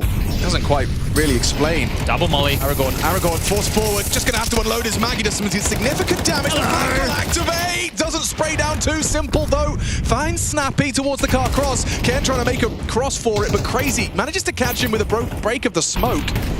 Save. Yeah, Frinkle and Kaspersky both very worse for wear. Aragon's bullets, leg shot onto Kaspersky. Both of them need to get out of there. Worked out better than the 4-1, didn't it? The fact they have so much info, that was very well played. And then Aragon getting across the car, where what you think should be a spot that's clear, they don't want to play, it just makes it so much tougher. Otherwise, you're worrying about the push through the smoke in top A. Like, how many smokes was that? That was four long block smokes? Yeah, you're going to be feeling pretty rough around the edges if you are NIP on the back of this. Simple with that tag through the corner of the wall. And then Electronic thought he would be farming him up. He's had a couple of really nice moments. You go back to day 1 on Overpass. Had some really key frags from behind when they weren't expecting in these positions they weren't ready for. But NIP, and in again, lost bonus will help them. Wrinkle's going to take the line. Okay. How do we see... Last tick of the molly, they'll go last tick. Here we go. Going to go for a little pop. Yep, Crazy tucks in. Electronic gets his gun out. Crazy's got to find the first. A little pre-fire does deliver. Tucks in, forces them wider. 2 is absolutely absurd. A third! Crazy and Muteris defending the site valiantly. Flawless CT side still. 6 straight rounds now. Wrinkle going to save. They're going to hunt him. They're going to take this away. They know it's max loss bonus. Contrast You're not to the getting previous. the bomb down. It's over already. How on earth? He lives and dies by the sword of the aggressive call. So Crazy has had, what, 11 kills in this half? Yeah, 4 kills, 3 kills, 3 in the pistol, so yep. You're running out of momentum. Well, actually, you have no momentum if you're NIP. I take that back. This is perfect, right? So AWP takes the line. You're going last tick because what you want to do is you want to catch the player fluffing around the back of the site. Normally, he's starting to throw that smoke as the incendiary is about to fade, right? And you want to catch him on that timing. Right. But Crazy playing close car, it opens up that perfect crossfire. Is a light buy. A couple of Tech 9s, Deagle, Glock, U2, and trying to take the source out of the round. So it's a change of pace.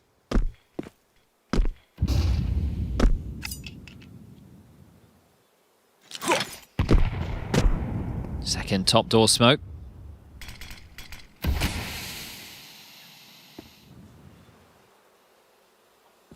Still have enough nades for a few options. They could take short control and then go back into the mid to B with the crisscross.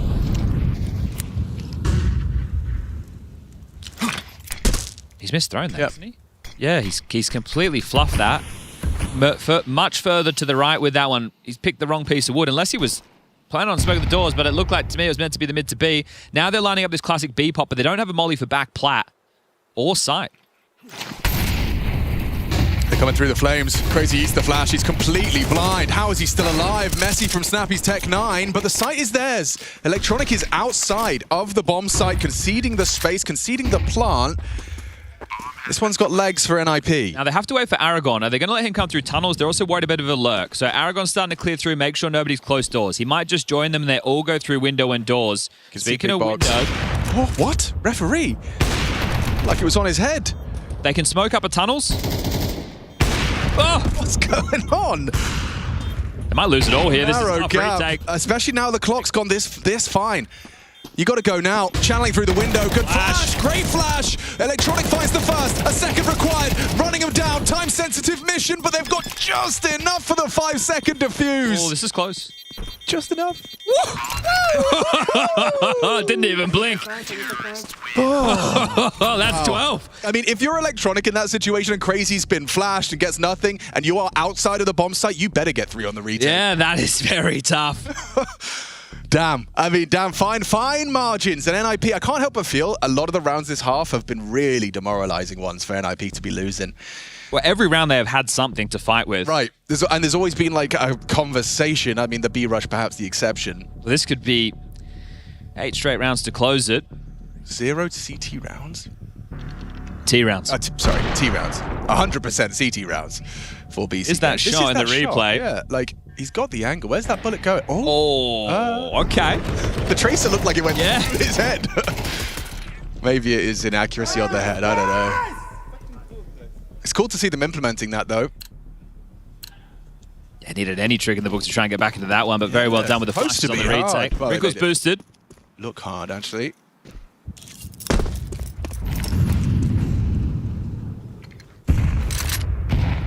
Is it the sweep to close for BCG? Back to their winning ways.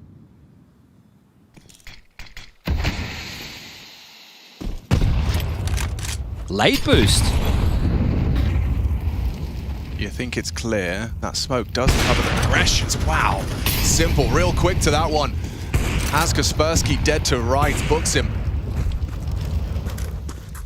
An opening kill to keep this clean. Nice from Ken, though. He has managed to remove Crazy with a quick tap.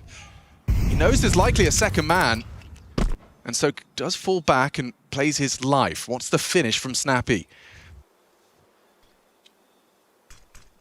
Short being held, Mutiris with an incendiary. They might choose to push it head of, and they will. That B-flake is limp. HE, good damage onto Snappy's front door.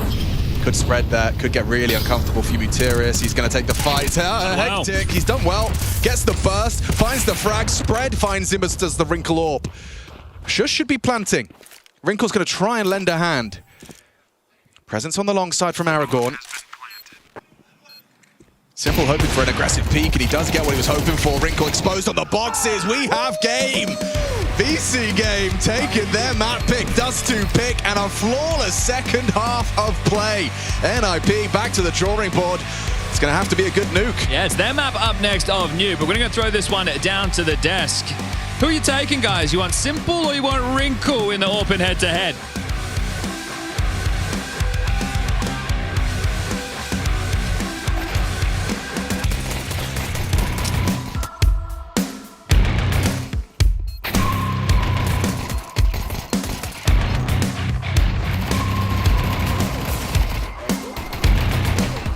it's obviously gonna take a little bit of a while. Yeah, I think it was just funny because op head-to-heads don't really happen as much as people think they do or maybe believe they do, but here we actually got it a couple of times, and I think Simple did a great job, especially in that first half, you know, when they were struggling to find some rounds on the T side, right? But they got, I mean, just enough, I was going to say, but considering they didn't lose a single round in the second half, you know, one would have been enough in the grand scheme of things. But their CT sides, when they get rolling, man, they've been good.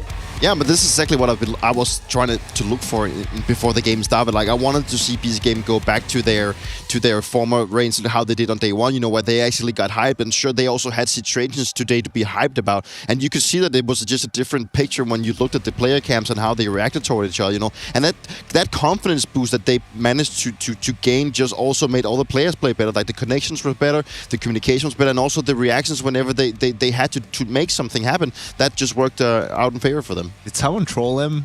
Did someone lower his chair on purpose? Like, I'm just looking, it's like he's all the way down, looking up at me. I'm like, what do I didn't touch anything? What's going on? Imagine like Simple ran over in half time. He's heard what you've been saying about him. Maybe that happened. I'll be justified. I think we also see, you know, we were talking about the T-side struggle for BCG, right? Just a different map, something a little bit more simple where things can get rolling, where you can just wait for the reactions from your opponents and don't have to play Overpass where it's so huge and it's so hard to get going, and your players can activate a bit more on an individual level. I think has helped them a lot here. Do you want to go back to that first half then, when we're talking about T-side for BC Game? Was pretty back and forth, very much compared to the first half. What have you picked out for us, Yanko? Yeah, it's back-to-back rounds that they were able to string together, gun rounds, because NIP has some of that heroic mentality, right? Like on the CT side, it's almost like we're on the T side, we're going to come at you, we're going to be aggressive, we want that information, you know, 1-for-1 trade on the CT side, we'll take that, right? And that's something that on the T side, I mean, it can be just a game plan, right? Like you can just make a play, take some map control. Hopefully, maybe if you can get an opening kill from that point on, you can just freeze, you can just wait for the reaction from your opponents, and then you can punish them for that. And if we get to these rounds, I think you'll see that that's exactly what BCG was able to do. Yeah, 9 and 10, that was the back-to-back ones in the first half. If we can roll those.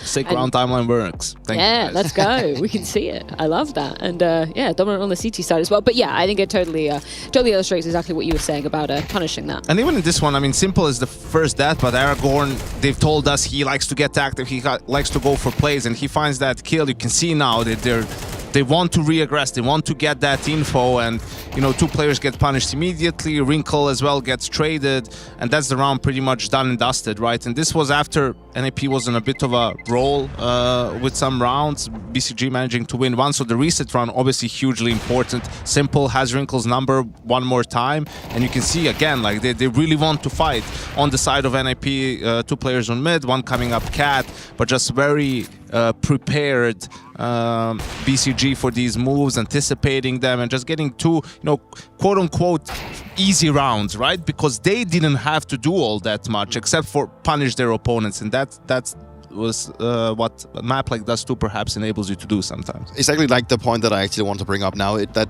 I wouldn't say that NIP gifted them rounds, but I mean, like, BC Game didn't have to work too much around it because NIP really tried to be proactive in their ways of going for, like, they were fighting for the cat control before things actually happened. They were fighting in middle, they were trying to make pushes, and you know, sometimes you just have to sit back and wait for your opponents to make mistakes. And I think that NIP obviously also came with a sort of a game plan where they, instead of starting off by playing too stiff and trying to be working together to playing too much in the like textbook Counter-Strike, they want to free them up because that was worked for them yesterday. And obviously it did seem to be working out for them the CT side, but then once they got to the T side, things really took a different turn. And sometimes you have to be wary of that, you know, as a team, and you know, from coach, IGL standpoint, whatever, is like, yeah, you like to be active, that's a good approach to go for plays, to communicate, to be proactive, absolutely. But you need to think about who you're playing on the other side, right? Like BCG hasn't looked like mega coordinated on their T sides, right? So you are doing them maybe a favor by being that proactive and allowing them, you know, to win rounds and get advantages just by punishing your moves. maybe by giving them some free, see if they can have a 5v5. You know, how are they going to end the 5v5 round? What sort of executes, finishers they had in place? You know, we saw earlier on in a 5v5 that fake B split into a tunnels pop. You know, they shut it down completely with just the 2 B players. So something to keep in mind. Yeah, and there's this clear picture that, you know, whenever they got the openings, they had this idea that NIP would be pushing, so they would just be waiting for them. And if you give them too many of these openings, then you also kind of put yourself in a position as the CT side that you need to go for these type of plays too much, and then it just gets too much of the good stuff, right? It's like finding that right balance, and I totally agree with you in the whole thing. If you give them too many openings, they can just sit back and, you know, piece the things together instead of actually working it out themselves. It's a question I wanted to ask you prior to this game, but we ended up not having enough time. You mentioned the kind of game plan, snappy, that conversation, and when you kind of have to decide to, okay, maybe this isn't working, maybe we're being too strict around it. From your experience, does that happen during the game? Is that a post-game talk? Like, is there a moment when you're literally in the server and go, okay, the plan just isn't working, let's go with our gut instinct, let's go from some different ideas? I think you realize mostly in the post-game, that's when you get to look at it, but you also get to feel it throughout the game. You can just feel that the players are too stuck in the mindset of that I'm supposed to do X and then A and Y will happen, but if that actually doesn't happen, then they stop. I wouldn't say they stop thinking for themselves, but then they're thinking, well, what is supposed to happen now? Because the thing that I thought was going to happen didn't actually. And instead of playing with what they have in front of them, that's what I'm always trying to see. Like, focus on what you have in front of them. Don't think too much about what you have been heard, like told in practice, like this player likes to do this and that. It's more about you focus on what is happening in front of you. And when it comes to young players, especially if they have a lot of trust in Snappy and exist that they put up a game plan that is supposed to work. But then if it doesn't, then they will probably be thinking, well, if the experienced guys have come up with a plan and that doesn't work, then what are we supposed to do? And it can easily spiral into a thing where they get nervous and afraid of making mistakes, and that means that they will start not playing out of intuition, and they will start playing this more stiff playstyle where it's, oh, I might, it's better that I'm holding back instead of trying to get that space that I normally do in practice. And when they stop doing that, that spirals into that the anchor or the lurker all of a sudden doesn't get the space that she's supposed to be getting, and then it just spirals out of control. I think also probably seeing that they don't feel super confident of us too at the moment. I mean, I didn't really like that second force buy back-to-back, right? Reeked of desperation a little bit, and Wrinkle, who was so good on the op, couldn't get it for a while. You know, you're 4-0 down without playing a real gun round. I mean, in the second half, right? And that makes it difficult. Now you've given BCG momentum. They have an incredible, you know, a very strong economy behind them, so they can go for more risky plays, aggressive plays. They can go for that retake as well on the B bomb side. That if they don't have that much money, you definitely go and save in that situation. So yeah, I would expect them though to show us a better face on Nuke. And it's like, I'm all in that NIP has had a really poor T-side in this one, but I actually felt like they were trying, because at the beginning they had Wrinkle standing in upper tunnels. They were trying to have like an explosive play onto the A-bomb side from the short in the first bar round. And then as the game progressed and they felt like, okay, this is actually not working, Snappy kind of pulled the troops together. He went for like a long pop where he would have all 5 players, then he would turn it into having 5 players returning back to the B-bomb side. And this given situation, this is where they've actually taken the long control. But the reaction to BC game is just really good. In the beginning of this round, they already pushed into tunnels. They got all the info, and as Chad mentioned inside of in the round, that just allows, if you get this type of information so early in the game, you actually end up in a position where you could just save your utility. And you saw that long smoke being refreshed, I think it was 3 or 4 times, which just put the pressure on NIP to make a decision. And they probably figure out in that round that, okay, we're boxed in, they know we're all long, what are we supposed to do? We only have one way, and that's actually forward. Yeah, that's the worst feeling. It is the worst when you get long insta, but then you don't start going to the bomb site in a full minute, and you don't have a lurker anywhere. You just know, like, we have no information. They're probably either behind us or all waiting for us in the bomb site, and you know that's the issue when you all in on that long rush. That's why we see 4-1 a lot, so you at least have the information on what's going on. It's like the alarm bells are definitely ringing when you see that smoke being refreshed 3 or 4 times. Then you're thinking, okay, something's off. They know something's off. 10-second thought from both of you on this one. Maybe hope lays in wait. NIP's pick of Nuke up next. Is this a saving grace? Are we going to see 3 maps? I think so. I'll give it to NIP. If they can't beat them on Nuke, then they gotta start picking something else. Well, we're going to have to head to a quick break before the action will indeed resume. Nuke picked by NIP, hopefully a lifeline here in Krakow. It's going down after these short ads.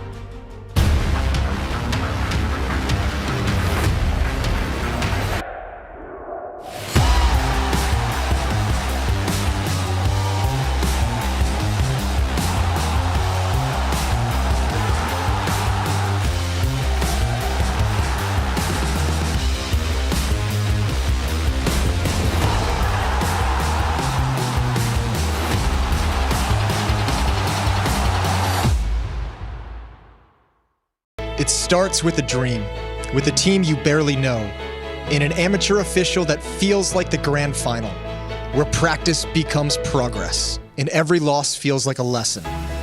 When will your journey begin?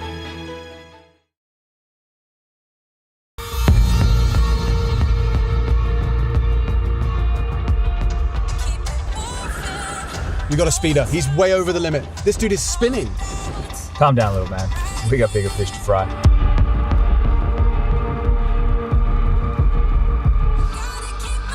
What, we're just gonna let him go?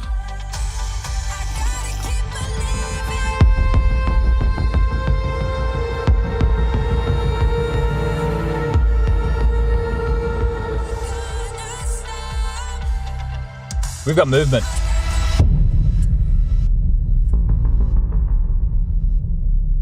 You are late. Sorry, I had to get away from the team during prac. You've got the stuff, right?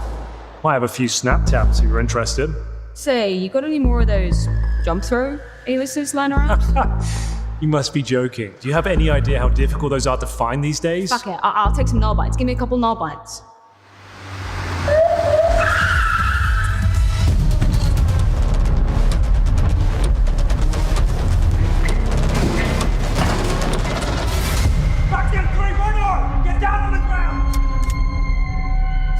Get on the ground now! I will not ask you again!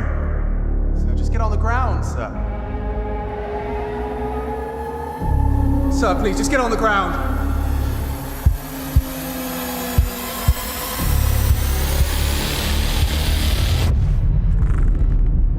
He's got a bind! Look out, he's got a bind!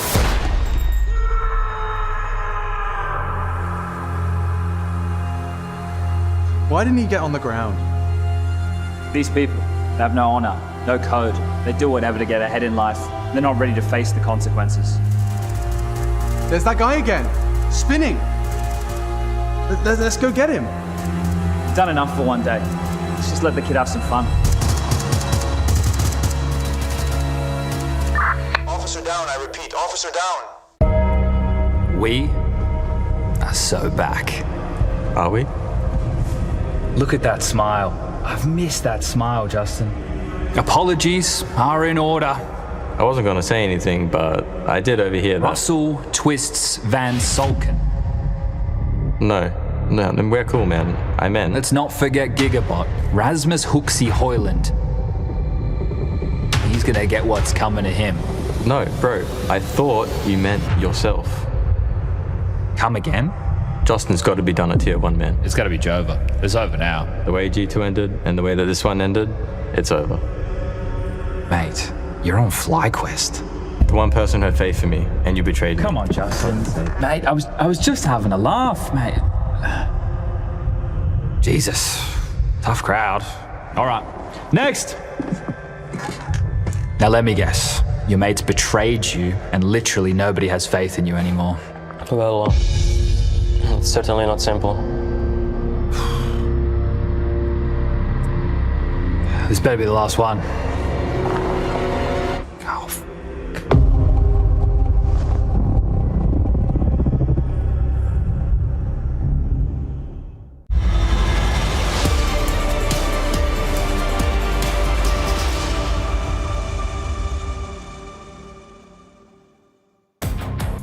We're in the lower bracket, and a win for BC Game on their map pick of Dust 2. We're heading to NIP's turf in this do-or-die affair. And our question is whether we even need a third map. Will BC Game be able to follow on, chase that momentum built on Dust 2, or will NIP build us into a third on their signature pick of Nuke? Yeah, bring everybody up to speed. NIP started off the tournament with a 0-2 loss to Liquid with the standing Crimbo. They went on to take out Passion and eliminate them 2-1. BCG's road started with a win over Legacy, who have also been eliminated, and then a bit of a demoralizing loss to the Frenchmen. 3D Max had their way with them on Overpass and Anubis. That's how we find ourselves battling for a spot in Stage 2. And a flawless CT side on Dust 2 means that they have the momentum running into Nuke. This is a map they have played together online. They got the victory. NIP, they played it 3 times. There's going to be a lot of running in this pistol. Certainly no nading. 5 sets of Kevlar and Aragorn. A nice aggressive position in the hut. Will be able to react if Crazy needs help. He does. He really does. He's going to back away to B. They're going to chase him down. Yeah, they're quick on this. And Crazy, he just wants to play for that one tap. He's got it again. He don't forget the impactful CT pistol we just saw on Dust 2. Gets his first, dips away, concedes the space. Vent rotate. All the bodies are here. They're going to be coming for Kaspersky. Simple makes a bit of a meal of that. Ken distracted by it though. Mutiris will profit, and it's all collapsing for the Ninjas. They were really hoping to put their best foot forward. Starting off their map pick with a pistol, especially on T-side, Nuke would have made all the difference, but they get nothing. A couple of consolation frags, but BCG taking another pistol. All right, well, this is where we know exactly how the game can flow for Snappy with the calling. And it can really turn into a bit of a sunken cost fallacy, right? If they're able to get this force, get close, get the bomb down like we saw in Dust 2, they force again, and it waylays the traditional game plan. Snappy loves the shock and awe, right? We all know the end stays where he had that explosive roster that were able to run you down. But if it doesn't work in MR12, it can get away from you damn quick. Yeah, and it's something that we've also, we've highlighted that when it's working at its best, even if you know that's his tendency, it can be difficult to beat them at it. Every round's pressure, right? Yes. Every round has something you have to be ready for. Walk through that. Kaspersky, a real forward position that does catch Simple off guard. Crazy. This is Crazy. He's got so many opportunities. How does he profit? Just the one. Good awareness from Kaspersky. Maybe waiting a little too long. No one's down on B. Oh, just rotating now is Aragorn. He's too late to this. It's looking great for the Ninjas. No pistol, no problem. No pistol, but you'll take a second round instead. Kaspersky's forward momentum, slipping the ramp smoke, an early kill onto Simple. And a second onto the boosted Crazy. Mutiris would have loved that onto Ken. Yeah, if they get one back in, they might give it a go because they're hanging around, so they're giving it a look. And that should be that now. Electronic with the, I was going to say auto shotty. They boosted him up to make sure they get this rifle. So definitely back off and hold on to these. Now this is when it goes right. And that's all on Kaspersky, right? I imagine the conversation outside in the huddle is, boys, we're eliminated if we lose this map. We don't want to have regret. So if there's an opportunity you want to make a play, Snappy's style, you need to, right? He can make the calls, but you need to deliver him the frags to convert the rounds. And Kaspersky, the pole, can be very happy with that. 2 in his back pocket. The second, very important, because a multi-kill from Crazy there, BCG would start to swarm. Okay, so the setup is something you have to keep in mind for BCG. It's going to be simple Mutiris combo outside. I'm trying to look at Electronic. Like, when did he catch him? He just glanced up. Wow, fair play. Fair play to him. Like, his teammates had already passed and rounded the corner. He still has the presence of mind to consider the boost. So we'll get some guns out. Electronic and Simple. Yeah, so Mutiris has donated that one, and they'll go for this little cheeky boost. Yep, Silo Jiggle spotted the boost. You don't repick that. Nope. Oh, Ken's playing through the smoke. Oh, there we go. It's more of the same. Kaspersky in the previous, now Ken just throwing a bit of aggression into the mix. Very, very quick. Oh, a lot of space. Simple will be aware of the possibility. So a lot of outside room. Normally this forces you into the lobby play.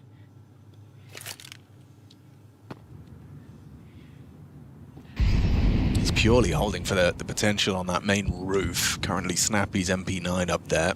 And they're giving them lobby, right? You can see the position of Shush. He's on T-roof. So they're happy to give all this over. They want to take these fights on yard. They would give them the lobby space. That's okay. So you'd be looking for like a heaven hell finish. Shot. A surf in there from Snappy. Nice from Simple, though. Just tracks him, removes him, and now B is going to be, well, a rotation required. You can see the descent of Crazy. Just a 5-7 and a second body arriving. Mutiris has a smoke, Alex. He could block the windows. He could block the single door. 40 seconds as well. How do you throw it? Where does he throw it? Window. Okay, so they can... I was going to say lob a smoke out of single, but they don't have a smoke. Crazy. Oh, the perfect angle, the swing. Completely overlooked the potential. It's Ken that's gone down. Needed another. Simple manages to build off of it. Punishes Wrinkle exposed. Kaspersky, awkward situation with 20 seconds. They're considering it. His teammates coming back to join him. Simple's holding the line. Already Mutiris ready to punish. As the angle, they have to plant. Kaspersky's going to be focused on that. There's a back turn. Oh, not enough damage. Still weird. Shush in the clutch, but no time. Just going to try and keep hold of his AK. BC Game wrestle back for control. They're just trading blows back and forth. We saw this the other day with NIP in the server against Liquid. That was a fixture of that matchup. Took, I think, 7 or 8 rounds. 4 teams were able to break serve. Yes. Well positioned by Crazy. It should have looked a lot simpler, right? Mutiris gets that kill, it's over. So got a little bit sketchy there towards the tail end. But saved AK, a couple more can be invested upon. Shush got TK'd there for 5 damage. Unbelievable. So fast, just trying to make a move out the door here. Oh, really are seeing NIP playing without any fear. Has to be careful. There was flames on one side and a HE in his face. Aragorn anti-flash. Oh, controls the spray, but flash. They're in. It connects, they are in. Kaspersky got a lot of work to do. Mutiris already removing some of the supporting cast. And yeah, they were caught out by the walk there. Really cheeky. Uncomfortable for Wrinkle, but with low HP, Simple's just crated. Simple has just crated. And Mutiris has gone down as well. Big clutch available for Wrinkle. Pulls it off. That's a horrible way for it to go down for BC Game. And for Simple in particular. Oof. Okay, that's one where the stress is definitely going to spike for BCG. So Aracle gets his, eats the flash, traded. Taz has taken a timeout. I think, yeah, there's going to definitely have been some words exchanged here. This looks so labored as well from Wrinkle. How does Crazy not kill him? Especially with the moments that we've seen Crazy have in this last patch. That must look damn ugly from his POV. Ken is beating himself up, man. Yeah, I think there was definitely some words being had there. So the fact Taz takes this, he can interject. He can get in between any of it. And you are going to see them force buy in again. Or at least I think you should. Loss bonus dictates.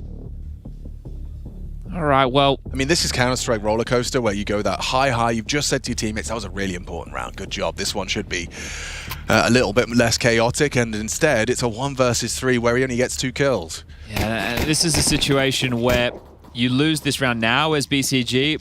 It's worth 2 for NIP. Right, and you got some Mac 10s as well, so you're going to be able to punish those exposed heads. Only 1 helmet in the mix. So last time they were in this scenario, they took yard control, they took warehouse space, and they got picked apart and tried to finish B. This time, more direct, straight down secret, not going to mess about. Going to be less complicated. Simple need to play in the block. Gets his smoke down, anticipates that Mac 10 fast.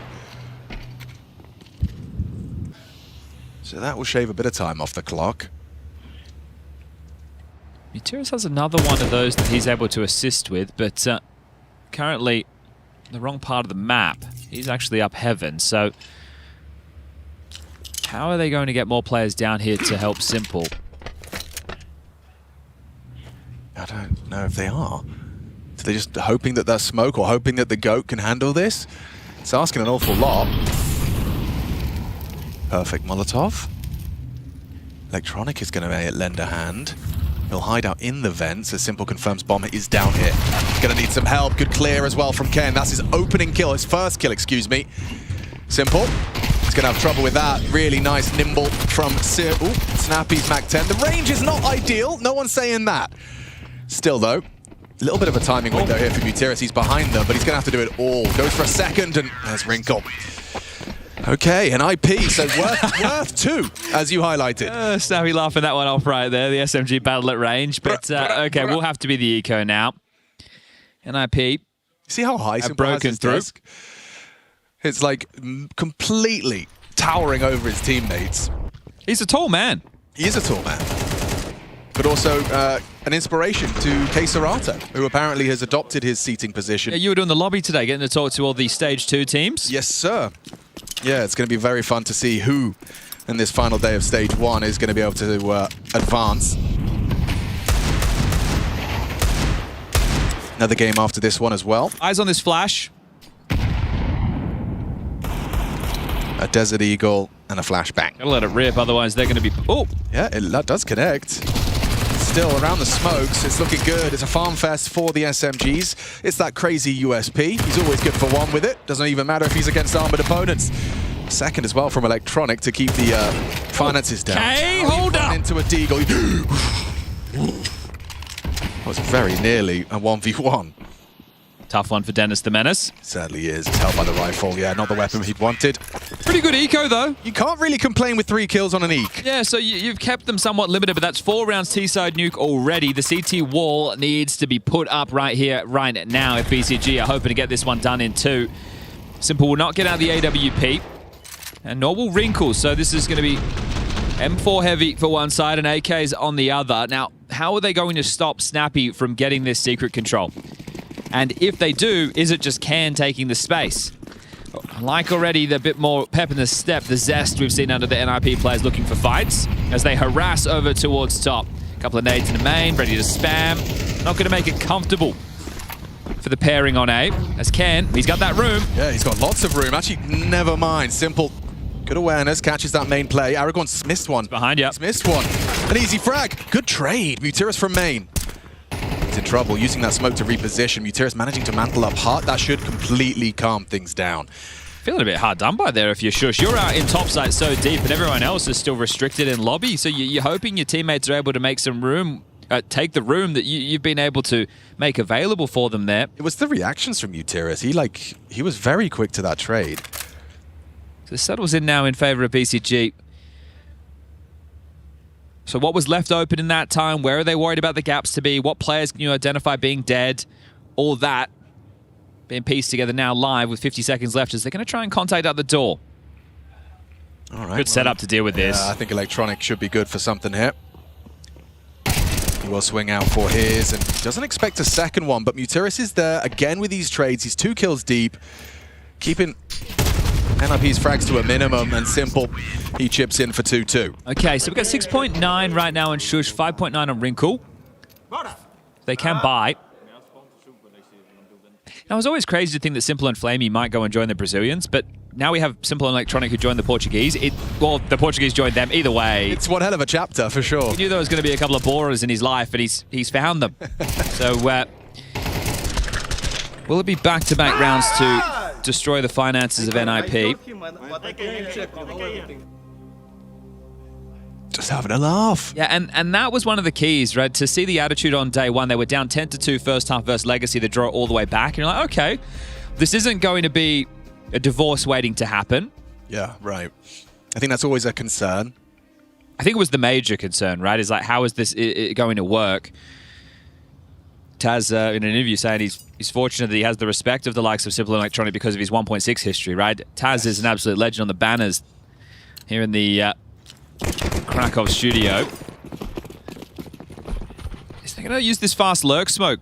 Try and maybe get down the vent. Doors naded off. Shush. Aggressive pathing. Electronic trying to oversee. That entire combo is to allow this type of move. Yeah, trying to spot out someone aggressive Heart. Maybe you go straight through the smoke and you book him with a flashbang. Oh, what? Didn't Hard clear it. Down the vent, though. Okay. He's heard that. Yeah, the bomb's on its move, making its move. Snappy going to try and play for the plant. Simple's there in time. Denied. Kaspersky, an important one, should enable the plant at the bare minimum. Ken catches and cuts, rotates. He's not ready for Aragorn. Yes, he is. Impact from Ken. Kaspersky in the clutch now, basically completely detached from his teammate. Eats the nade, does damage, and Ken's here to clutch up. Double swing, double fight. Oh, it's the Mutiris trade. You can't get away from it. It is inevitable. Good attempts right there. Yeah, exists making sure Ken gets his flowers for his impact on that when he made that doable. Kaspersky, completely different round. Oh, he saw him. Yeah, he saw the little shoulder. All right, so that pathing right there, he's coming out, focusing for that while the flashes are going off behind him. Right, so Shush doing his pathing, catches the arm. If he gets the kill, completely different round. Yeah. Nice fucking info. Nice info. All right. Okay, oh, here they go again. This is that sunken cost fallacy I was talking about, where most teams would just take a lighter investment and then use the 2,400 into the next for a full buy. Snappy's going again. He knows it came down to a 1v1. So he wants to try and punish and keep the finances right where he likes it. Love this. Audacious from Electronic. Very forward position into the hut now. A test for Crazy is inbound. Yeah, he is on his own. He doesn't have support. Oh, here it comes. Just in time. Simple will be there. Oh, he's letting Simple take first contact here is crazy. And Simple rewarded for that. Finding Kaspersky, hoping to hide out and be overlooked is crazy. Now he tries to catch them as they further forward. Electronic locking the door behind them. Or the bomb. Ballsy to be pulling out a nade. Crazy does control the M4. Snappy that removes that locked door. Gives More them where that came from. Ken was good last round with the lurk. He was, and he's doing it again. Simple could very likely be sideswiped by the main arrival so late. Aragon's considered this. Okay, and yeah, Simple gets that warning shoulder from Shush. Snappy in the hut, Ken out yard. Weird division of labour for the T's, and you're right, Aragon was perfectly prepared for that one. Again with the Mutiris trade, covers his teammates. It will be BC Game taking the lead. Okay, so this is about assembling the blue wall, as mentioned. 3 consecutive will have to be the eco now from Snappy and the boys. No bomb going down, 3 players staying alive. Maybe just some deagles, go head hunting. But it feels, with the way that Aragon's laser-focused main, they are playing good nameplate Counter-Strike. Okay, Yard player still alive. We have to consider this. It's covering Simple. He can take the door fight. Considering the limited time they've had together, there's some details that look good. I understand if they do progress to stage 2, it's a completely different ballpark regarding the level of opponent, but this is such early stages of a team no one had any expectations of. And some had maybe too high expectations of, seeing the Great One back in the server. This whole BCG project, was it just a way to get Electronic trips on a helicopter? Well, flying high right now, 5-4. Up against the Eco, likely to be 6. Yeah, I'm actually, pleasantly surprised to see how well they're meshing. It just seems like such a kind of left field mixture. Oh, yeah. And yet, yeah, there's a degree of polish that I wouldn't have expected. The amount of doors they knocked on looking for cores to give Simple this opportunity, insane. Yeah, this is an opportunity that he won't let go to waste. If I were the BCG ownership and I've said I've just spent this much money, you would want him to be trying to deliver.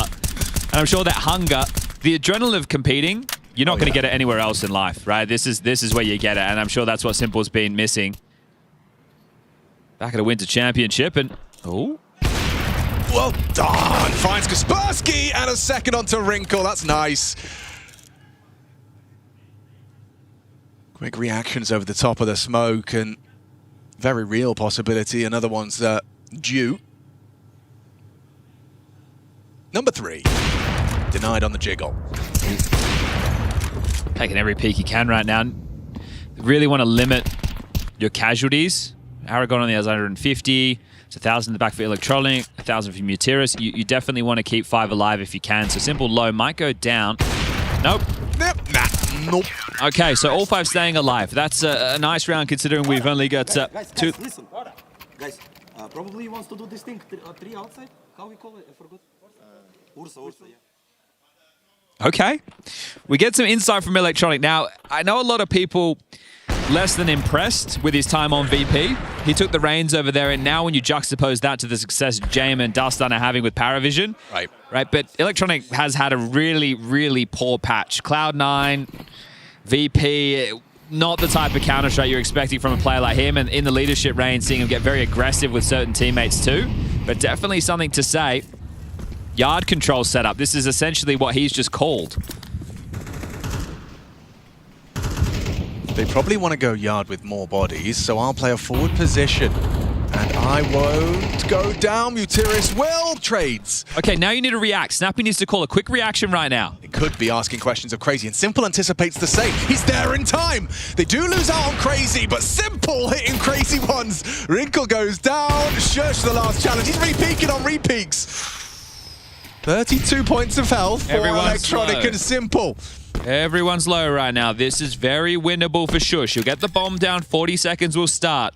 This could be a very determining factor as to whether or not a 3rd map is required. A 5th round on your T side would be brilliant. Both going vent. Look at all the util that they have to work with right now. Full belt on Simple. Who trades who?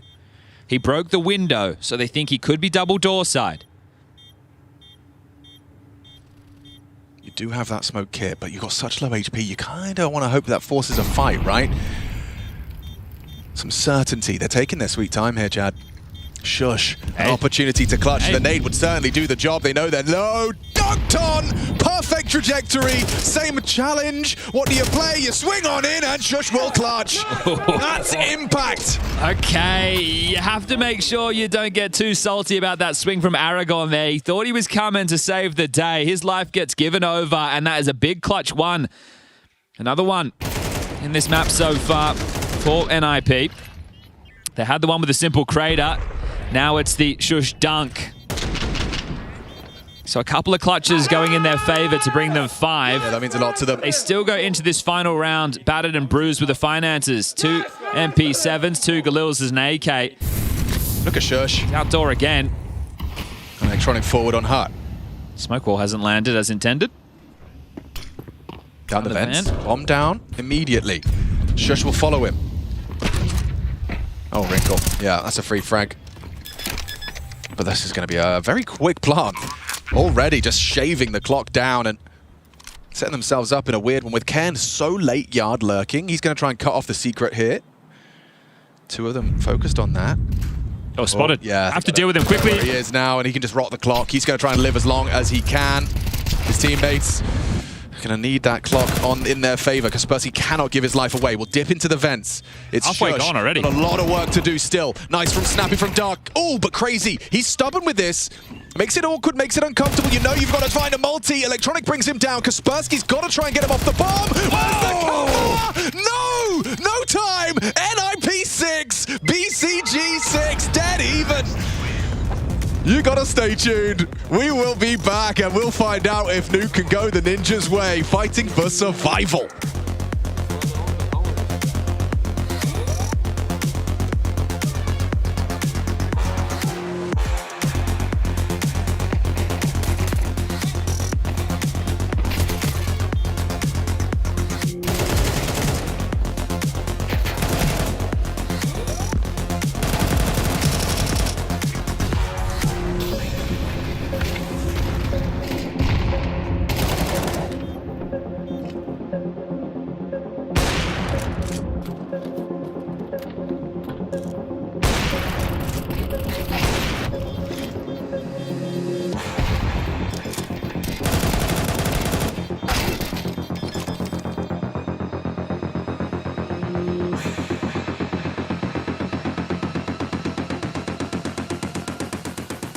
Yellow. Red side. Side, and yellow. Yellow dead. Behind. Side. Side. Behind. Defuse one. Inside. I have it. Aqua. Okay. Glasses. Door. Nice! Insta walk. We're not stopping. Careful, OC. There's one stepping under, no? Yeah. Just walk on him. You're allowed to insta. Chill. They haven't only heard one. He hit two. They smoked door again. I hold mine. Yeah, hold windows. We just reset the round and molly and then listen. Just chill. One windows. Oh, don't get spotted more, please. I'm sitting 2 rows. Yeah. They know we are multiple now. Yeah. One windows. Give bomb here. You wanna still go secret? Guys, we should go. Yeah. So we should try to see if we can just smoked door again. I will molly here. Let me molly. The third door smoke. Nice drive. I hold that. I have double open, guys. Do you have a smoke? Double. He saw bomb, double. Guys. Nice. I will run out single. Can we come? Yeah. Wait. Distance. Space. Molly close. I'm Molly Vian. Help me. Aqua. Guys, Kevin, I'm coming behind Rain. Vent. Nice. Aqua, oh my god. Nice. Oh my god. Nice. Fuck was that? I was just shooting so many bullets at the guy, man.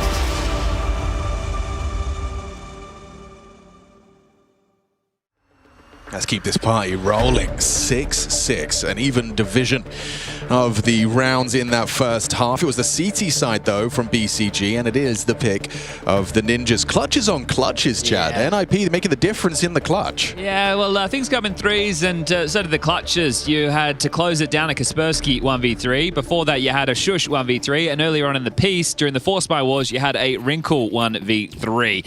Those are difference makers. Those tee you up to win your map choice now that you get to swap over to the CT side. Oh, it's been many a moon since I saw Simple searching yard with a P250. Let's see if he can find the opener. He was finding quite a few of them over there on Dust 2. One trickle smoke, and away they go. Wrinkle's here. He's going to commit to it, yeah. Tuck's on the corner, so just going to be playing for the jump scare. Electronic, the first man on the scene, and walking in, but perfectly pre-aimed. He nails the first bullet out of his Glock. It opens the floodgates. They'll start to spread. Snappy actually going to use that open window to try and kick up a fuss. Ken's having a bit of trouble hitting the bullets. Snappy, good one for the first, but quick trades from Aragorn. 2 kills in the pistol from the Portuguese. Shush on the vent descent, going to have a go. He's been spotted, and it's 3. Nice. Clean shooting there. Very, very good stuff. That quickly dispels the problem of losing those clutches. Now you've won both pistols. Problem you had in the first half, you didn't convert. Now you have to. Right? This is T-side. This is where I think there's going to be a couple more difficulties. The desk discussing a map like Overpass, it's hard, right? You need to be able to do your defaults. Nuke is going to be the same. It doesn't necessarily have to play out, but sure, we always talk about yard control, smoke walls, push-pull, forcing rotations. You could have a little bit more shock and awe. And if you can deal with this Force Spy, you're going to be set for what should be 3 straight rounds out the gate. Wrinkle starting assertively over towards Warehouse. Kaspersky will rotate down the vent early, so they're already addressing the problem of the secret leak. But it is smoke and mirrors. Materis has not crossed. Another block smoke thrown to door. One more of those for Ken.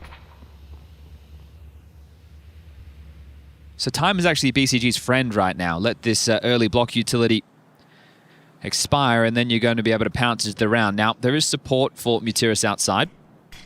It's going to be Electronic, as there you go. That's that last key piece of utility, and he's got main control. Yeah, he's got the fight onto Shush as well, looking rather worse for wear on Tetris. Heaven under scrutiny. The fight's working out for them with Ken and Snappy's D-goal. Double from Snappy in the Heaven. And Kaspersky missed shot on the back of Electronic. Now swinging on out. Good covering fire. Electronic has maybe saved them. Wrinkle, a really uncomfortable clutch. Knows Crazy's beneath him. Electronic not giving him the fight, and exposed to Crazy just enough. I mean, sweat on the brow, right? BCG, that was a little bit hectic, a little bit scary, but they come out on top. I want to see those Snappy Teagles, please. One of the oldest dogs we've got in Counter-Strike right now, hitting some absolute zingers from the heavens. Oosh. Unleashes the first, and then, oh, that is beautiful onto Materis with the second. Makes it very, very threatening. And you hear the roar from BCG on the conversion of this round. They know how much that one's worth. On the CT side, you cannot operate with the Force Spy the same as you would on the T. And Simple enjoys that one. This is it, right? You buy this core, you give them Simple and Electronic. You have 15 days worth of practice. You've been together for less than a month as a team. You pick up your opening round win. You're now facing elimination, but you win this. You're already 1 map to the good. You progress with the big names. And that's where we get to see the chance of a Simple going up against your donks of the world. The Monacies, the Kiyosukes, right? Molodoys. That's an exciting prospect. And it's been some time, right? Obviously, chose himself to step away from Na'Vi. Had a couple of stand-in stints. Falcons, FaZe with the major. Then he's on a roster where it's like, okay, he's with, you know, Sasanito, Andu. It's going to take a while to grind back. You're going to have to do it the hard way. 2026 rolls around. They go shopping. They buy him a core. And it's still Simple after all. I'd love to see him going toe-to-toe with the big names in the big 2026. Counter-Strike keeps rolling on. And for many, the GOAT. Just love to have him on the screen. Yeah, man. I mean, Counter-Strike's better with James and better. Oh, okay.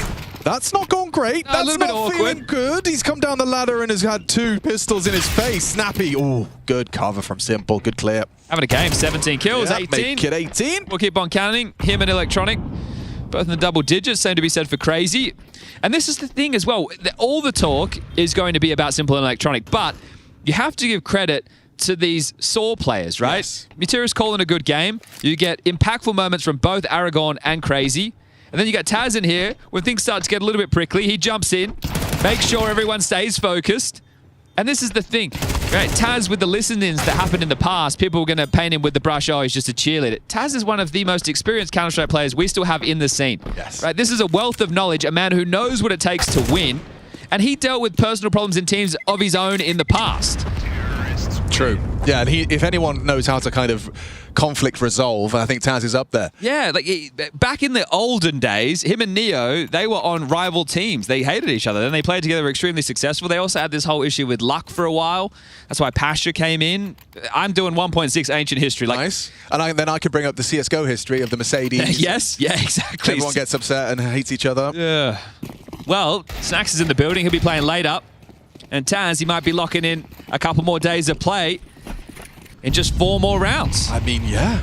T-Side's definitely got off to a flyer with the pistol win, but if you can win the first gun, then it really does feel tantalizingly close.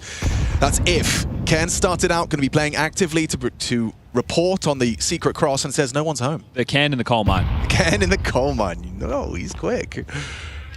Nice throw. Lands perfectly into Kaspersky's hands. He's Danish, it's like a handball thing. Well, I'll be getting punted out of this one very soon, NIP. Yesterday was hard fought. Today... I'm curious, is this for... Oh, that's not so good. Who's going down to get that? Excuse me, can we have our ball back? Kaspersky's got him dead. Oh, Aragorn, rough death. Oh, no vision. Kaspersky still nails a second follow-up headshot. Number 3 as well. That's the Kaspersky we know. Impeccable. This is where it is going to get hard on the T side, right? Trying to piece together and execute. Definitely doesn't help when he's playing ahead of the nades and finds the first, the second completely blind. This kid's got aim. He's got aim by the boatload. Yeah, no doubt about it. So... we were just complimenting Shush's nade throw. Yeah. Well, tough for Aragorn. Really tough for Aragorn. I don't even know if he saw the shoulder just as he swaps to his nades, but Kaspersky, I mean, he's on one. Not even a smile, not even remotely, because he knows how serious this game is.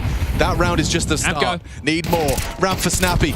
Gotta get out with your life. Support's on the way, but they won't be able to take the line. Wrinkle will have to give it to him. Mutiris, this is so quick, so braze. Just running and gunning, hoping to catch Snappy off guard. Kaspersky, prime position for him to do more of the same. Tap some heads. Getting closed in on Snappy Profits. Look at them go. NIP feasting. And Snappy gets completely overlooked. Aragorn's had a couple of screamers in back-to-back rounds. That's got to be comms. Okay, so there you go. There it is. Is it a Taz timeout? Maybe not this round. Maybe just let it play itself out. You know it has to be an eco now. Give it the 9-9. They wanted to... Okay, so 2 things happened here. One, Mutiris was disconnected, right? He played through the flames. Guys, please, don't hurry up. I say 2B. Don't need to push, Muti. You don't need to push. Look, this is the thing. You would never say that he's wrong with what he's saying. The problem is, and you hear this with... you know, the Eastern European culture, CIS, that they're much more direct about things. And, you know, when you're talking to a fellow Eastern European, that's normal, you know? But the difficulty is when you're talking to someone who isn't, it can be perceived, and especially when it is simple. Yes. Like just, I know I would play worse the second Simple starts sighing down the microphone at me. Yeah. So, look, a moment of pause right now to be able to start piecing this together. This eco should be farmed up. Oh, great. Kaspersky's had enough of this, hasn't he? Done, action man. All right, 5 staying alive. So some nice rounds in back-to-back-to-back fashion now for NIP. That's 3 consecutive. They've shrugged off that pistol loss quick, haven't they? Yeah, but this is the problem within this map. You're going to be containing all of those lost 1v3s in the first half. If you're BCG, you feel that first half should have been dominant. 9-3 is likely what you feel like you should have been walking away with. Maybe even 8-4, and it's 6-6, and now it's all tied up. And you lose some key moments with things disconnected. The pressure's starting to rise. Taz didn't bother taking the timeout when it was going into the eco. He saved it for a worthwhile moment. Now, again, going to be calming them down, making sure that doesn't flow into this next round. But they need to make sure that they're on the same page with their approach. Will it be technical, Or will it be in their face? Because the in-the-face moment, like that one previously where they scaled ramp quickly, it looks good, right? They were punishing Snappy, Wrinkle over peak because, oh, my in-game leader's in trouble. If they try and play this chessboard Counter-Strike doing the smoke walls playing behind it, they are going to have to make sure they take it at such a tempered pace. And I think NIP will be comfortable playing against that. There are limited nades as well, which removes options for Mutiris to be able to call with. So I feel like it might have to be a bit more direct. Smoke wall, as you can see, not landing. Happy, same angle, different result, because he sticks around for a little longer here. Wrinkle reacting. Silently down the vents. But they know he was aggressive door. So you want to try and piece this round together. So they have hit the pause. They've got this ramp control. Still clustered in lobby, no outside space, but they're not aware of that. And the AWP's not out there, so it just doesn't mean it can cover the line for main and the secret cross. There's two riflers having to pick up the slack with that.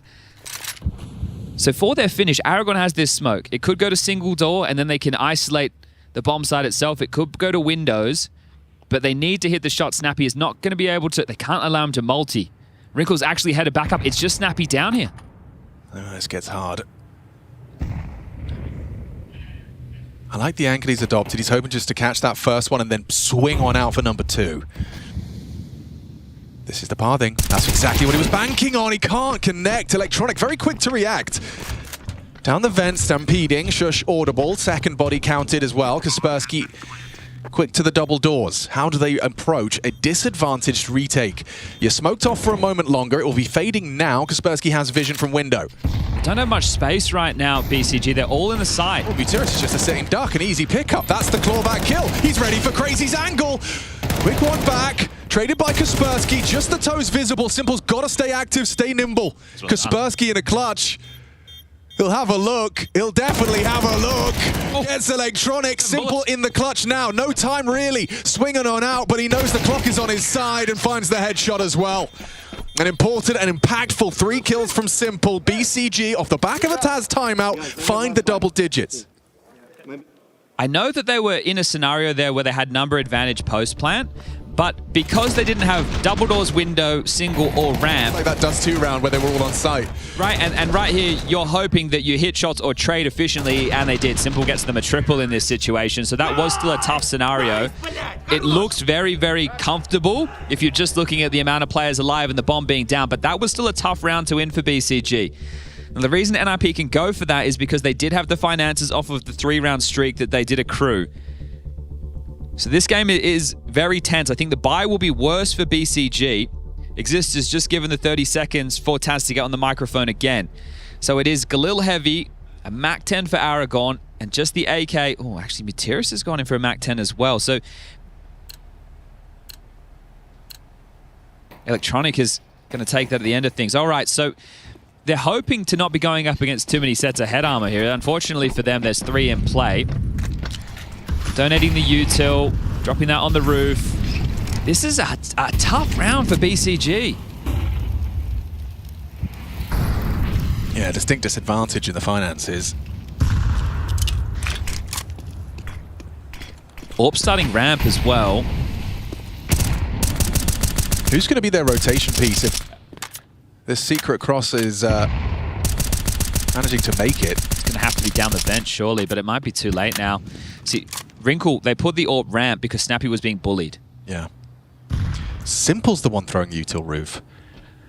It's Wrinkle that's going to sweep through and ask questions of the lobby. Never mind, he'll stay on the line. No one's rotated. Oh, no, I tell a lie. Ken's just gone down B now. Very loud about that. May have been relayed, may have been audible. Well, he's heard that flash, so he's going to be calling for some type of support. Hang on. Lobby. Oh, shush! He wasn't ready for Aragorn. They've lost the opening. Kaspersky's got to come up trump with the double at least. There's the number 1. Denied. Traded by Crazy. Important, impactful. Wrinkle. Quick flick onto Simple. I'll have to take the rifle if he wants to have voice in this one. Probably voice back of your head, screaming save right now. Yeah, right. I mean, they've had so many clutches in that first half. He's going to have a little look. Oh, wallbang finds Crazy, doesn't panic. Oh no! Went hunting. That's a way back in. Got greedy. He thought he was on his own. Didn't expect number 2.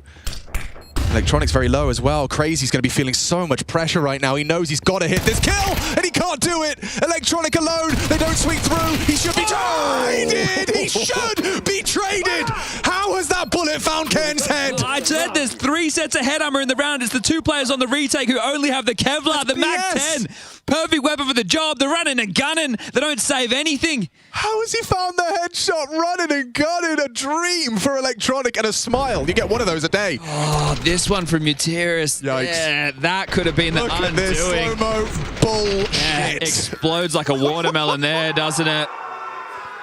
He had 10 HP. Oof.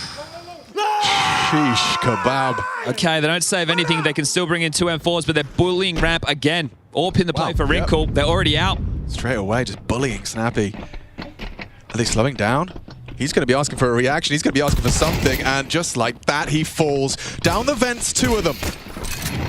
This time, they're going to play for the window side. Wrinkle has a moment of vision with his nade break. And Kaspersky does kick up a fast. Good find. Low HP, retreats, re-smoke double. Still such an uncomfortable round, isn't it? Yeah, there's a kit in this. But again, like last round, I thought there would be a save for sure.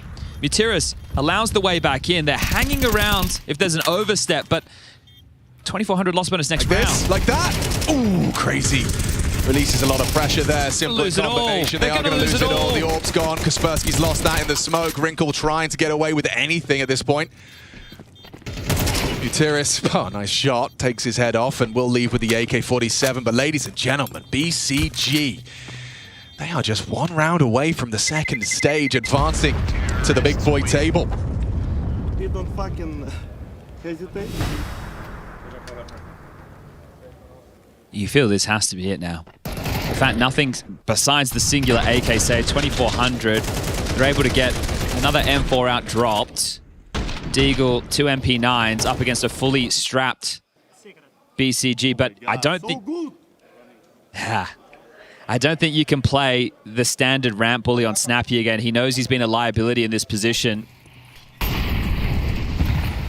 Just getting run over. They're literally just charging him. They have no respect for his aim. If you're making plays like that, you have absolutely no respect for the player. Ramp player, 1 done, drops down. You're just not expecting the 1. What's the call from Utiris? How does he want to close this out? He's actually going to be the first man in. Top split. A top split indeed, and there's so many gaps. Just in the open. Still Kaspersky good for 1. Got to respect that, but need more from the teammates. They're collapsing! BCG just got to find Snappy, and stage 2 is theirs. Krakow's calling, and they answer. Wow, what a game from BCG, getting that one done in 2 straight maps. Simple is back at an IEM Winter Championship, and he will progress to likely lock horns with some of those bigger names. You've come through the lower bracket, you're going to be one of those lower seeds, but NIP eliminated by a newly put together roster. The Saw Core plus Batman and Robin at Once Upon a Time, and you have been sent home. Liquid with a stand-in. And this jigsaw puzzle that we're starting to see take shape in front of our very eyes. It's back to the drawing board for NIP, but BCG will live on to play another day. And when you see the highs, when you see the shots getting hit, you think, what more can really be in store for this team? It's exciting, it's fun, it's nice to have Simple back on our screens. Stressful at points, but taking care of business. Yeah, stressful game. Electronic and Simple in form, and of course you have to give praise to the Portuguese trio, really delivering and being a big part of things. It does look like we've got Snappy standing by, so we're going to throw it over to Shox with the NIP exit. Thank you very much. We'll of course hear from BC Game shortly, but first, Snappy, what went wrong today?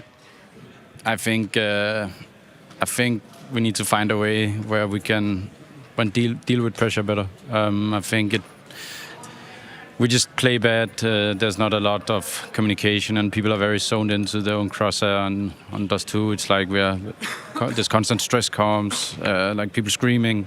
We're not leaving lurks, and then it's like we don't have overview of the map. And I think it's down to stress because it's a different team I see in practice every day. But we gotta go home and get more reps, and we have to learn from this. But it really sucks because it feels like we have so much more, but it doesn't come out in these officials because of I think stress. Yeah, when I see you having that read, on the one hand, I would say, well, yeah, now you know what to work on because there is a new situation here. There's Cairn really finding his sea legs, let's say, in the server. So does that make you hopeful that now that you have identified it, that you can grow out of it?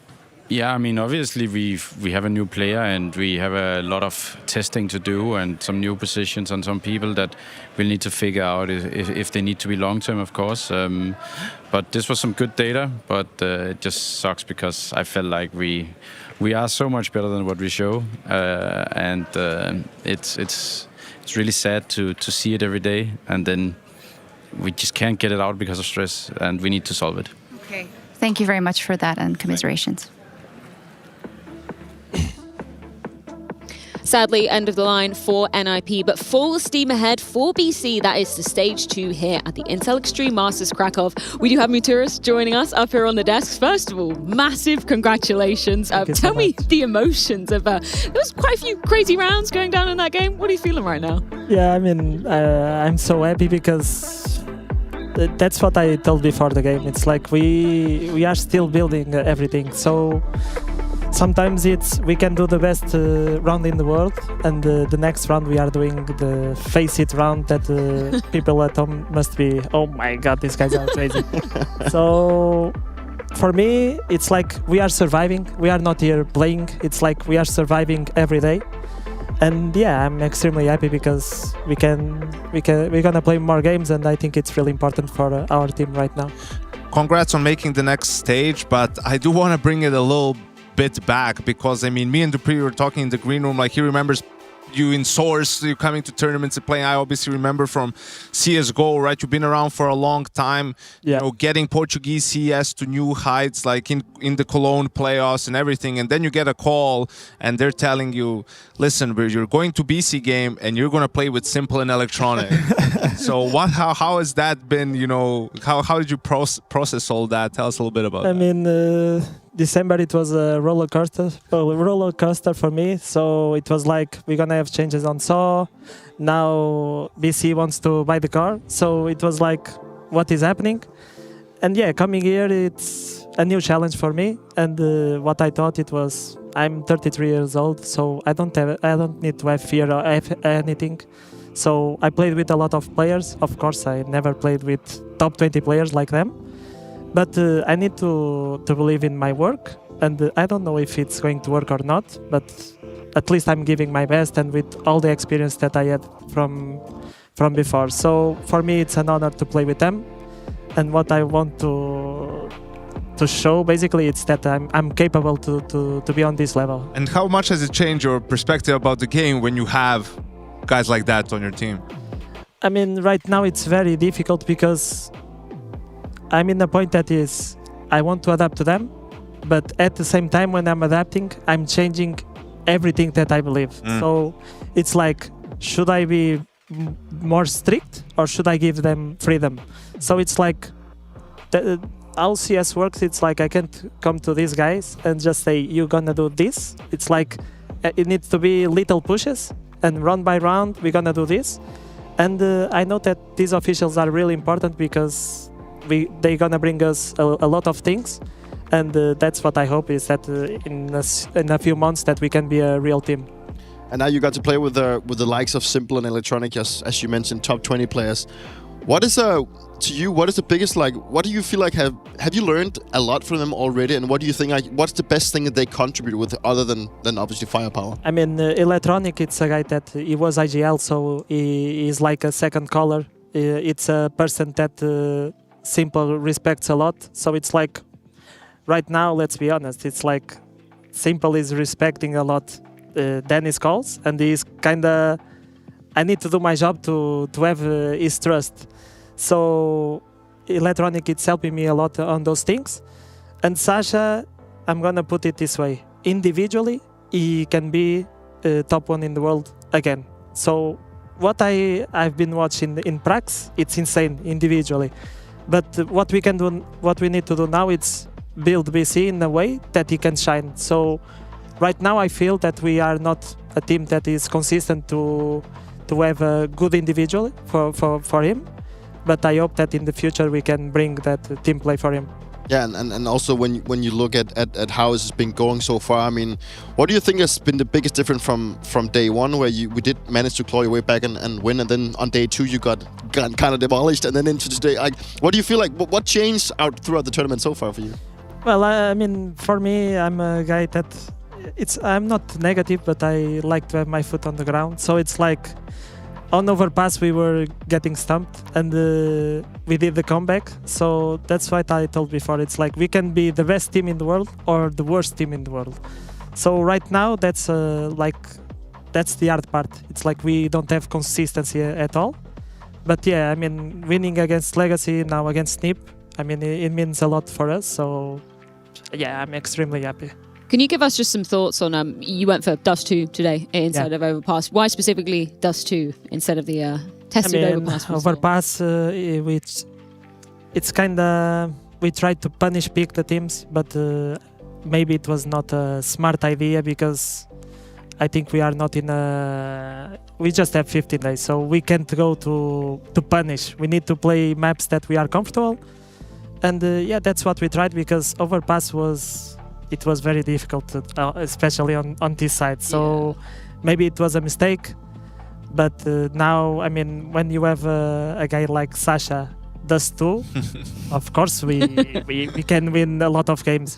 So that's, I mean, I think that every day we are learning something. So that's what we want. It's learning, and work hard. Makes a lot of sense.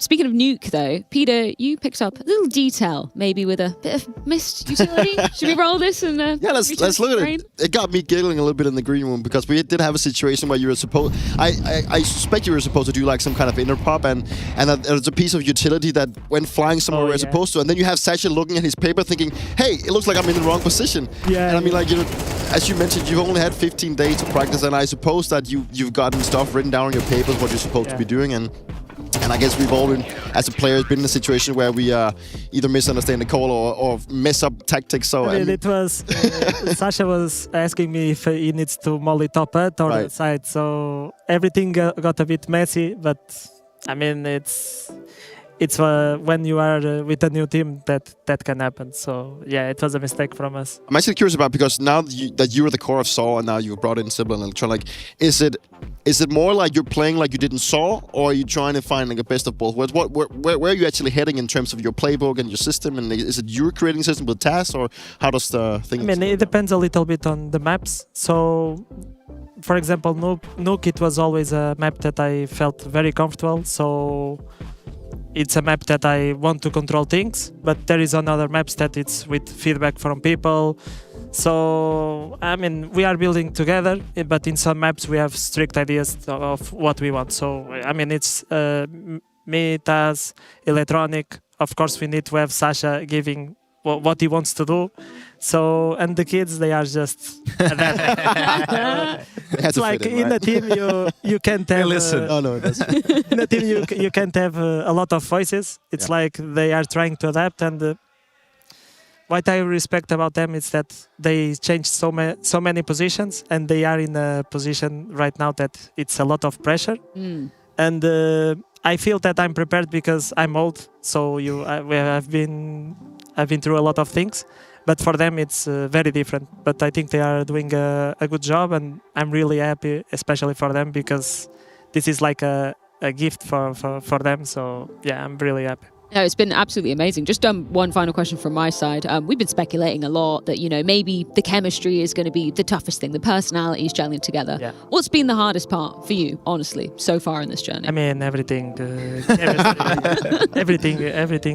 this team. Like we have been here for 15 days practicing, and it feels like it's 3 months. So we are leaving some pracs that I'm just, oh my god, this is crazy. For example, if we tilt, if we are not doing the things. So, I mean, there is some things that we gonna need to change for sure, and I hope that we change. But right now, these 15 days have been rough. So yeah, this win, it can help to give some energy for the team. But yeah, I'm really happy, and maybe we are not prepared to be in the close to these great teams, but I'm really happy that we are. So let's Anyone enjoy. you particularly want to face? I mean, there's some Oh big my names God. up there. Not really. I mean, I think that all of the teams they are way better than us right now. I mean, they are more prepared, and for us, BC bought a core, but we are a new team because the kids that came with me they just changed all positions, so everything is new. And doing this with 15 days, I think it's amazing. Well, thank you so much, Mutiris, for joining us for a bit of an extended so chat. much. Congratulations. We look forward to seeing you in stage 2 tomorrow. So maybe go and get a good evening of rest and so much. preparation. Amazing stuff. Yeah, BC Game will indeed be progressing onwards to stage 2. Lovely to get to pick the brains of Mutiris there and learn a little bit more about some of the challenges, some of the highlights, maybe some of the things to be working on moving forward to stage 2, because he's totally right. Like, and I love that he's honest about the fact that it's a core that's been acquired, but this is an entirely new project. You can't come into things with any preconceived notions, and I'm sure you've been familiar with that in your time, Dupree. Yeah, multiple times. I really loved his honesty, and I loved his wording saying that they're actually just surviving right now. They're not actually here to, yes, they're here to play Counter-Strike, but it's more like we're just barely surviving, keeping our heads above water, and that's also what we've been seeing, and it's also the fact that he explains those 15 days as being 3 months, you know, and there's practice games where they've been left tilted and not doing what they're supposed to, just brings back, unfortunately for me, some really bad memories from my time in Falcons when I got to play with him, Symbol specifically. I'm not saying that it's Symbol's fault as a fault, No. but it's obviously a factor that has to be taken into consideration. So they're aware that they have something to work on, and there's stuff that needs to be changed, as in his own wording. So for BC Game to make it the next stage is sort of a surprise to me, maybe a little bit. Maybe also a little bit for themselves, and a very honest answer also when he's supposed to be talking about who he's going to be facing tomorrow, that all the other teams are just better than them. So yeah, he put everything. Yeah, well, much better. So definitely put everything on the table here. But yeah, I think they were perhaps a bit fortunate with who they ended up playing. I mean, obviously, in the sense of that Legacy just seemed, I don't know what's going on with them. Like, Yeah, that was a weird they one. just seem to be like not in a good spot. And then NIP today, you could feel the pressure. I mean, even from Snappy potential, or maybe what he saw in his players from, you know, even when Nuke it happened, the back-to-back force by calls, chasing that reset, it just didn't seem like they had the confidence. But for BCG, you know, a monumental win, even talking about, you know, VRS, because they don't have invites to some of these big tournaments, but this could push them in some of those invites for the Star Ladder ones, you know, the Tier 2 ones, which would be huge to accrue points for the major cutoff. But yeah, Simple and Electronic, keep going. 10 opening kills between the two of them on Nuke. Incredible stuff. Well, earlier on today, it was NRG to be prevailing on the B stream, which means we can begin to draw some of our stage 2 matchups. So let's go on over and check in with Shox. Welcome everyone to the IEM Krakow Stage 2 draw. I'm here with the head of referees, Ash. Hello Ash, how are you doing? I'm good, thanks. How are you? Very good, thank you. We have an important task up ahead because of course, after Stage 1, the teams will be seeded into groups A and B of Stage 2 according to their most recent VRS ranking. And currently, we are going to do the part of the seeding where the 2 higher ranked and lower ranked teams that went through the upper bracket will have their draw randomized. Stay with us, we'll explain it all, and if I make a mistake, I'm sure Ash is going to jump in. So, the first teams to be randomized are the higher seeds, G2 and 3D Max. G2 is Team A, 3D Max is Team B. Now, if this coin lands on heads, that means Team A has the higher seed and would go into Group A and face the Mongols. If it lands on tails, which is the other side that doesn't say Intel Extreme Masters, 3D Max would be the higher seed. Is that correct? Correct, yeah. All right, let's do it then.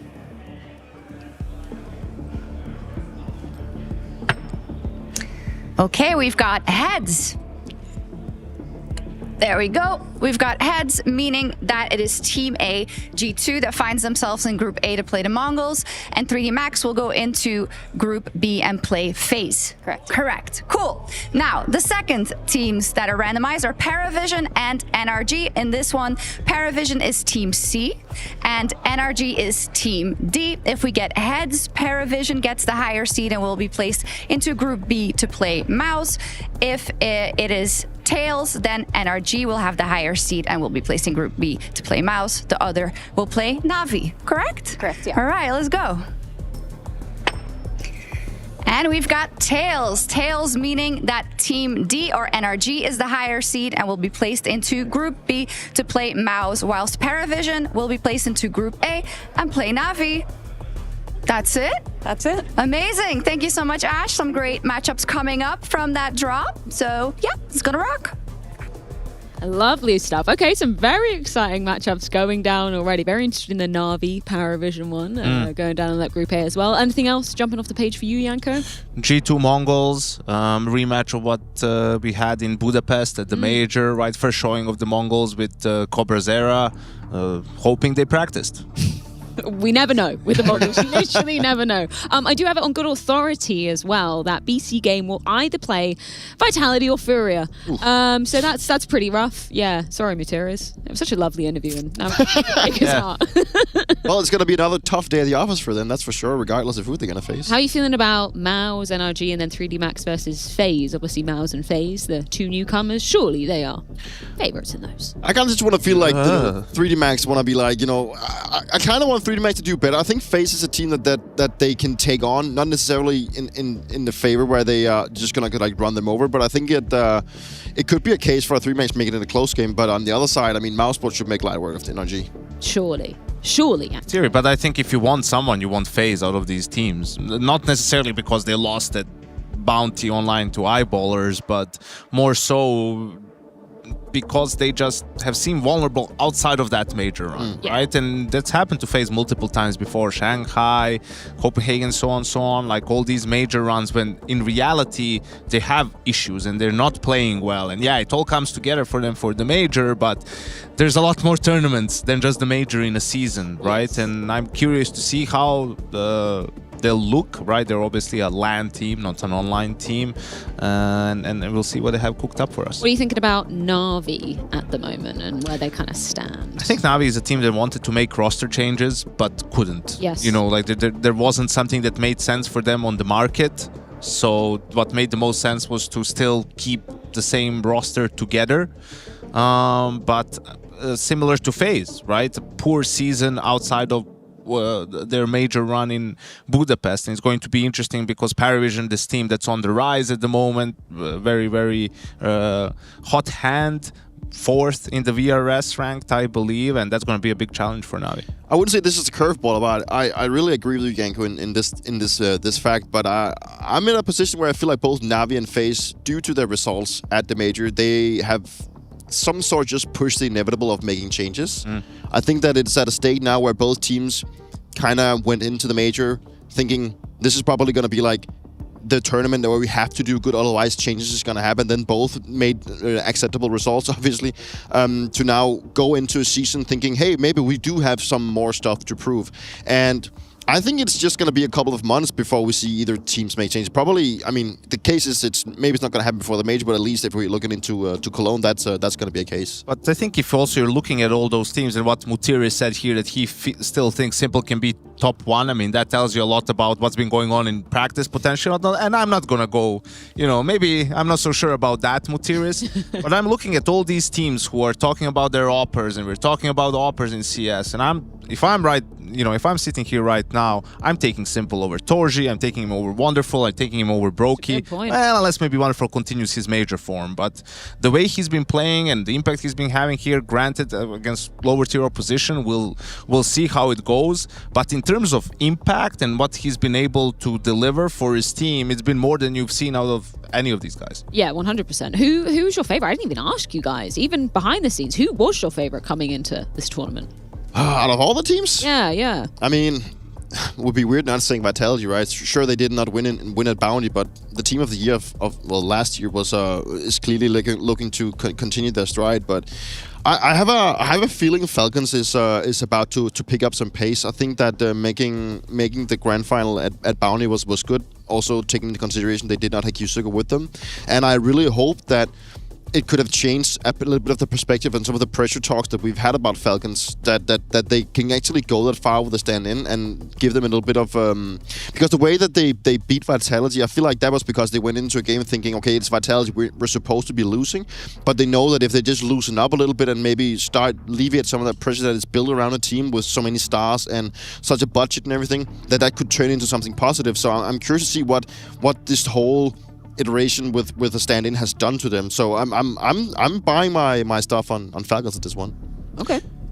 I don't know. I think Vitality, with so many teams being in flux, right? And we'll see what Anubis will do to a lot of these teams. It's very right? true. Like Train, teams have been good at it at different times. Even Vitality, even Furia, Spirit, Falcons, all of them, right? But who will pick up Anubis the quickest? That might be what decides the champion of this tournament. Well, either way, BC Game progressing onwards to Stage 2, and it's time to find out which other teams will join them. And if either one wants to do it, they're going to have to do the double today. It's GamerLegion versus Astralis going down after this break.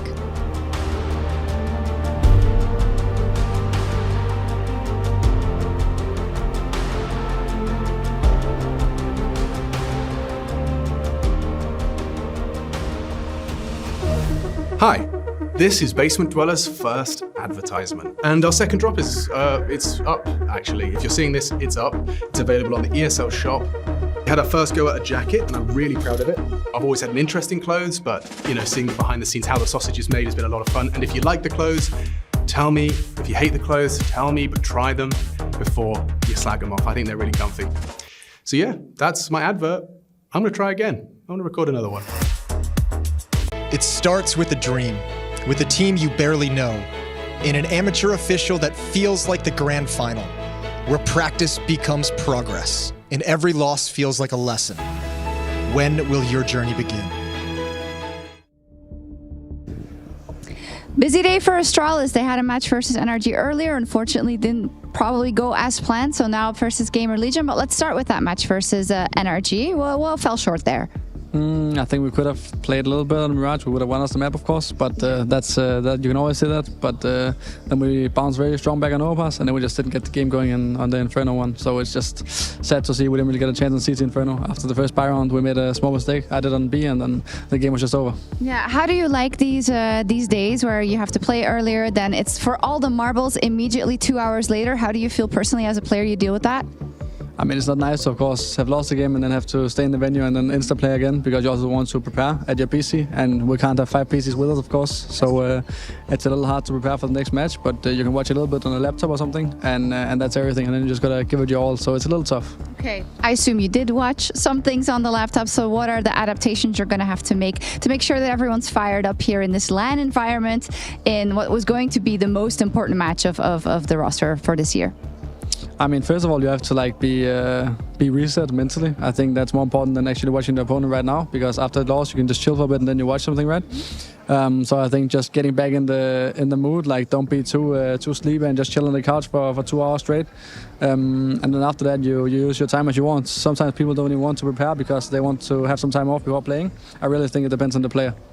Yeah, you say don't lay on the couch asleep, but when I just came into this room, you were in fact on the couch asleep, so... I did, but I said not for 2 hours, you know? Okay. I mean, when you get close to the match, you have to get up, get some fresh air, you have to actually be in performance mode. If you don't do that, then I think you'll most likely lose. So I think it's pretty important to not do this for 2 hours, but yes, I did do it. Yeah. I'm guilty.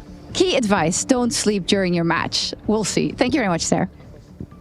The Intel Extreme Masters Krakow 2026, brought to you by ESL in partnership with Intel, Acer Predator, DHL,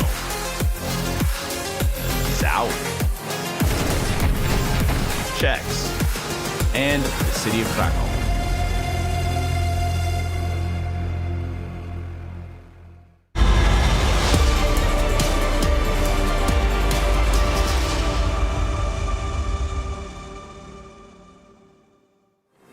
Both Astralis and GamerLegion are entering the building, but only one will leave with a ticket to Stage 2. I want to just start off with that wonderful Stare interview, because Shox did a very good job of lifting the lid on some of his dirty habits, you know, having a nap, a 2-hour nap before your second match, Dupree. Is that okay? I'm so happy you bring this one up because I was going to say I've been napping before games too. And, you know, 5 majors, baby. I've been working with Lars Robbel, you know. He's the performer. I know he's not working with Astralis anymore, but I guess like this whole philosophy is still sticking to the team. But Lars had this thing is that specifically when you have to play 2 games at the same day, it's you need to balance out the thing about preparation because you can't really go back to the hotel and prepare. You got to stay in the venue, but you also have to make sure that you're like you're well rested and everything. And Lars would always say to us that we should go and at least try and close our eyes for like half an hour to just, I wouldn't say get a power nap. I don't think many of us actually got that, but at least we would like just, you know, turn our brains off, think about something else in Counter-Strike before like we had to be focused for another like 4 or 5 hours. Yeah, I think that's great advice. You know, in these moments when you have to play 2 games, first of all, depends. Do you need to get into a shuttle and go back? Is the group stage in the hotel? This was going to be my question, right? Like, if you're like, this was played on the B stream, their game finished later. If you're the earlier team, do you go back and you have that extra hour, maybe? Yeah, if you know that there's a full game being played in between, right? Especially if your game finished a little bit early and there's no accelerated schedule, you absolutely go back to do what Peter said, right? So players are able to go to their rooms, coaching staff gets to it, right? Starts preparing for the next game, but you're never preparing to the same extent as you would for a regular game, right? If you were allowed, I would try to be in a tournament where I wasn't allowed to go back to the hostel because you had to stay in the venue. I mean, like, it has happened before. I mean, that we were like, so we were told that we couldn't go back because imagine the game would end too fast and you had to like rearrange shuttles and everything. And before you actually even got back, you would have to just have maybe half an hour and maybe it didn't make too much sense. So I've been napping on a table or like under a table on a couch or something a couple of times in my career as well. Yeah, it must be nice that you can fall asleep anywhere. I have a good sleeping habit. That was kind of the 3D Max situation at the major. But it sucks when you have to stay at the venue because you don't have the proper place to rest. That right? is true. Like you don't have a base. Yeah, you can lay out on a couch or in a lazy bag. You've got a nice player lounge, but it's with everybody else. It's It's a lot private of space. people around. You're still in the same jersey that you wore right during the game. Like all this stuff, it's not ideal, but I mean, it's something that happens from time to time, depending on in which group you end up playing. Quick side note, I've never actually thought about that. How many jerseys do you typically travel with? As a player? Not enough for every day of games. Separately. Okay, right. There must be some washing or some suspicious smells. Anyway, I did have on good authority that GamerLegion actually did go back to the hotel. So, Peter, can you kind of give the 2 sides of the coin? Okay, if you stay here, what was typically your routine? If you were allowed to go back, what were you doing at the hotel? I think the first thing that we would go to our rooms and we were told to get a little bit of rest, close our eyes for like a half an hour to an hour, depending on how much time we actually had. And then after that, we would go back to the practice room and we would meet up. And then the time where we got to rest, you know, the coaching staff would have to work, so they would be the one looking at the games to come and trying to predict the veto and everything. And then once we would meet in, we just have like a small catch-up meeting, going through a couple of the maps, and then hopefully saving the last third one if that was a potential one to actually when we got to the. Did that apply to the in-game leader too, or was that just the 4 other players? All 5 players were kind of put in a position where they had to go and get some rest. Like no one was actually allowed. Lars is like ruling stuff as a military, ex-military man. Like so, he's like, we will meet at 1200 hours or whatever he's calling. Like, so he's very much like that. What would you choose to do, Janko? If you were a coach of a team, I'm sure you've been there many a time. What was your preferred method?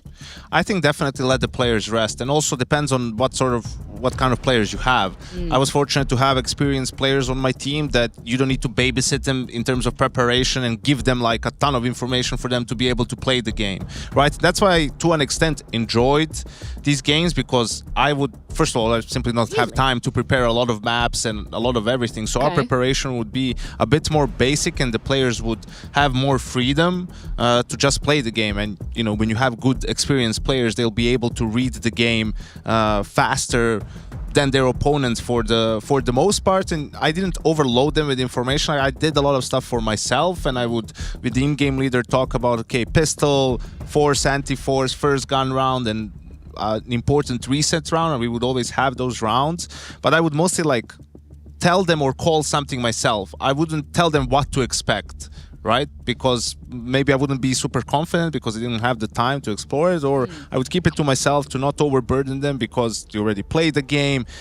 For us, it happened in Dallas. It was the one with Neo and Forrest shaking hands, the iconic photo. That was the second game of the day, right? So you're traveling, you're still fighting with jet lag. You have to play 2 games in one day, and it's an important game because you make the playoffs. So it's really every little sliver of energy that you can sort of save and for the actual game is important. I guess it's important that you're both in the same boat in terms of both teams on each side of the server. It's interesting you say that you somewhat enjoyed them. I always assumed the players must hate them. How did you feel about having to play twice in one day? Yeah, I didn't like it too much for multiple reasons. Surely you just spend like a portion of energy playing the first game, and you never know how long that game could go on. It could be for hours, and then knowing that you have another game, sure, you want to be advancing into the tournament, but it always feels like having one game in a day is always like the most optimal. But sure, you do end up in positions where you have to go through this, and it's obviously it can be difficult, but the players are also good enough and professional enough to kind of reset themselves and go into the next game. But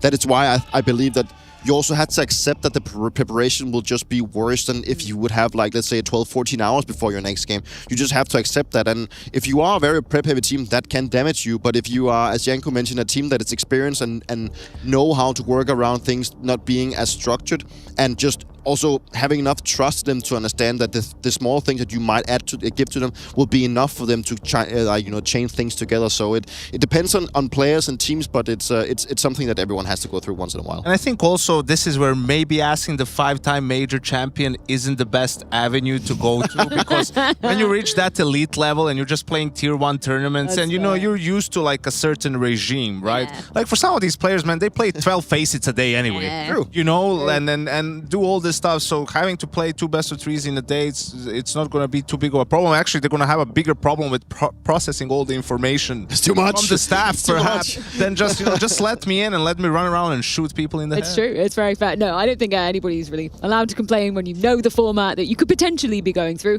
Either way, let's begin the conversation with GamerLegion, because casting our minds back to when the man just on our screen, Rez, joined GamerLegion. I think we were all very excited.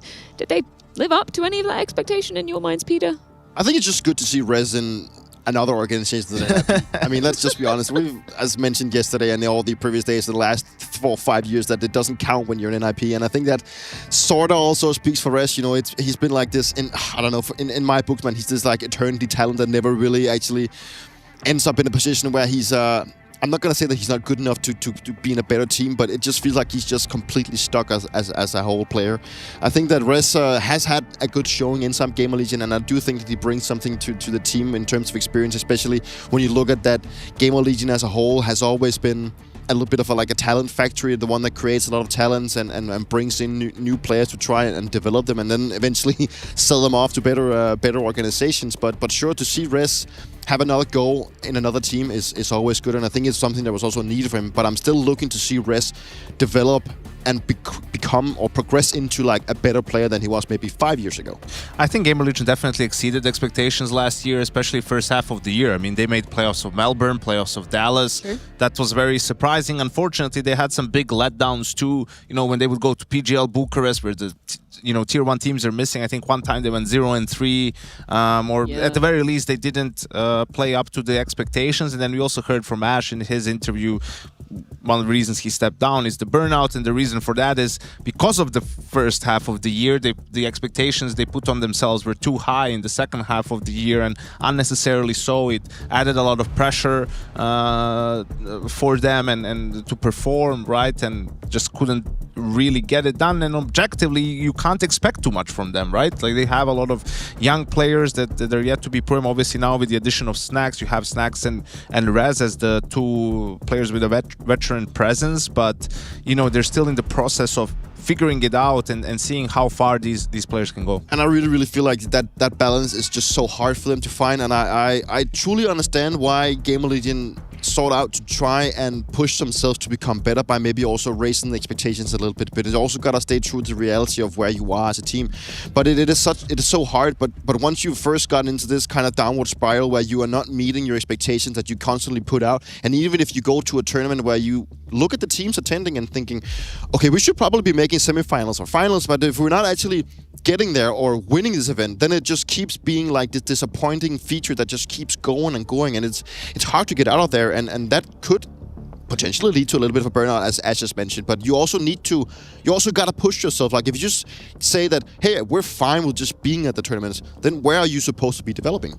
I also don't know if you caught that PR interview, right? I mean, and he had a stinker on day one. Yeah. Right? It was much better today, but when they were interviewing, he's like, yeah, tell us what happened during the transfer season. We heard some rumors. Yeah, for a while, thought maybe something good might happen, but in the end, there were no changes, right? Because there was rumors of him going to a tier 1 team and whatnot, but that just tells you sort of the mindset in a way, right? Where it's like, I might have had this opportunity, but nothing panned out. And it's also getting hopeful about it, then it's not going through, and you're like, all right, now you have to reset and mentally like be back, and all right, now I still have to do my best in this team, right? It's maybe not so easy for a young. It's crazy. I think we've got the actual quote, if we can bring it up on screen, because this was that's just heartbreaking if you're a player thinking, okay, something might be on the horizon, and then just, nope. Actually, especially also if you're that good, that like PR is extremely good, and he's an extremely big talent.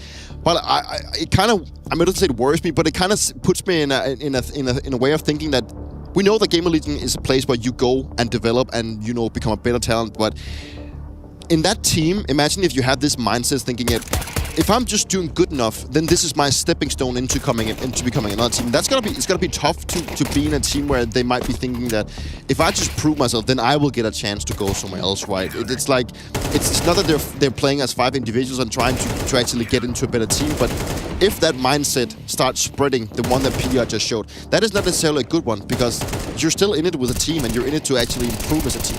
Yeah, no, it's a very valid point, and I think I'm kind of left scratching my head a little bit in the post-Ash era of GamerLegion, because obviously props to him for so many incredible strategies for them. Not only that, but really scouting the talent too. Like, it was mostly him identifying these players, and that's where I'm like, where are we kind of left for the identity of GamerLegion if he's not on the roster? I mean, still the foundations are there, right? PR, Rez on the team, new IGL, Hypex is still around, and the AWPing position has been a big issue for them throughout last year. They made multiple changes. They had Slen, then Kersey, then Hypex, A-Core as a stand-in, and they made playoffs with him as a stand-in in Dallas, right? So I think that's what you're looking to see. Can Hypex be that guy for GamerLegion as an organization on the AWP? Thousands has stepped up tremendously in the second half of 2025, sort of overtook both Rez and PR in a way in terms of consistency and output. So those are some of the questions that you're waiting to see answered in 2026, right? How is the rifling core going to look like? Can PR regain his form?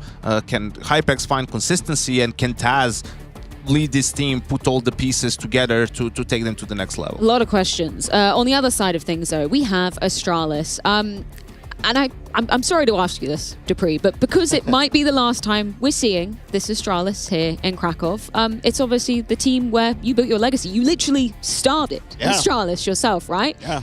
The year's 2026. You're telling old Dupree, or young Dupree, that this is where this team would end up. Would you be happy with this? I'm fine with it. I mean, this is what I get asked a lot, like, do you still have this kind of bond to Astralis? But I mean, like, it's been a long time since I've been part of the organization, and I think by my patriotism about having a Danish organization, and at that time also before this international roster having a Danish team, that was something that meant something to me, because I care about Danish Counter-Strike as a whole.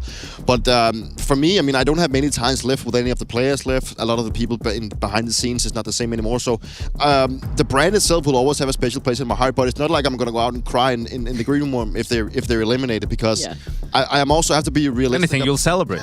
Well, I mean, like, no, why would I celebrate? But obviously, I have to be realistic alongside some of them may be a little bit delusional Danish fans at home that Astralis has needed. Hi, Jacob. Jacob has one of them. But having to we needed a change. We needed to see something different, right? And whether you like it or not, regardless of how this is gonna go, I mean, I do think that they're gonna be taking on GamerLegion and winning today. So I do hope that we also get to see them in the next. I think that's the thing, right? You do look at the Danish talent pool, and there's not too much to be pulling from, in all honesty, right? So it makes sense with the kind of international foray. What have we learned from the two newcomers in your mind so far? The front runner of the two is definitely Rio. I think that also looking at his past in when his online past, like he hasn't been playing a lot of like big tournaments or anything, mostly has been online, but it's just like he's been standing out in a way that it actually showcases that you are obviously a really good player. And for the likes of Fuzi, he's been having I think it was Hooks' own wording that he's been in some weird teams. Like he's been in the likes of Wildcard. He's had some stand-in parts in NIP and helping a little bit there. So for him to maybe find a little bit of a stable ground to maybe develop could also be a good showcase. I think that he's an AWPer that is not afraid of actually going for fights and playing a little bit orthodox, and I think that could actually help them out. Also thinking like how Device maybe was more of a little bit of a passive AWPer. So I think it could go in the right direction. But for me, the big card here is definitely Rio.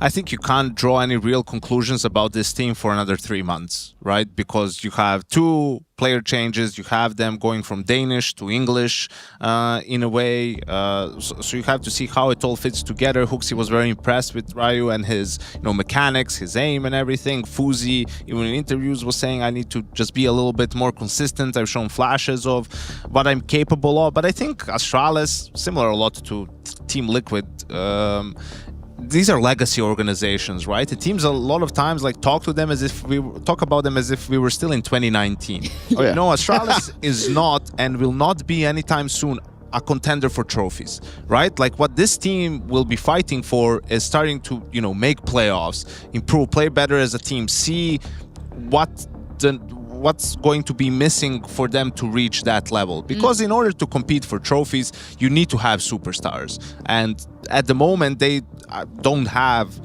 a superstar. They have players with potential, some very good players. Yabi has shown good things. Taylor has shown good things. Hooksy has led, teams to lifting a trophy at tournaments of this magnitude, right? But it's about putting it all together and making it work at the same time. How do you think they're going to fare versus GamerLegion then today? Is this an equal matchup, or is there a clear front runner? I think it's pretty close.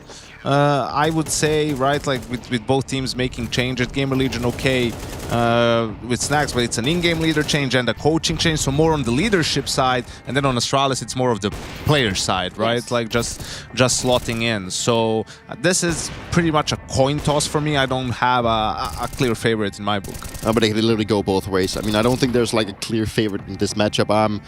I just have to go with my Danish heart, and it's bleeding for Astralis, regardless of if I have any ties to the players or whatever. But the organization and this red star just always has a special place in my heart. I can understand why. Why? I can understand why. I think that Janko had a beautiful point in the regards of that.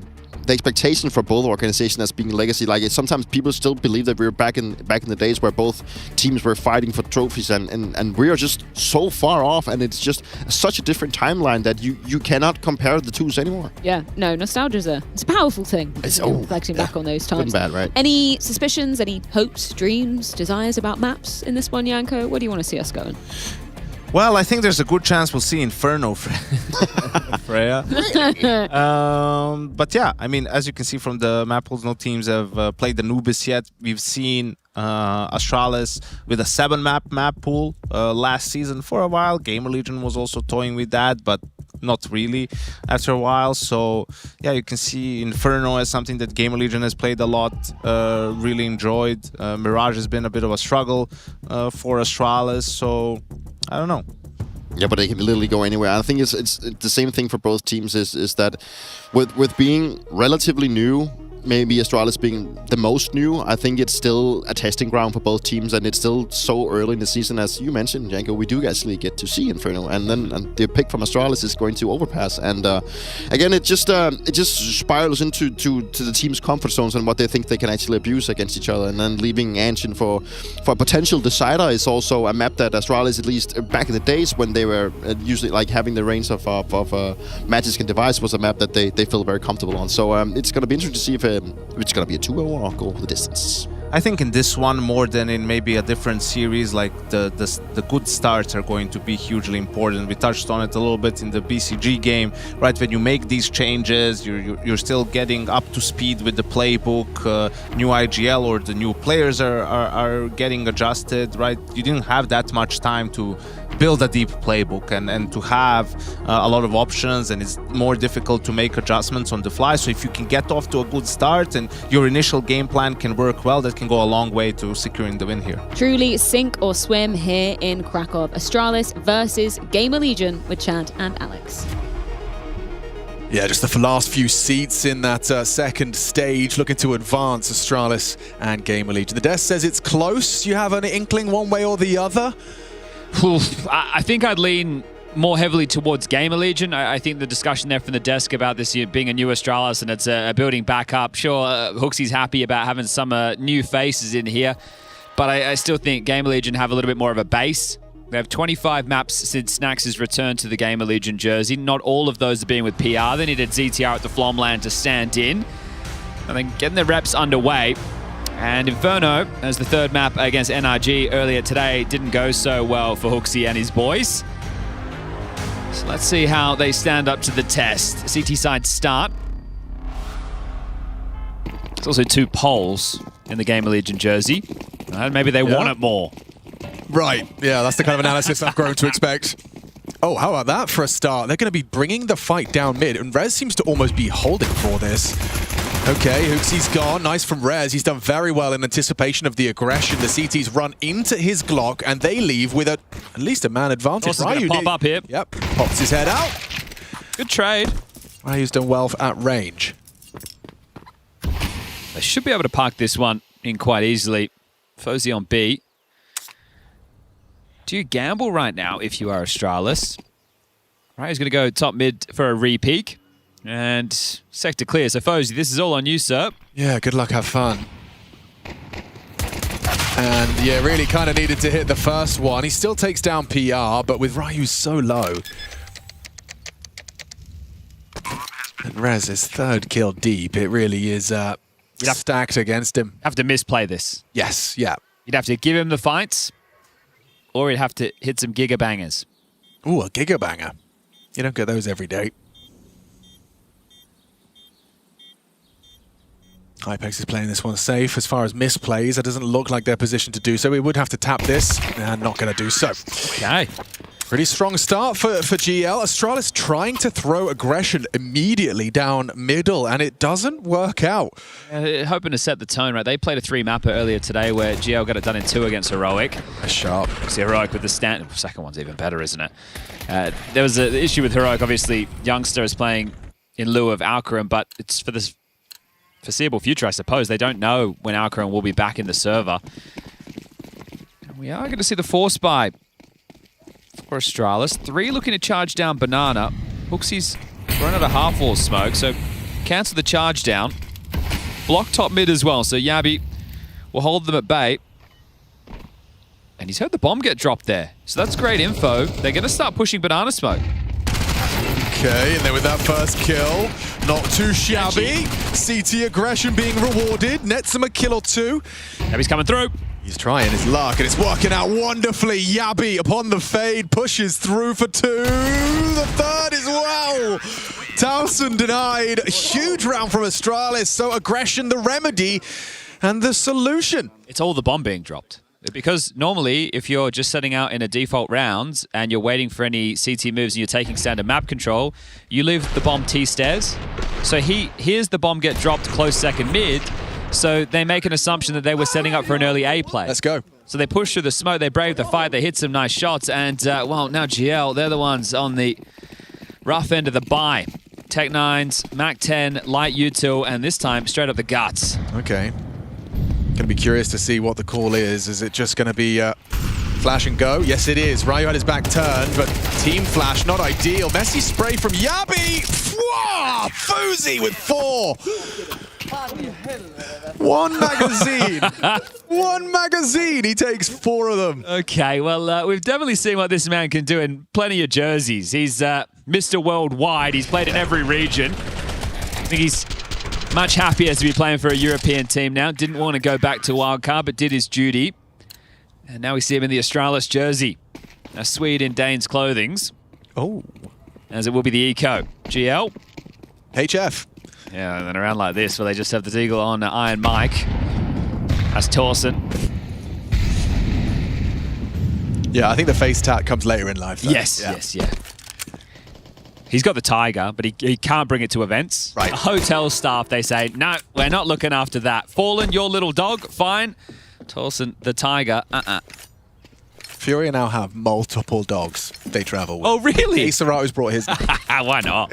You've got like one of the largest support staff, and you need maybe a veterinarian as well. Makes them feel like they're at home. Yeah, well, I mean, understandable when you're often spending most of your year away from it. Look at Hooksy. He wants some eeks, you know? And as an ex-in-game leader, you will allow it. I will. It's the tax. Yes, right. For all the calls, look, listen, I called a great game. We're here for number 2. It's more about the sacrifice of always dropping your teammates' guns, jumping out first to be traded. Valid. And those are the flashes so they get the opening kills. But when they've got blocks... Yes. I want some, please. Let me slurp them up. The taxman's coming, because that smoke just faded. He can make his move anytime he sees fit. So we get an idea of the CT setup right now. I suppose in this downtime it's going to be old mate Ryu as the A anchor. Yabi is the rotating A rifler. Kaboom. Hooksy and Stair working on the banana control. And another one here for Fozy. So Hooksy will now start to stretch his legs. Make sure I've got that one correct for 2026. As they're just going to continue to farm them up, and nobody goes down. This is beautiful. What a start. Lose the pistol, win the force, 3 straight. And now this is going to be a tough way back in for GamerLegion. Nova's got 2 poles. Snacks, one of the legends. Hypex, one of the hopefuls. And would love to be able to progress to stage 2. To keep their hopes and dreams in Krakow alive. This is Snacks' hometown. It is? He's throwing out kebab recommendations, and I ordered one from one of the recs. It never arrived. It's not his fault. Yep. You'll never know. Starting 3B again. Hooksy has the Mac 10. Does he want to get stuck in with the fight, or just go through the normal rally of util? Second wave. Yeah, flash ahead of the Molotov, and Hooksy, oh, he eats the counter flash. Hypex sets up PR, an opening kill for GL, and there's number 2. PR, a name we're going to be saying an awful lot of if this is going well for GL. Yabi has removed Snacks and does get away from that trade attempt. PR, despite his low HP, is going to continue to push forward. Yeah, careful now, Yabi. The last line of defense on the B bomb site, they are gambling that they will have forced them back towards A. Not the case. Yabi has to go monster mode. Yeah, he's nailed the first headshot and dips away from Hypex. Repeek in. Good adjustment. The AK finds its headshot, and Fozy's a dead man. Quick one from Towson. He goes down there. There's a chance for the retake, but now it should just be Ryu either dealing with the lurk or hoping for the save. Is he actually going to head over and give this one a go? They do have money to work with, so maybe being given the chance. I know Hooksy is impressed with this kid's aim. Has a kit, has a smoke. He will have a little investigation. How much can he get done? Does he play first or let them start to exit? Financial damage not bad either. Oh, he's going to play. The chicken just clucked. Damn it, chicken. It's 2 sound cues so far. Sold him out. Yeah, well, it's bleak now for Ryu. He might go down with the bomb. Unlikely to be bringing that AK through. In fact, that's the end of the AK-47 dream. Okay. So GL, after a pistol, taking a bit of a slacking from the Astralis boys. They are back on the board with the first gun. Good to see PR recovering today. Yesterday, he had an absolute stinker. And how bad are we talking? I think it was like a 0.3 something rating in the series. It wasn't good. Isn't he like the highest rated player typically? He's their most exciting player. Yeah. Another one of these guys going for the middle part. I think they're all somewhat influenced by R-Easy. All right, well, they've got the money for the buy. Fozy ahead of the top mid lurk. Smoke looks for a fight, sounds off the AWP, and they're just going to continue with this banana control exchange. Smoke's more towards the top of banana. PR and Snacks in combination looking for the control. Rez is here as well. It's just Torsten dealing with any second mid play. So this is very banana heavy to try and win out this duel. And as we saw in that previous round, what's the backup utility? The protocol, the plan of the just in case. It was the Hypex flash that helped with the opener last time, and here they come. Well, they're ahead of that. And Sentry not really going to push them back at all. Smoke, though, will. Oh, fumbled the incendiary, and Snacks fell back behind the half wall in anticipation for the flash push. Counter flash, and looks like it'll all be resetting. I think you might have to play ahead if you're Astralis here, because if you're just going to play on the site, you haven't really done a lot of damage. You haven't had any exchanges. GamerLegion haven't had to really use that much utility. They still have combined 2 full belts, 44 seconds, and they're just going to tee up for a B execute. So they don't have a HE though. If he throws this block smoke, you're either running through or you're kind of boned. And Hooksy has the flash at the ready, so how good's the timing? Rotation's miles away. Here they come. Spots them out, lines them up, and knocks them down. Stare with 2 and a dink from the USP. Softens them up for Hooksy. He just has to get something. 1 minimum. Swings on out and executed by Hypex. Tough now. They've got U2. Doesn't meet the minimum, does Hooksy. Still on the goose egg for another round. Flashes and incendiaries, so a real chance in this retake and the kit in play. If Snacks gets one, they win the round. Yeah, but Snacks is the healthiest. Towson low, and he hasn't found the kill. Does soften up Yabi. Need the double here from Towson on that low HP. More damage. Hypex in the clutch. 1, 2, and here comes number 3. It's Ryu the last to line up. A pre-fire ready. Hypex is clutching. GamerLegion tie us up at 3. Oof, okay, that's a big moment right there for the young man. Brought in to use the AWP, but gets the job done on the rifle. I'm thinking Snacks slows them down, then Torsten grabs one. The trades are in their favor, but it all comes down to one man, and he can deliver. Very well done. The second is beautiful, right? Fozy's trying to make sure he can get the trade in. Ryu a little bit late to the party. And that is very well handled, as Astralis will be able to limp back in with another buy, but only just 2 SMGs, 2 M4s, and an AWP. Snacks not part of the banana control, which tells me they're likely going to head for brackets first. PR's just going to hold them at bay, make it look like a standard round. Force them back with the molly, throw in the nade, look for some damage. But they've been blocked towards top mid. So the plan will have to change. Whether that's pause or look elsewhere, as an aid into the smoke. That tells me Astralis quite scared of what lies on the other side. This could be good. Yeah, this could be really good. The flash skittles in. Oh, and he confirms apps occupied.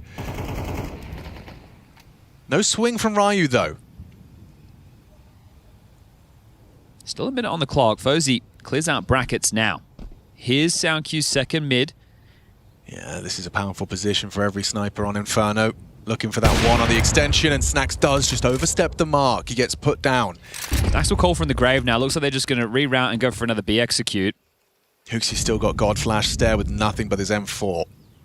So even less utility this time round. Yeah, they've got 35 as that smoke starts to fade. Torsten's still throwing util at A. Oh, Stare this time, not going to find lethality. Tags up PR, and from Coffins, Hooksy's having a little bit of trouble. Still can't get that kill going. Over the top, that's ballsy from PR. Pulling that one off and removing Yabi.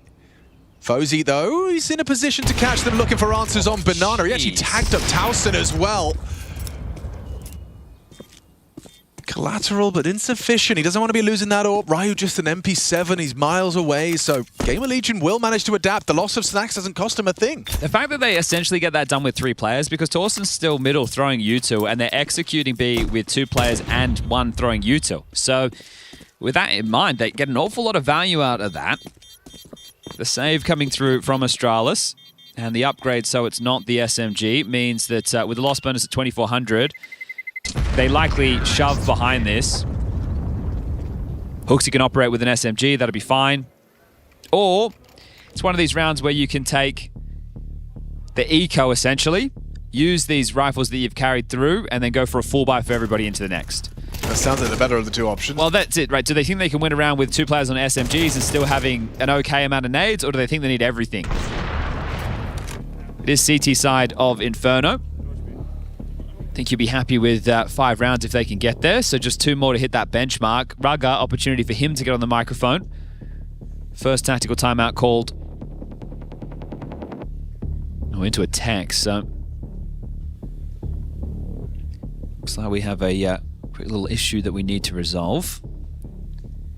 Was it with the coach, Mike? Maybe. So we might have another 30 seconds on top of this, everybody. Yeah, I think you might be onto something there. All the players, mice are moving.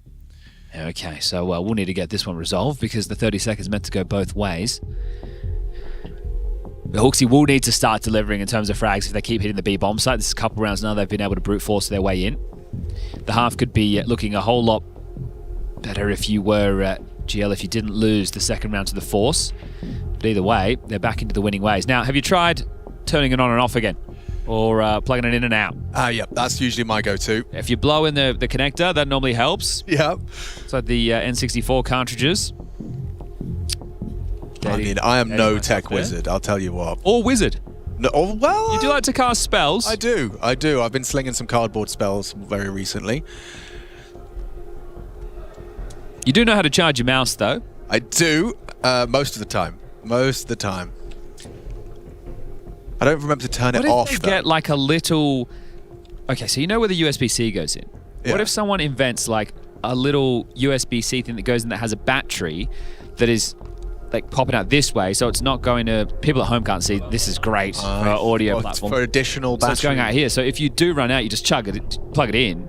And it's attached. Yeah, but it's still wireless. Yo. No. Could it be possible? Could be possible. Could be possible. Would still feel it would add weight and everything. Like you'd have to make it. Yeah, sure, it would add weight. Yeah, I did Yeah. think about the weight. Yeah, it would add weight. Oh man, you know, it's $1 million idea. Faceit made that change recently where you have to like enable some secure boot thing in your BIOS. Yeah. I know. I'll do it. Well, I was playing some Faceits, had the pop. I was like, okay, all right, thought that would take 5 minutes. It took me about 12 restarts to find all the things I had to do. Okay. It is supposed to be easy. I think it's easy for 90% of the population. I just have every time I'm in the BIOS, I'm scared. Me too. I feel like I'm going to break something. I bricked a PC that I had to manually... I forgot what I did. It's where Rush was like making you like hold it with a fork or something. Yeah, put a bit of metal between 2 things that anyway flushed. We're not tech wizards. No, we're not. Wizards, and we're ready for another round of counter. So they did go in. So it's gone Famus's. All right. So they've got some faith, and Fuzi wants to try and give him that early opener. He's not actually. He's found Logs the edge. got him. He's found that safe spot. But you're right. It's a Mac 10 though. I think Snack spotted him out. No head armor. Yeah, it's winnable. Doesn't finish him off. Nade might. Gets away. Okay. Fortunate to be alive in that situation. Trying to manufacture an opening with the AWP. That's the type of calling you like to see. Yes, banana control with 4 of them again. So it might just be, well, we've got this at minute 20. Let's execute. And it's Hooksy solo B. Well, we've been talking about the necessity for a Hooksy frag. This round will be the embodiment of that. It's just his position that he's playing right now. I think, fortunately, he has the HE to break the CT smoke, but the problem is you're essentially playing retake. You're not side-side. Right. They smoke as they are. Oh, they HE first. Ouch, he cops a heavy 60 damage nade. Okay, well, rerouting and has another smoke. Information off of this incendiary. Brackets called clip. You need to get that rotation to B, boys. Yeah, someone needs to lend a hand. He has thrown his block smoke, so you've got another like 10. Oh, he's ahead of it. Towson. This is a little gap that could very well bear fruit. Now they're throwing that BXX util, but is this smoke and mirrors, and is there a reaction and a gap? Sure, Fozy's managed to take Rez down. You get info, and there's a lot of space. Could be wrapping around. Could potentially catch out Yabi here towards spawn. Astaire holds on. Flash in, taking that site space. Hello. And goodbye. Snacks doesn't quite connect with the mag. Hooksy got on the board as well. Got to punch this in. We'll just get run down. Oh, wait! Oh! Oh my goodness, that actually suddenly became a little bit possible. Had some spice to it, didn't it? Hypex with another moment there on the AK. Okay, well, you've also taken 4 players in what was a tough buy, so right now it is still going to be a pretty rubbish buy. They've lost the AWP as part of that. Okay, Snack's talking about the banana control. If I've heard him rightly there, he wants to take banana control fast. Not feeling the pressure from the HEs. So 2 SMGs, 3 rifles, and also a little bit broken on the GamerLegion side. Tech9 and a Galil. Yeah, it's going to be a 3v start. Yabi's going to be setting them up. Yara's going fast. They're going to clash. Boosting over the half wall. PR's blind. He should be a dead man. Easy find. Yabi sets him up and Stare sprays him down. Well, no nade damage being the problem. Just completely overlooking the possibility. Takes it fast, gets control, blinds up, spams away, removed, and now we're going to sit here and watch a minute 25 of a 3v5. So PR and Snacks have died every round so far. And stark contrast with everyone else. They're definitely the ones trying to make the space and find those opening fights, but neither of which have been having too much success. Good to see ideas flowing, though, in this situation. I know it's very, very pedestrian there, but throw a nade, you take the peek. They're trying to give themselves options for Jules and not just doing it individually. But do we see them just return to a save, or do they knock on the door of B? If they execute B, they've got 2 smokes, so can get... Oh, okay, never mind. Hooksy might completely unravel this. It's very ballsy, isn't it? Was clear in his corners. He's very close. Yeah. Wow, something's happening on the second stream. An eruption of celebration. Fozy hears the commitment, playing for the swing. Will try and play off a Stare, but he's just doing it on his own. Don't worry, just the cherry on top from Fozy. It's another impactful round from Stare. He starts off, takes the fight.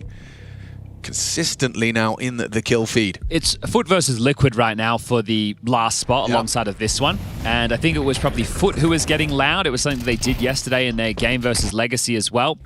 This is a definitely young and up-and-coming squad to keep your eyes on. 24th in the VRS at the moment. 4 of them being from the Na'Vi Academy. And they made a bit of a splash late last year. I think it was CAC.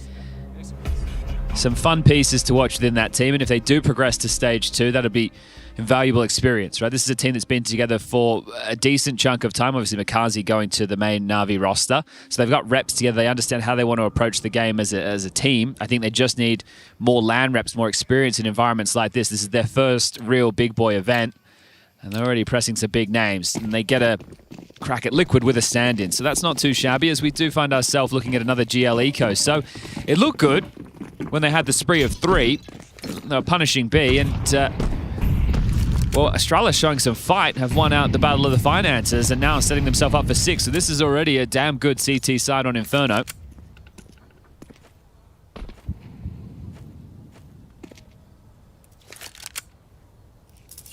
Take a bit of a look while we have this downtime to discuss the teams who are waiting in stage 2. Vitality, Furia, Falcons, Mouse, FaZe, Na'Vi, Spirit, and the Mongols. And the teams who have qualified have been Paravision, G2, 3D Max, Aurora, NRG, and BC Game. So just 2 more spots. We'll come to the conclusion in a couple of hours' time. It reads very excitingly. Yeah. It does, really does. I think the question is, who's going to be the top dog to start 2026 as we head top middle and just farmed up. So another round where Astralis do a great job keeping a lot of bodies alive.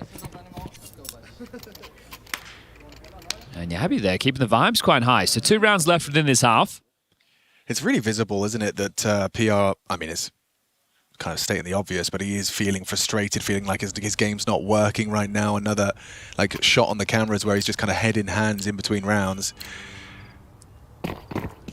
I can imagine it's tough when you have been, to be fair, like the peak of consistency. It's rare that we've had an off game, and now it's been like day 1, day 3.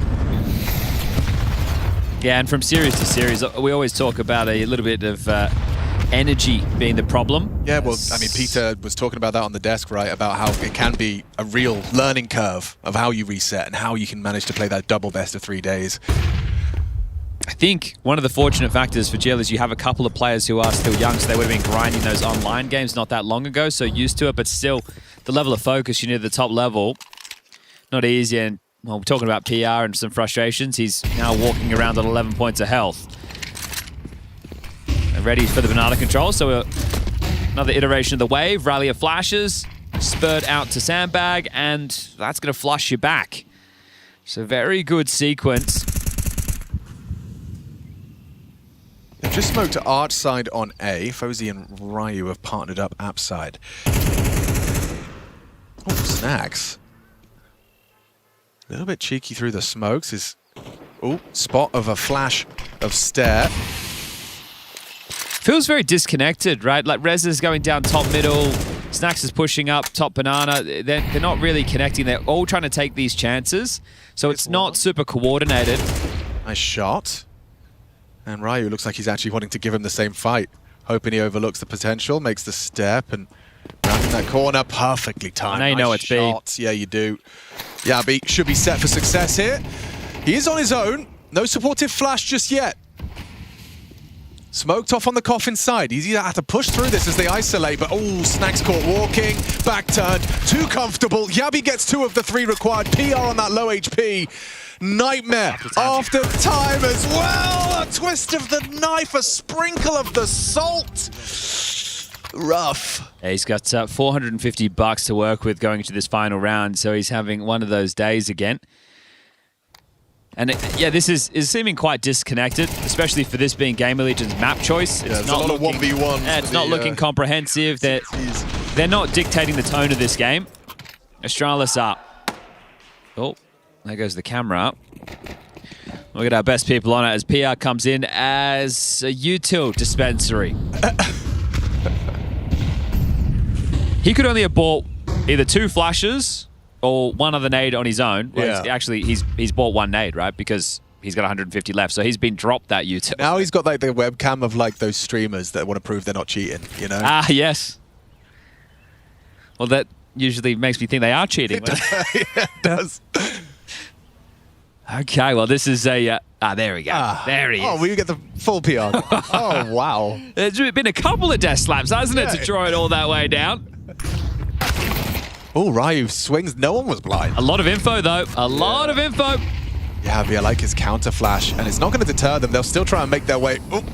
clumsily make their way into that mini pit. He understands exactly what's up. Smoke vision for Yabi, looking for more. He's saying nothing else. I ain't seen anything else. But the bomb has dropped down. Yeah, you're committed. So this is like a really weird situation to find yourselves in. GamerLegion need 5. Stays hidden. Fuzi considering the potential, and nice from Yabi. He's so active. Took a fight on site. Yabi's ready for number 3. Hello, and Snacks wins it out. Fuzi now just needs to get himself a number 2. With the AWP, he's making it look very comfortable until he didn't. Hypex holds the line, nails the headshot, and now a 1 versus 1 with Hooksy. Baiting. They need that 5. They need to end this half with a W. 15 seconds, time sensitive for Hypex. Gets himself into the site. He's going to be exposed if he plants in the open. Hooksy misses his shot and a tap to the face to secure it. A frustrating end for Hooksy and a necessary 5th for GL.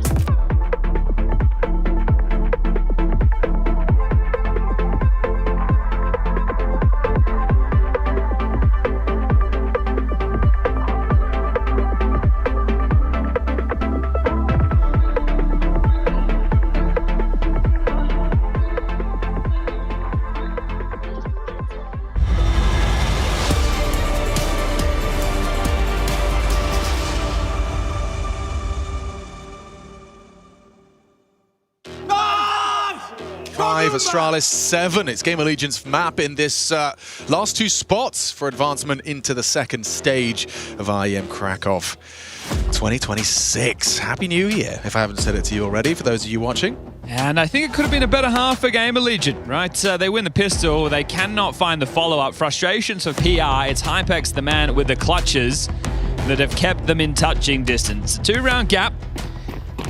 Astralis losing earlier today on this map is the 3rd and decider in the NRG series. And at halftime, the coach, I want you to step up your comms. You can ask questions. I want you to be hyping each other.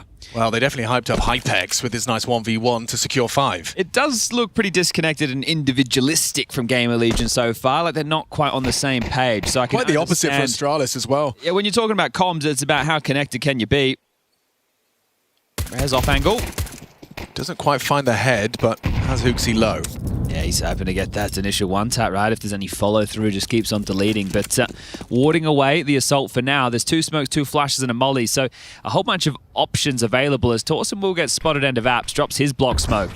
Yeah, Hypex falls out, plays for the side short angle, hoping for that one tap, but they jump around the corner, hard to track. Towson, though, elevated, oh, tough to track. Hypex, he's got more than he can handle, and it's Rez with a composed tap for 1. Astralis have the sight, Snacks and PR are really disadvantaged retake here behind the smoke. Well, these two need this, right? They had such a tough go of things in Banana, even though a few of the key rounds they won were through B plays. This is difficult. How many chances like that are you going to get? He had an opportunity, albeit slim. Chances are over now. Yeah, too far gone, no chance. Ticked. Snacks can lose, but PR will too. Doesn't even get away with the Kev. Yeah, okay. Well, it's looking very dire in the GL attitude camp. I don't know how you're meant to shake them out of this, especially mid-map.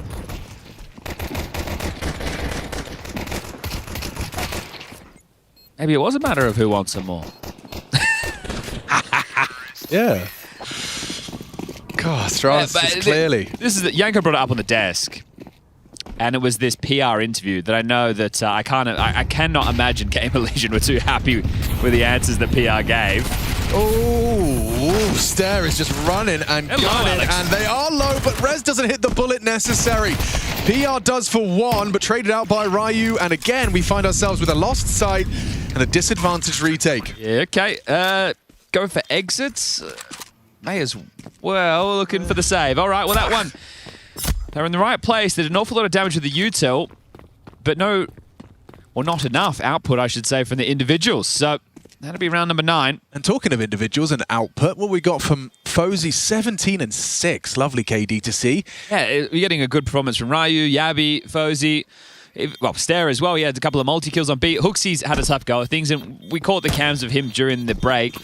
You just hope that, well, I guess it's easy with Hooksy, right? He had that quite dark period where he was performing terribly individually, and they were still able to get decent results. So I was going to say, hopefully he's not taking his internal frustrations out, but ever since he returned, it felt like he put a lot of time into his individual game. Yeah. I will say this, for an in-game leader in a new roster, there is more micromanaging in the early stages. Yeah, fair. Because you need to get everybody on the same page, and especially now it's international, it's no longer just Danish. You're having to kind of piece together these new play styles, different players, and pull it all together. So, right, people will say, oh, you know, what a rubbish excuse, but really that's the truth of the matter. And we have a lot of new rosters, teams playing their first LANs, teams getting their second event underway. Some teams like G2 not even playing Bounty. For GamerLegion, though, they were, and they even got to the LAN portion. So you would hope to see something that at least resembles a better vibe than what we have right now, as they assemble the double boost on B to C over the smoke.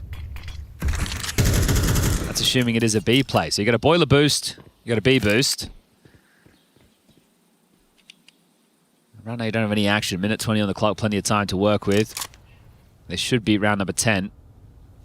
Notice how Towson's crouched on this as well, just so as to not have the tip of his head spotted by anyone emerging. He's hoping to catch them just as they've called it clear, perceived it as clear, and advancing up the stairs. They'll be fast on the flank up Banana. It's just the pistols on B. So PR needs to get 2 to make this interesting. Rez trying to path with him. Second set of smokes lined up.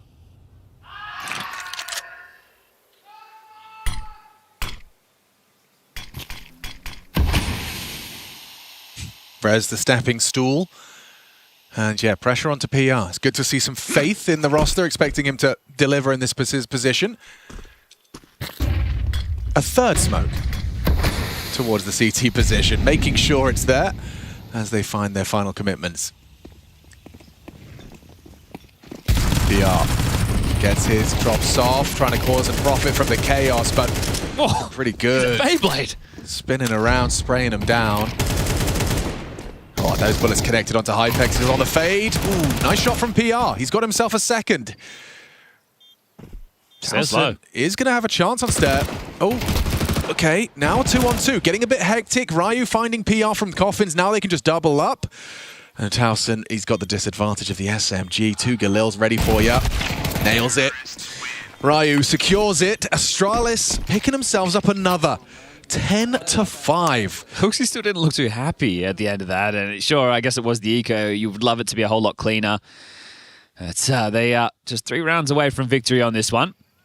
See all those smokes? They're trying to bait out CT block smokes in that situation, so all works out in the wash. Both teams fully equipped now. A couple of kits in play, and they have the AWP on Hypex, who he was doing a good job with the rifle work on the T side. Let's see if he can find them some pickoffs.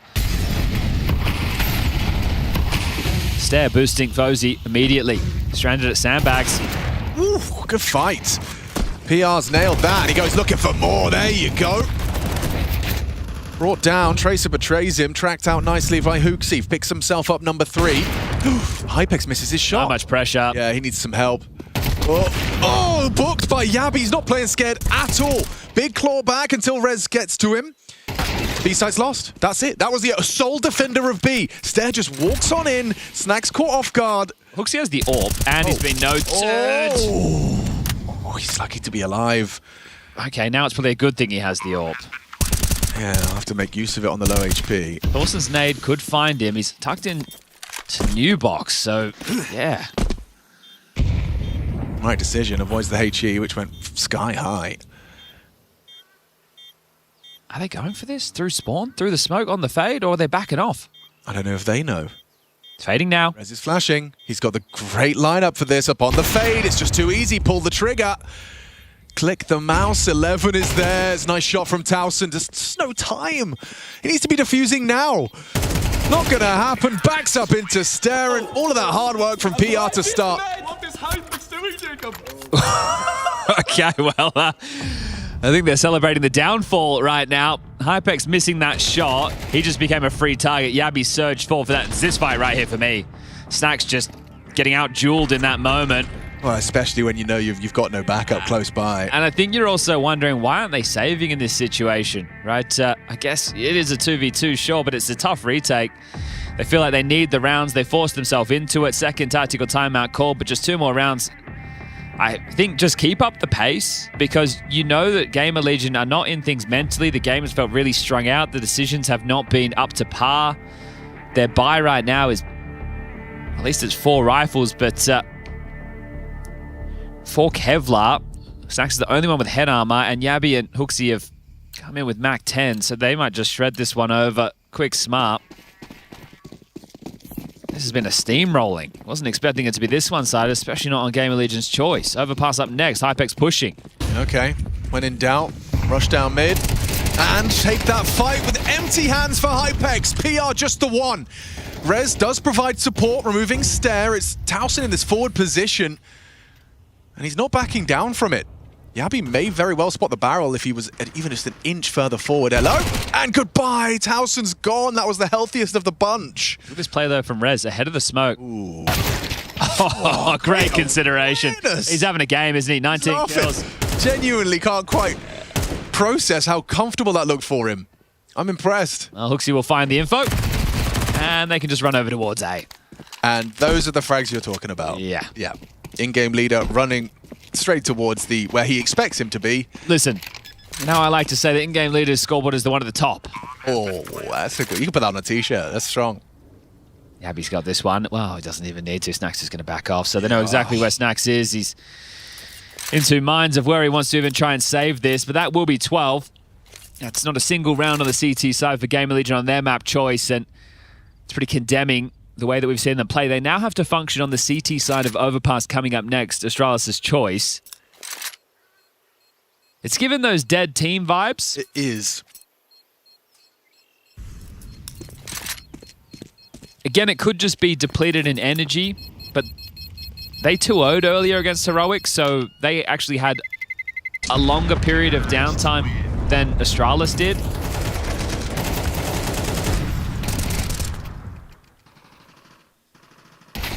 Yeah, tough for Towson. And this is that clear we were talking about. Impressive pre-aim from Fozy. He's ready for everything, isn't he?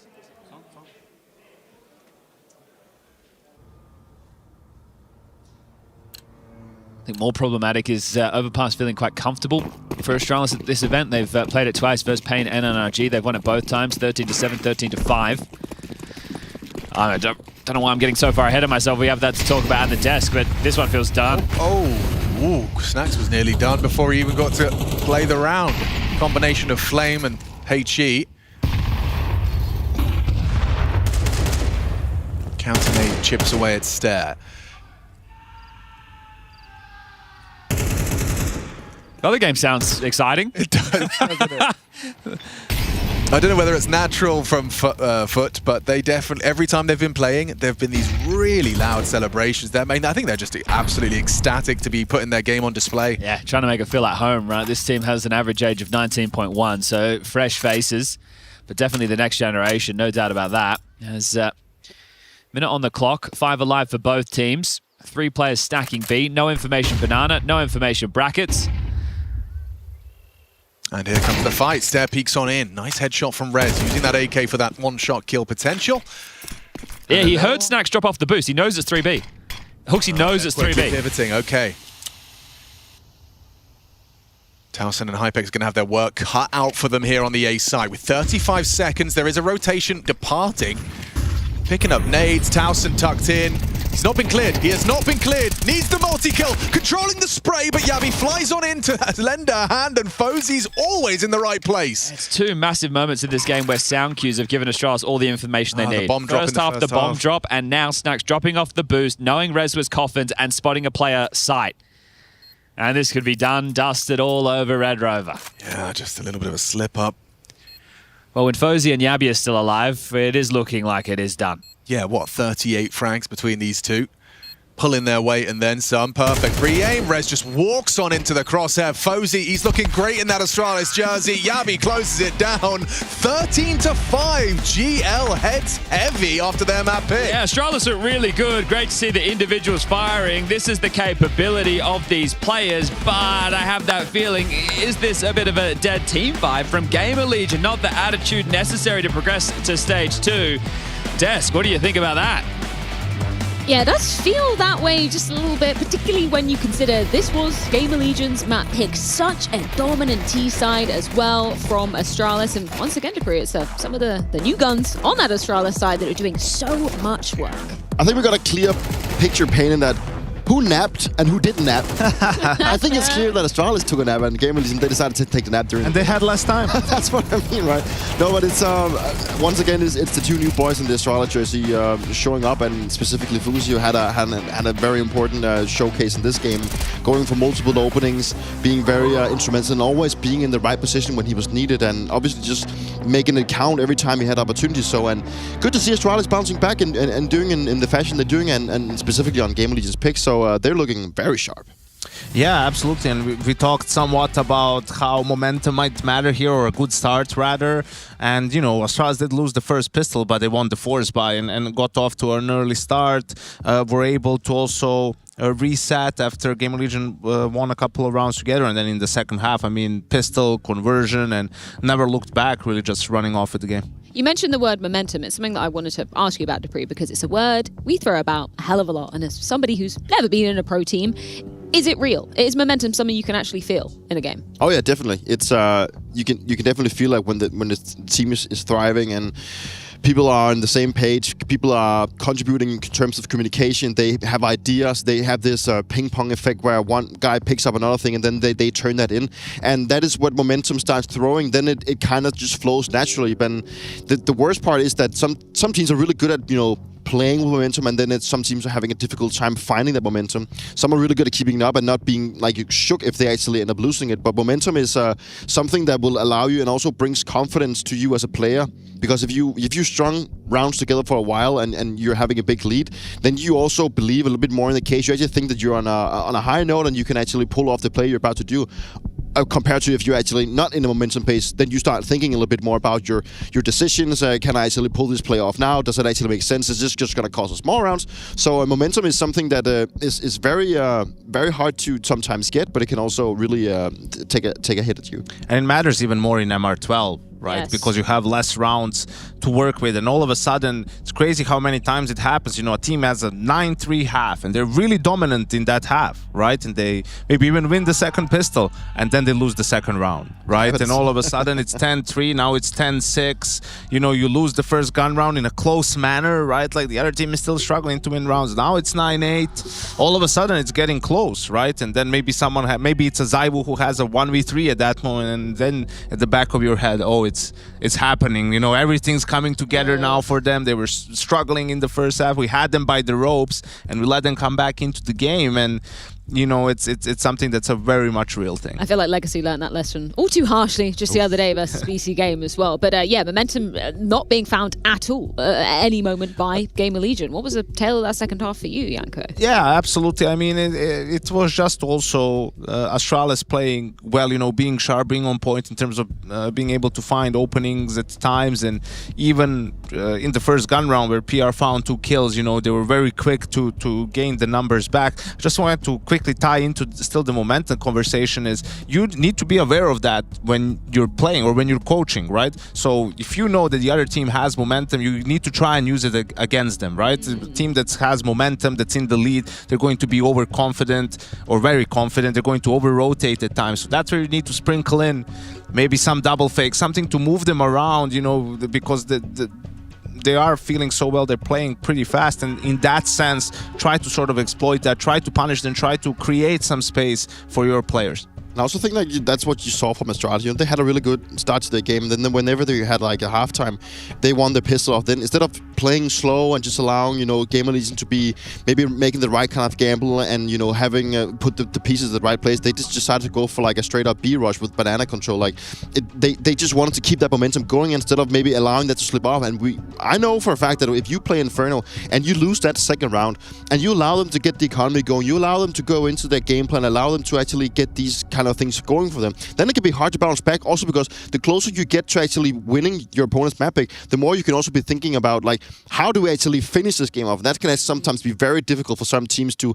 wrap up the games, even if they have a lead. And if there ever was a momentum caller, it's Hooksy, right? Like very good at understanding when his team is playing from ahead or calling those pace changers. You know, map like Nuke happened 1,000 times with the G2, right? So that's where he is in his comfort zone as well, and it can be really difficult to play against his teams. I feel like particularly when we look back at that first half, the other side of things for GamerLegion, I mean, we brought up the PR quote that was pretty, I mean, just unfortunate, right? And a really unfortunate situation for him to find himself in. You had a particular take, though, or maybe the, I guess, pressure that might put on him as an individual? I think like the pressure has shifted towards him, and I think he, with the interview he's done and the quote that we've been talking about so much now, has just shifted the momentum. Sorry, the pressure onto him in a negative way, because now the thing is like, Ice has been on PR for a while. You know, he's been the one that's been standing out for GamerLegion, and now he finds himself in a position where the also eyes are mostly in a negative way, because he put it out that he was expecting to go somewhere else, and maybe he had his own expectations to come in and become part of a better team, and now that didn't really pay off. And he left out a really unfortunate comment now online where he just seems to be I wouldn't say he considered himself better than everyone else in the team, but at least it has put him in a spotlight that is a little bit different from what he's used to. And I also wouldn't be too harsh on him. I mean, he's a young kid, right? Like, it's nothing bad in being excited about potentially going to a tier 1 organization. And other people are telling you that this might happen to you. Like, it's not or you're hearing that, you know, seeing it on the internet or whatnot, right? Like, there's nothing. I don't think we should crucify him or anything for that, right? Obviously, from an organizational standpoint, you like for him to have given a different answer and be better trained, yeah, but I don't think that because of that, now his world is in shambles, that he's still on GamerLegion, right? And maybe the pressure comes from also them trying to get more out of him in a way, because, you know, on a map like Inferno, now he's playing Banana on the T side. He used to play apps for ages, and he was very good at being aggressive in that apps area, similar to Bit, and finding good impact on the lurks and whatnot. So it might also be just frustration from adjusting to a new position as well. But it's also, I mean, I totally get what you're saying. But at the same time, I'm also just like, as you mentioned, he's still young. You know, it is a learning curve to become a professional Counter-Strike player. It does takes a lot. There's room for error, and he's still young. So it is also sometimes a steep learning curve. But obviously, for him, maybe the last couple of months, it's been in a positive way. You know, he's been really feeling that he's gotten a positive attention. He's gotten to a point where everyone is expecting him to maybe go somewhere else, because he is very talented. There is no doubt that he will, in a couple of months, if not a year, be in a better team. The thing is just that the way it's being done, and the way that now he also gets to experience that it's also sometimes has a dark side when you actually have the expectations. Expectations is not always meant to be a good thing, can also be hard to deal with. 100% agree. Let's move on to talk about the next map, which will indeed be Overpass, brought into the mix by Astralis. Why do you think maybe that is, first of all, that they're going with this one? Well, I think just something that they've picked up even towards the end of last year, right? Hooksy enjoys playing the map even from the days of old, Copenhagen Flames and whatnot. So I guess that would be why. I think good sign for them is that Fuzi had a great game. They also played it already in this tournament with this lineup, so that will help in the early days. Yeah, helping the fact that they've already gotten to play it is always important when you get into a tournament, that you don't go like completely fresh into a map that you actually haven't put hours into. And again, there's a lot of things that can come into why they have decided to go for this, more specifically their own comfort zone, but it could also be that they've had time to prepare, and looking at GamerLegion, seeing that maybe they've had some issues, maybe they don't look as solid on it. So it can easily be that Astralis feel like comfortable, but can also be in the other way around, that they feel like there's something they can use. I would say though, GamerLegion looks in a rough spot at the moment, but that can change real quick. You know, we talked about how both of these teams have gone through changes and they're new, so I wouldn't expect Astralis to, just because they won their opponent's map pick, to now roll over them on the second map. Like, things can still go wrong. It's not very reassuring, the fact that they're all behind a laptop now and the coach or assistant coach is showing them some stuff.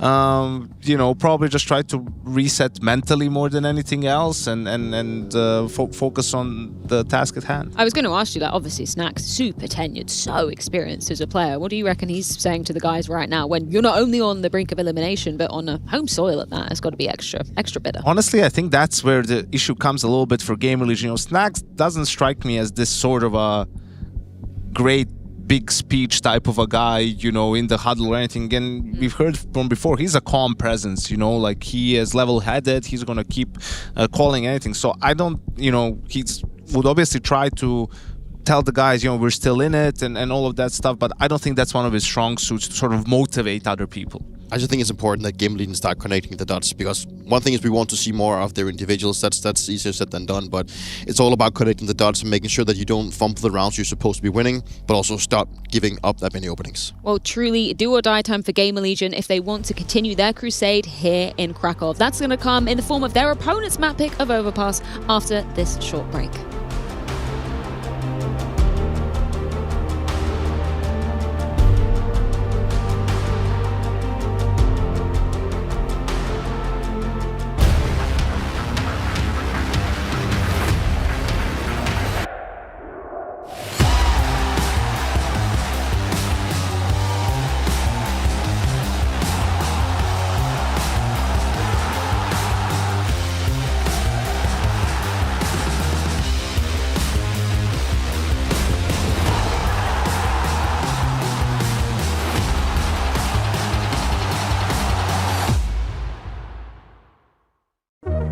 Hi, this is Basement Dweller's first advertisement. And our second drop is, it's up, actually. If you're seeing this, it's up. It's available on the ESL shop. We had our first go at a jacket, and I'm really proud of it. I've always had an interest in clothes, but, you know, seeing behind the scenes how the sausage is made has been a lot of fun. And if you like the clothes, tell me. If you hate the clothes, tell me, but try them before you slag them off. I think they're really comfy. So yeah, that's my advert. I'm gonna try again. I'm gonna record another one. You're gonna do wrap. Yeah, do it and go back. Okay, I can do arch, okay? You do library. You will do city smoke for me, okay? Yeah, cool. I can do library. I can do library. Do it now. I'm ready. I smoke now. Wait, that's a fake. I did it already. It's fine, it's fine. You can spawn out 2 guys. One arch. Wait. One arch still. Go smoke now. I'm gonna peek on it. 35. Off short. I'm going B. Okay. We do wrap. They are scared of it. But do we have smoke?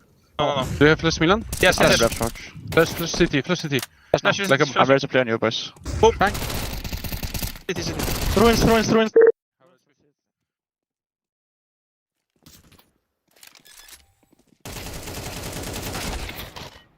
Empty.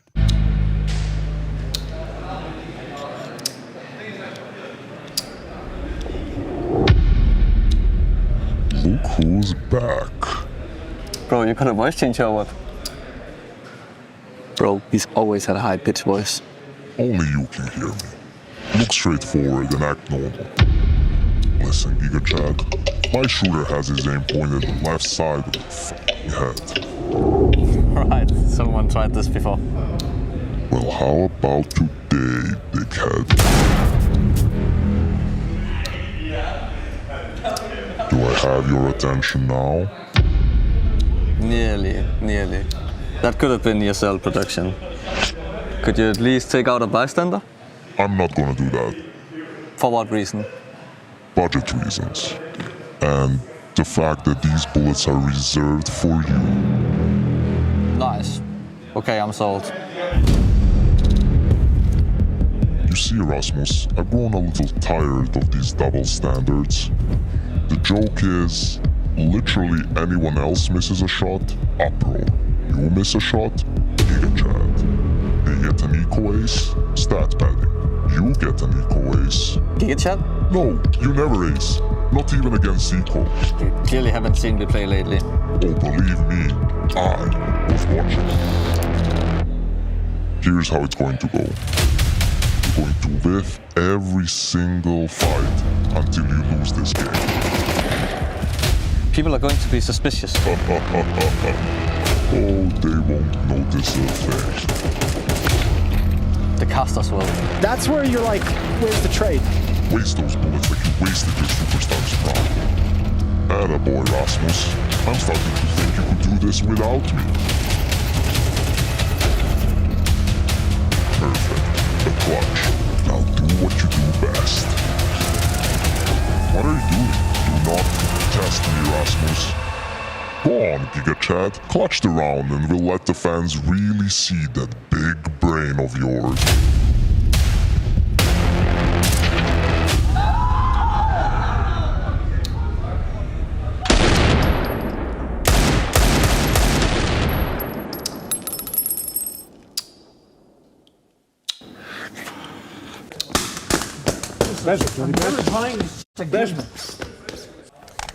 Down on the ground, it's nothing major.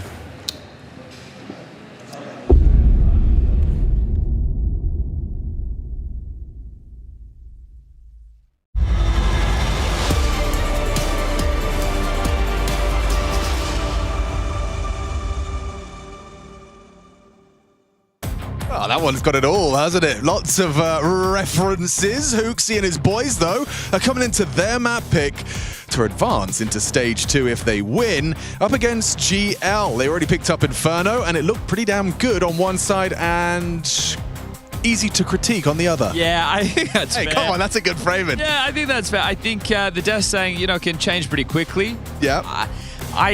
I disagree from the standpoint that it looked desperate for GamerLegion.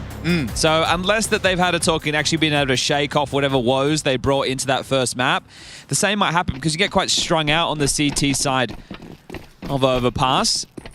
Hooksy can really start to pull you apart, and if that happens and maybe a poor clutch goes your way, you win the pistol, lose the force again, you're going to be in strife, as this is Astralis in 2026 with a new roster. Played this map 3 times, won it every single time. GamerLegion played it once, won it once. So both teams with winning records, but small sample sizes, as Fozy's initial joust will push Rez back to A. Towson. Wow, he's good, isn't he? But yeah, that's that. Yavi deals with that so comfortably. 2 individual duels won. Hypex has got a lot of info. Oh, God. It doesn't look like it's going to matter. It's the bomb at the back, so this could spill loose. And it will. Second is required. Hypex making a play, trying to inject a little bit of momentum into the GamerLegion ranks, trying to resuscitate hope after what is already a bleak start to the pistol. He's got a good angle, a good read on Yabi. He's got to do it all, though. Snacks is going to be required if Hypex goes down to finish off the job. He's playing his life. Tried to play cheeky with his model. Oh, the pole's on polar opposite sides of the map there, but Snacks will be ahead of the rotation. This needs to be vintage. Yeah, okay, let's go. Roll back the years. Snacks a couple of taps required. 1, 2, just like that. He's denied with the last hurdle. Oh, that was exactly what we were hoping for. A little flash of the old Snacks. Snappy with it for 2, but a quick trade. They played that very well, Astralis, when they all went back to get the bomb and flush out Hypex. But Snacks, almost a party in Krakow watching this one. That is beautiful. And then peering out, Ryu will take down it. Snacks and secure. Oh, I wish I had more of that. Yeah, but it is going to be the force in from GamerLegion. Or as they were formerly known, the Legion of Gamers. Yes. Heavy lean towards A. 1 long, 3 congregated just above connector.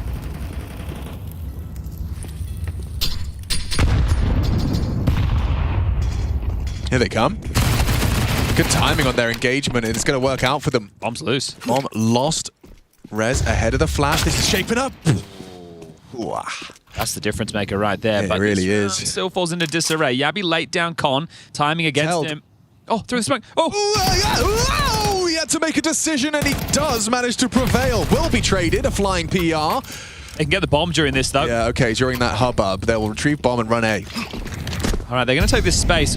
Missed Molly, not going to cost them. Towson still over towards B. PR going to join him, so they're both going to try and dart back, but it's about where do they set up this post plant. Bomb, I think it'll get planted safe side. And I like this. Stairs going to entrench himself to cut off rotations. Fozy also clearing out to make sure there's no rats in the system. So they can actually both play entrenched. Wow, Stair goes down. Towson only info on 1. He's had a very good first map, has Fozy. And Towson goes down a second as well. Clutching up is Fozy. Saves Astralis' hide. Yeah, got the hot hand there, doesn't he? Yeah, that looks so precise, so lethal. Finds the headshots. And he definitely, the Viking, the shaved head, the beard, and always giving a glance over on the fade of the glass. Towson must have got first bullet headshot or very close to it. Yeah, that was quick. Nice handling of the first, but couldn't get past this. Very precise from Fozy. Easy like, it's like, ooh. They're taking a drink, so happy he got bailed out there. It is going to be just a light investment now. 3 digs, 5-7, MP9. This time the presence will be over towards B. They're trying to set up the graffiti boost to jump with this MP9. It's been a while since I've seen this approach. Used to be a bit of a staple. So talking about the GamerLegion CT setup, it'll be Rez and Hypex as the A defenders. PR will be holding short, Snacks will be the rotator, and Towson to be securing Monster. So is the jump spot pure, like, is he planning on trying to shoot while he jumps up? Yeah, and also if you play players close short at the same time, when you jump up, they'll flick around. And that's when you start activating. Your teammates will activate short. And also off of that, they've been able to push Towson out, now rotate away. Yeah. They're going to waltz through Monster. Once upon a time, I think you could have said Yabi was the best B lurk in the game. So if he can activate any of that right now, it's something that needs to be a fear factor for GL. Hooksy's about to get some info. Does he get it with a kill or a bullet between his eyes? It's a bullet between his eyes, isn't it? No, it's not. Rez, tough to track the moving SMG. He's done well to keep the boots planted as the bomb gets exactly that. Hooksy can value his life right now. He doesn't need to go down in this situation. The longer he stays alive, more of a nuisance that he is. And Yabi's now activating, so the MAC-10's both just going to farm up a bit of cash as Snacks will be shredded, Heaven will be called clear, and at this point, you're not too worried that they're coming for this one whatsoever. Yeah, you're probably going to let the SMGs off the leash, though. Trying to hack, track. Hope they're not hacking. Down that of Hooksy. That'll be round 3. And as we discussed with Overpass, 3 to 4 rounds, T-side. That's all you're looking for. So they've already got 3 with the pistol and the conversions, getting there as quickly as possible. Yeah, Hypex getting himself a Mag 10 as well to bring through. Yeah, he's going to upgrade to the AWP. I wonder if they drop these SMGs and try and do something tricky off the back of it, right? Go for a con or short push combined together. I was wondering the same, but it does look like they're just going to go full rifles here. PR will keep hold of the MP9. And let's get the guns out. Let's see if this Overpass CT side will have, you know, the same flavor as that Inferno. Of desperation. Yeah. One that some of our viewers know very well, but let's see. There's also a lurk smoke that Astralis have been throwing for Monster in some of their rounds, right? It skittles forward and it gives Yabby an opportunity to play through. So no Monster smoke. Fozy holds the line, Yabby takes the space. Walks through it.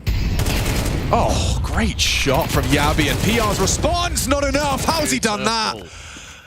Ooh, Yabby looking at like he's got a hot hand, just like Fozy. That is massive to pull off in the early stages of a game on the T side, because you will now condition early util and swings to make sure that can't happen. So the fact he's been able to do this gun round number 1, the echoes of that, the ramifications of that type of play will now make the B defense completely reconsider everything. And they might not even have Yabby going aggressive at all. That play was exclusively a Molotov barrels and Yabby go kill. Like, I mean, yeah, really cool. That's what we call a move, right? That's one of the moves. And Hypex desperately trying to draw something back, walks into the scope, and I think this one's over. Yeah, it's not looking good, is it? Snags just falls to Yabby's precision. A 3rd kill from the Yabmeister.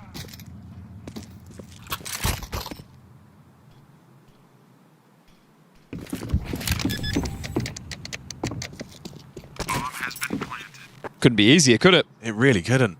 I mean, yeah, it's a luxury when you got a player like Yabby. It's got awfully quiet in here, by the way. The first map of Foot versus Liquid's come to its conclusion. You can all check that out. But there was a lot of yelling going on from Foot. And map 2 coming up next as Rez will lose his life. Just looked away. Great round there from Yabby. Is Nuke picked by Liquid. So we'll see if that one can go the distance. Remember, 2 spots left at stage 2. Advancement for the winner of this and the winner of that to join the big names. So a thing of beauty, great shooting. This one as well, like the tracking, losing vision, still nailing the headshot on the spray. Very good round from Yabby. 4 kills in it.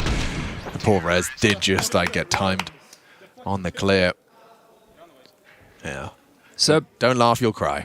Because PR kept the MP9, he can actually invest now into an M4, so at least they have something a little meatier to work with. And he's just been naded right in the dome. Yeah. Snags has a Mag 7 in con. That excites me. Okay. Yeah. We'll see if he gets any play. They have to... I mean, it's very situational. He is really counting on someone walking with their back turned.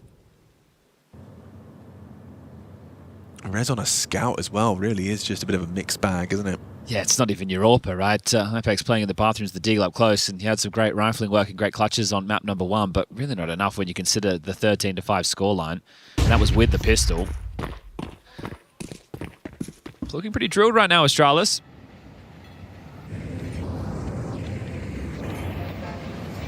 Yabby's on his Todd.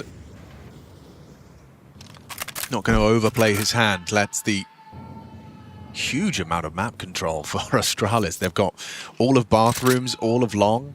See what execute they want to go for, right? Are they going to segregate smoke off towards Dicebox and then create a bridge to get into the site and try and wrap around the back and not deal with bathrooms? They have plenty of nades to make this possible. Snags will catch a timing. Oh, not anymore. No, he won't. He's been considered, hasn't he? Yeah, they know they didn't pass through con. Okay. Could be occupied, and now very diligent clearing, and yeah, we've got a free site. Okay, well, you like the way that one feels, don't you? Running that clock down, good util usage. It's practically flawless from Astralis. Oh, yeah. I haven't even seen them, and the nades have done a significant amount of damage. We know with the loss bonus they are going to opt to buy into the next, don't you worry about that, but they're even going to be able to make these rounds somewhat close. As a tag, they'll spring to action, hoping to just take some rifles with them, keep the finances low, but I think Astralis know they can just back off. There's absolutely nothing GL can do about this, and they might just be going down with the ship. Yeah, how many is it going to be? A nice double for Hooksy. Gonna feel good. Rez, do you get away? I don't think so. Rough. Wow, 5-0. 5 alive, flowing, smiling, vibing. And to think how close it was, right, with the pistol and the follow-up round coming down to 1vx scenarios, there's a tone shift and there needs to be an attack timeout called going into the second rifle round. And I think if you lose this one, take another. Just keep them flowing. Yeah. Because you're essentially trying to stop the bleeding. You'd love a back and forth, a close game, a 3-mapper, overtime to secure the stage 2 spot. But if Astralis are going to show some class, some poise, with only 11, this being their 12th map played, with this new roster that's pieced together, can't argue it.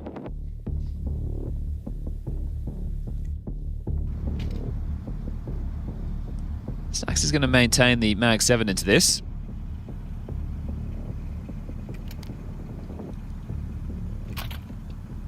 No, he's not. Okay. It was a will they, won't they for a long time there. Refunds, buys, refunds. But he will be bringing the rifle. You want to put your best foot forward, right? You're in a pretty deep hole already. This is T side already with like a comfortable number. They're starting the AWP B. And Yabi's doing it again. Search. Is he? Escorted by Fozy. He will start his walk. A missed monster smoke this time, or maybe disrupted by a flame. Molly, yeah. Just walked it in. There you go. Towson from the barrel's position. No molly this time. More comfortable. First time we've seen Yabi's opening venture not bear fruit. They need to reconfigure now. Fosy's hanging around to just see if anybody lives into the line of sight, and Stair will activate to take some space. This is necessary. Him and Ryan need to apply some pressure over towards A. He's going straight through there, You have to take a risk when you're down in this scenario. And also because you have 5 rounds ready to your name, you can take these type of risks. It doesn't feel like you're so scared and sketched out. So if they can piece this one together... Oh. Not scared at all. Could have hit his I think keyboard with a swipe. Yeah. Well, monitor stand either way. They've given up some info over towards long. Hypex staying burrowed. A good flash could be his undoing. Stair, another real solo play. Snax has got the perfect angle for this, as does Towson. Whoa, what a shot! PR does react in time. That was important. Getting away even more so. Can throw the block smoke. Stair trying to punish on the reaction. Go back up connected to A. Oh, especially when he's got on a second. Rez falls. Snax was on his way. He was in transition back to the B bomb site, now forced back to bank to try and beat a body in order to stop that bomb being escorted by Hooksy into the site. Ryu's got an angle.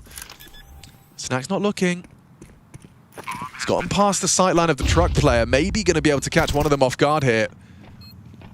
Sneaks on out. Hooksy going to be caught out. Quick strafe out. Traded by Ryu. There's Stair. It's all good in the Astralis hood for another. An opening kill from Towson and still not around to show for it. Bleak. Brutal. Hypex is trying to make a V2 occur. He's got the AWP on his back. He surely wants to try and keep it into the next, but he knows how valuable a round would be. Missed shot. It's all gone. Great shooting there from Stair. What else can you say about that? This is the second round that GamerLegion have been able to find an opening pick on their CT side. This one on a rifle round, and it's just not enough. This is a great way back at, like, what a shot. What is that? That is some elite level rifling there. And then the second, it creates the avenue back up because the rotation's already in motion. So 6-0, that's already more than enough on the T side. Astralis could say, all right, well, let's just play CT now, shall we? And it should be their map. Yeah, they just look mentally boomed. Oh, you will be even more so if you actually fall to this. Yep, boosted up. You go looking for answers, you hear spam, and you find an AWP. This is the thing, right? These plays, they're going to try and remedy this by making moves. Yeah. And it's better than not making any moves. Yeah, but it could have... Well, in that situation, how are you going to trade that, right? But at the same time, it's Rez just searching to try and take some space to give them something. They played a 3-man ace start. Right now, we're just getting to watch Astralis put on an Overpass masterclass. This will be a heaven smoke. They'll just be able to brute force in through monster. Towson's carrying on them, not Molotoving the barrel position. PR is here as well.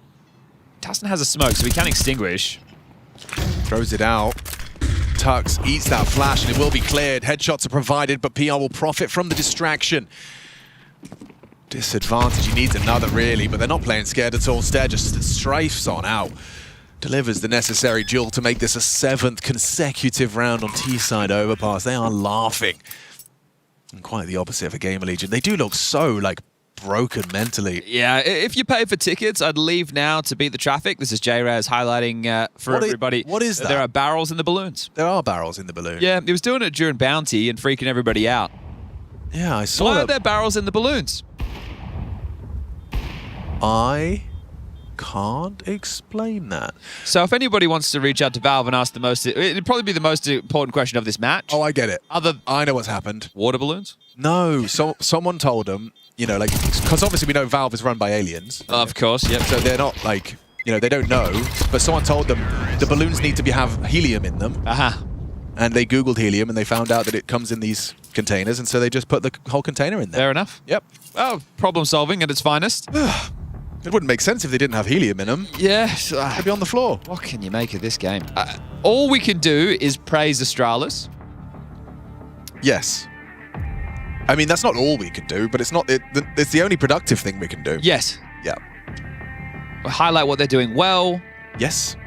Yabi has been playing incredibly. Yeah, it's there as well. Two of them have had some really big moments so far. And I mean, my biggest takeaway is just I've got a bit of a soft spot for Fozy because I kind of got to talk to him when he was just breaking onto the scene, talking like that. NIP stand-in days? Yeah, COVID. Sure. Yes. And I got to kind of, you know, see and follow his career from arm's length. And I mean, just seeing him, his hunger is embodied by the fact that he's played in every region. Yeah. You know, the guy wants to play. compete. Yes. He just wants to compete. And I think that that's the kind of player that could very well be a boon to Astralis, especially with the individual form he's putting on display. Yeah, it's clear that Hooksy's happy to have hungry players. Yes. He's very happy to have some new faces. Doing the Molodoy. I guess there's two Molodoys. There's the boost from heaven. There's this one. That's how you know you're leaving your mark on the game already. There's a couple of Molodoys as far as plays go.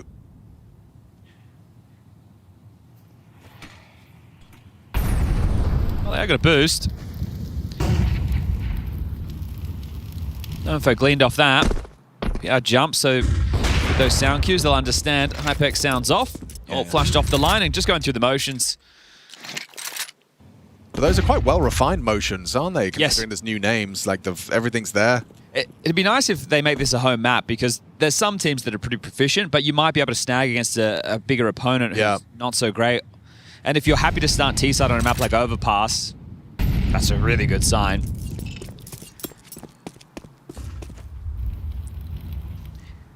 Info-wise, they haven't been able to garner anything on long right now, but I think they know that they have GamerLegion scared. Last round they found that opening pick, and it does look like it will be the B finish with Hooksy taking the bomb back. Stair now coming over to join. So 3 will be in through short, 2 in through Monster, Util for the finish. They've got plenty of smokes.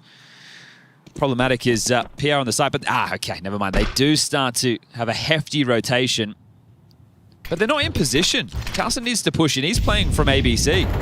It's quite a passive hold. Lucky Snacks has dropped in. Yeah, Yabi doesn't find the headshot necessary, but there's a quick trade. Ryu on finding Towson. Knows there's another towards Graffiti. And now there's multiple bodies. Snacks doesn't finish his meal. Oh, Ryu's doing it all now. 3 on the entry to B. Hypex and Rez both coming in from Graffiti's side. Oh, nice find against the wallbang. That might incite them to keep going and searching for this. Despite that low HP on Rez, you've got to get around. You've got to get something going. Fozy, perhaps not aware that they were already pushing forward, now considers it an option. Rez doing some parkour. Little jump scare for the Orba. Oh, he still hits it. Hypex in the clutch. Got the kid. Rifle's better. Hooksy dancing around the pillar. He's got his knife out. No idea that Hooksy's right there and secures it. Close. Not close enough. No whiff this time. No whiff this time. In Inferno, if you missed it, he lost a bit of a mare of a clutch to Hypex, but is going to convert it this time round. And Ryu with some great shooting. The trade, well, at least the kill on Towson to be able to get the space. That one onto Snacks is a thing of beauty. Then just surging forward, just a marauder. And Fozy hitting this. I thought Rez had him dead to rights. Quick reactions through the board. Fucking work, huh?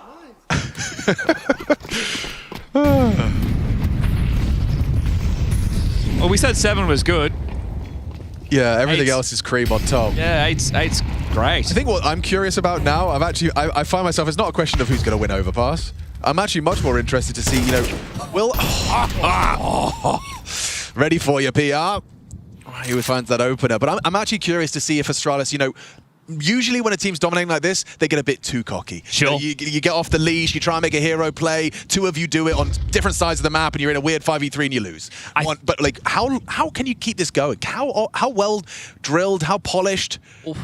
The timing, we'll get to that in a second. They're past. Okay, I mean, Rez is going to have to know that's a possibility. Especially with that flash and now the steps. So calculating this, Hooksy's going to go down. Thank you. The bomb still looks like it wants to go B. That feels very fakey, right? So they're going to have to put a lid on Rez. 50 seconds. Yabi's there. Rez. Inked him. Puts him low, but the AK more lethal. Towson at least managing to burrow into the site. Does win his duel, and a necessary one at that. This one's just back and forth, isn't it? It's not looking comfortable for Stare. He's going to catch a timing. They weren't expecting him so close. He is closer than they're ready for. Already on site. Already on site. Already on site. Back turn. Snacks will prevail. And just as I start asking the question, it seems like they will get there first. Astralis, the 9th time of GamerLegion asking. And they'll find themselves their round. Hypex trying to bring some energy. One of the two Poles in the GamerLegion jersey would love to keep playing in Krakow.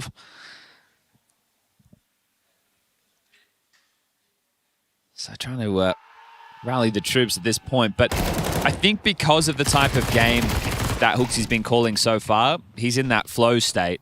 So he's pretty dialed in, and I don't imagine that to stop. And the players as well, right? Yabi and Stare, well, actually Yabi trying to return to some version of relevancy in the Counter-Strike world. Stare has always been trying to break in since he's had this Astralis jersey on.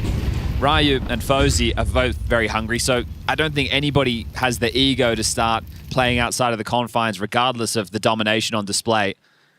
There's a Prestige event, which is a different city name, but this one is a bigger arena. Twice the size of Spodek.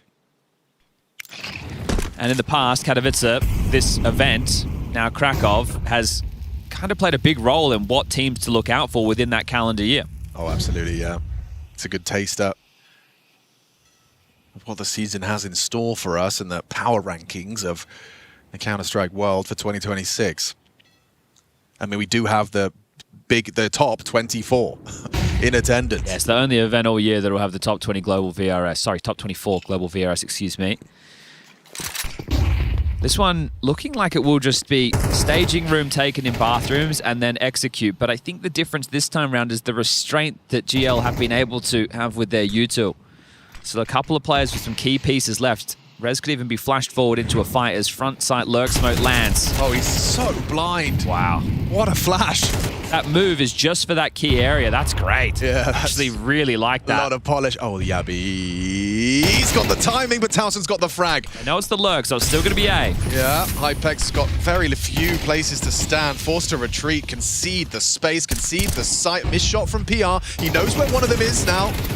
Ryu's low HP will be susceptible to the wallbang of Towson. Jumps up straight to the AWP. We do need to see a bomb plant. Hooksy's going to be punching it in. The incendiary does not spread, but a missed AWP shot. Weird one. 2-on-2, all to play for. Oh, PR, a couple of bullets do connect to Hooksy through that dice box. And oh, you didn't expect it. Hooksy sticking around on that line, takes the first fight successfully, and now peeking on into Towson at his next comfortable moment. Got a smoke and a kit. Okay, this gets really difficult for Fozy, especially with an AWP. It almost feels like Towson's already won this. Fozy's just going to have to take a Hail Mary AWP shot. One more, a rifle. Oh, it was on him. It was a really nice try. Fair play, finding the M4 in time to put a bullet down range, but 2 in a row for GL. Okay. Obviously, salvaging the half would be 4. The thought process in all of that, right? As soon as the bomb goes down and it's in the default position, Fozy understands that if he can get back to Divider, he can win this round just with jump spots. The thing he didn't account for was a smoke being held over so late that I'm pointing out they were holding on to longer. Yeah, it works out for them. So they're very fortunate they had that. Without that, Fozy's made the play to win the round. I think Hooksy did a good job because essentially in that moment, it's like, You are now playing a 1v2, Hooksy. Yeah. I am leaving you to your own devices. He gets one, so he did his job. It's just an unfortunate one to lose. And I think at the moment, if you're Rugger, you just want to make sure you keep the mentality solid. So, boys, we've won 8 rounds on the T side. Sure, they're going to get a couple. This is all good. We know that once we flick on over, we can own them. But let's keep the focus, right? Let's not just rest on our laurels. These were some tough rounds. We lost them, sure. Let's see if we can eke out 1 or 2 more. Good job, boys. Let's go. Kurva, get these 4 rounds. Jan will call it home on Kurva T side. Yeah, let's fucking go. Yep. That's what we heard just a couple of rounds ago.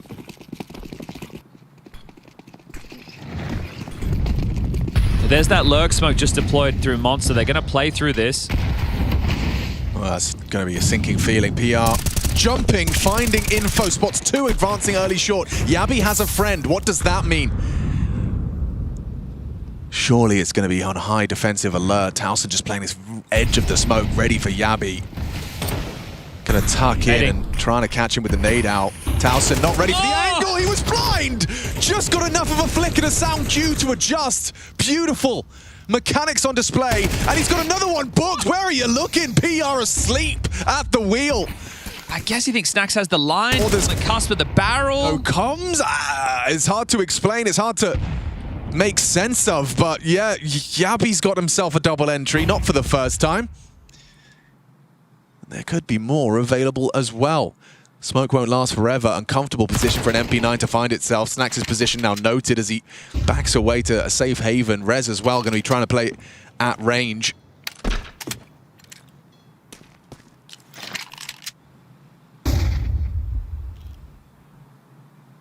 Not in a hurry.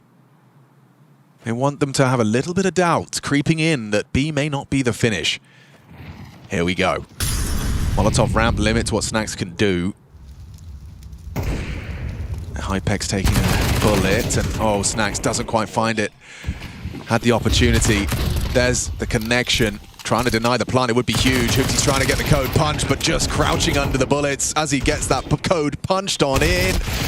A 9th for Astralis imminent. Snax might just go heaven and save the AWP. I'd love to see that shot from Stair. Onto Hypex, he takes that first shot, steps back out, Stair deletes him. There's that AWP. Is he going to go around and grab it? Obviously, he doesn't want to hold on to this MP9. He's still worried about someone taking this A space. And okay, he's going to let the bomb go off and then run down and pick it up. Doesn't want to risk being in the open. I said they could salvage the half with 4. Now the best they can do is 3. Hooksy's heading over. Could he be the man to guard the AWP from Snax' hands? Or does he give him an AK? Well, there it is. Okay, Snax will get what he's looking for. He can drop that. He can buy an M4. Might even drop that to one of his teammates. So they'll give an MP9 or something less to work with. This one's huge, right? So just, wow. Right? Like, no X-ray, it's even more on the fade there. And I think...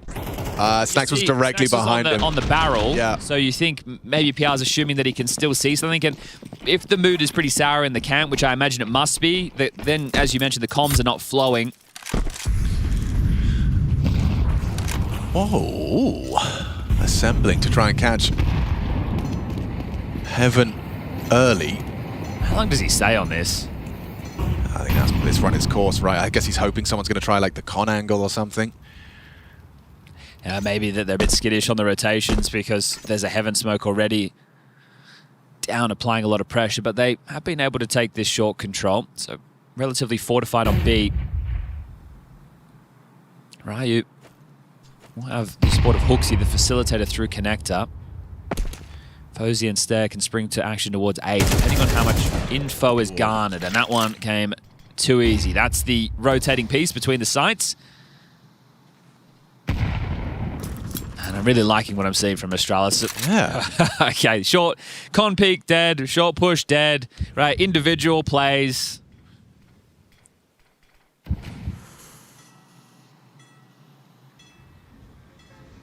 I'm starting to understand why Ash got burnt out. Right. This is tough. This is very, very tough to watch. Towson gets something. We'll be able to get an upgrade off the back of that. Hypex on his own on A. So if they go for any variation of an execute, you can molly truck from long, you get the flashes in, you smoke off bank, you smoke off drop down, and away you go. Yep. Hot toes. What are you meant to do? I mean, Hypex has had to deal with that same util before. This time he's got a little gap you might want to work with. Hooksy takes a burst from the FAMAS of red. Quick from Towson coming long as well. Yeah, he might get the back turn to Ryu if he's lucky. Just like that. Okay. You got the man advantage. Towson 3 kills deep. Just to end with a third, end with a victory. No kill or smoke this time. Yeah, that does make it infinitely harder, doesn't it? Fozy's got the angle, misses his shot. Will he get another chance? Mantle's up and covered by Hooksy. He's lucky to be alive. Both of them still kicking, shooting hard. Hooksy and Hypex head to head. Will Hooksy have a 1v1 this time victorious versus Hypex? He's already beaten him once on Inferno, did Hypex, at the last round of the half, no less. I don't think he's done it this time. Oh, he just resigns himself to the defuse. It's a 10-2 half. Astralis, 3 rounds, all that separates them from eliminating GamerLegion and securing a spot in the second stage.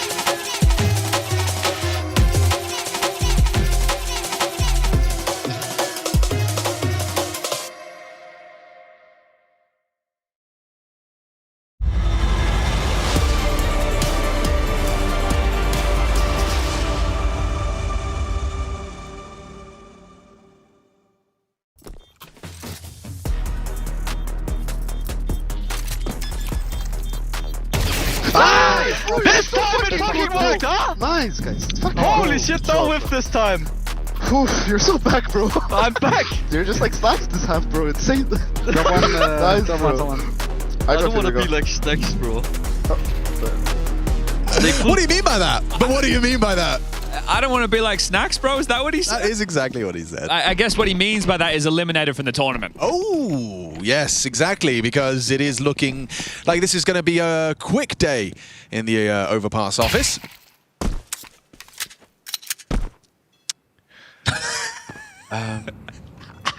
Yeah, sometimes it do be like that. Those dead eyes. Yeah, he ain't blinking anymore.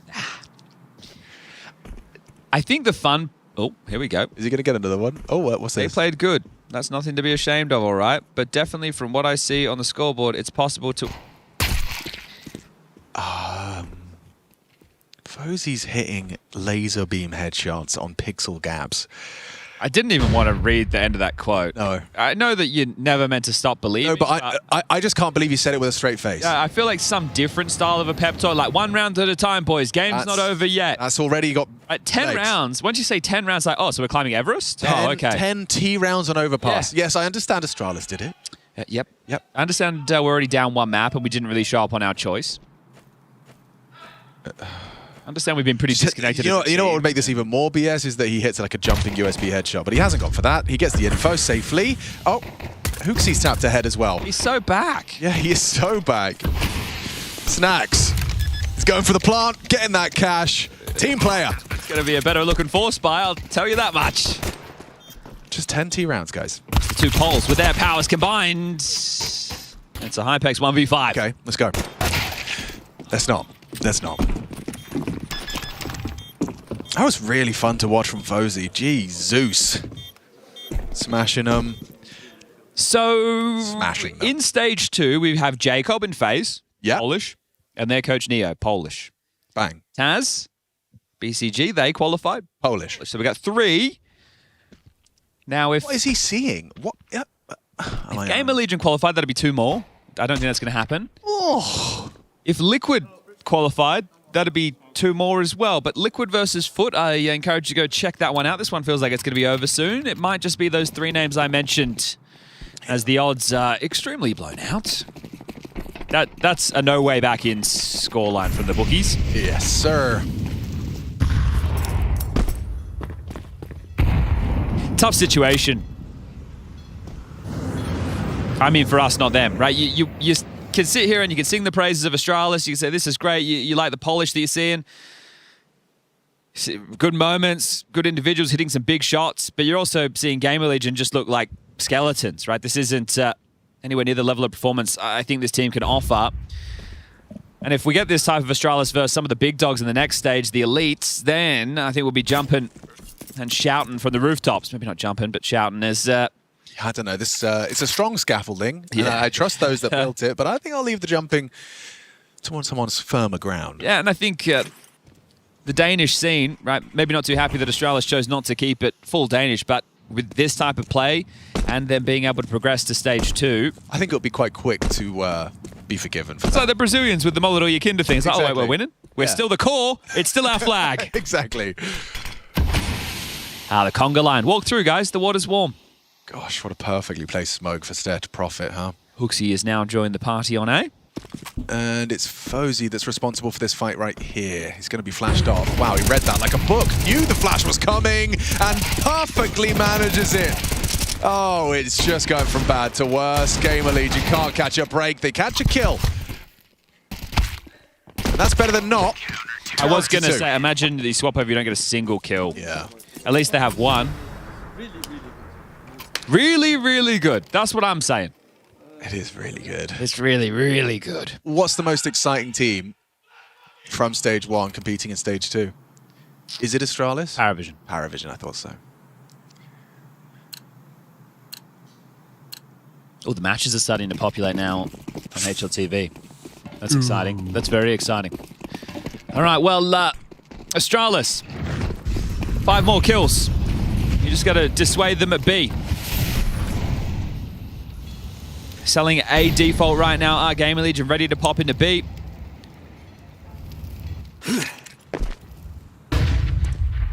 Nope. Oh, you did spot him, but he top of doesn't smoke there. Gauge. I got their staging area. They could at least set up the execute. All right. Couple of nades at the ready for small ramp. They'll find their mark. Oh, they would have. He's just reposed. Another flash. Swings on out, and there's the flash. Fuxi, the second time's the charm. Astralis have really made Overpass look like a comfortable home turf. There's no doubt about it. Dominant throughout the series, a 13-5 into a 13-2. Meager 7 rounds across 2 maps from GamerLegion. They will be departing the tournament here. For Astralis, the competition continues. That is truly their easiest game of the 3 played. Taking down Pain 2-0, losing to NRG earlier today in a 3-map affair, and then dumpstering GamerLegion. Hypex getting like a bit of shock there at the end, I'm sure, for a young lad like himself. Polish on home soil in Krakow would love an opportunity to keep on competing, but that's the end of the road for GamerLegion, and they just didn't rock up to play Counter-Strike in their second series of the day. They opened up the account with a loss to Aurora. They played Heroic, who had a stand-in earlier today.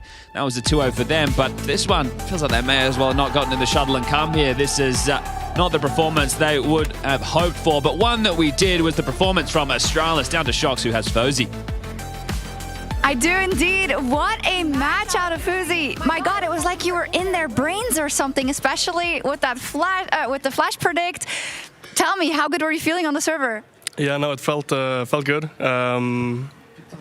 Felt like we warmed up a lot before, or like after the NRG game. Sorry, I can't really get my words out right now. It's okay. I understand. It's a big thing. You qualified for stage 2. So tell me then, obviously you will not have felt so happy with that. So what did you personally really focus on? I just locked in, really. We all just locked in. We know we can play much better than we did before, and I think we showed that now. Absolutely did. The potential is huge, it looks like. Tell me a little bit about Fuxi and then his calling and the way the energy in the team is. Yeah, no, the energy is good. We're making progress. Fuxi is calling really good. We try to listen to him and give him some suggestions as well, of course. Yeah, no, it's going good. Hey, democracy. Is it? Are you allowed to? Can they give suggestions or? I want them to give suggestions. They have to when I'm shooting like this. Oh, there we go. Yeah. So, yeah, okay. Suggestions. It's all good in the hood. But Fuxi, final question, a bit more serious then for you. There is, of course, a big name of Astralis now. That the shirt you are wearing. It is a lot of pressure. Some would say, are you standing in the footsteps of the Vice? How do you look at all of that?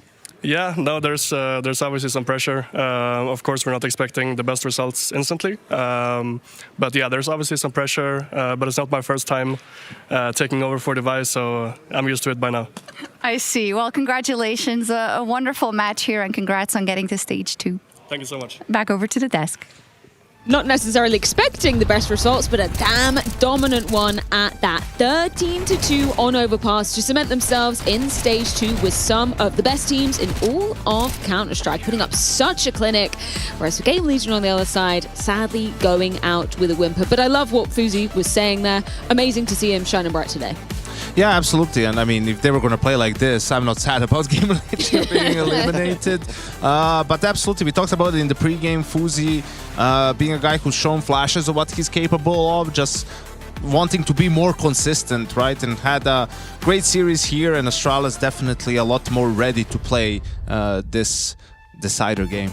And there's just so many good things from Astralis in this game. You kind of had it all. Like it just seemed very calculated. The individuals on the flanks knew exactly what type of space they could take whenever there was a distraction on the other side of the map. You had the clutches, you had the individual performance specifically from Fuxi and also Rio. But yeah, I think this is a really good sign as a beginning for Astralis. I think it's really important for them that they also make it to the next stage where they get to be tested a little bit more against like the better teams, and not to take anything away from GamerLegion, but they do look completely flat today. But we also just have to admit that Astralis just looked incredibly sharp, and I'm actually quite excited to see how that's going to unfold into the next stage. 100% how it translates to some of the quote-unquote better teams as they do enter the fray for stage 2. There was a litany of team rounds you could have chosen for Astralis. Which one have you gone with this time? Yeah. I've gone with the second gun round, right? Because in the first gun round, they were doing something straight out of Glaive's playbook, which was, you saw Yabi be very aggressive towards this monster area, and the Opera is taking the far angle, right?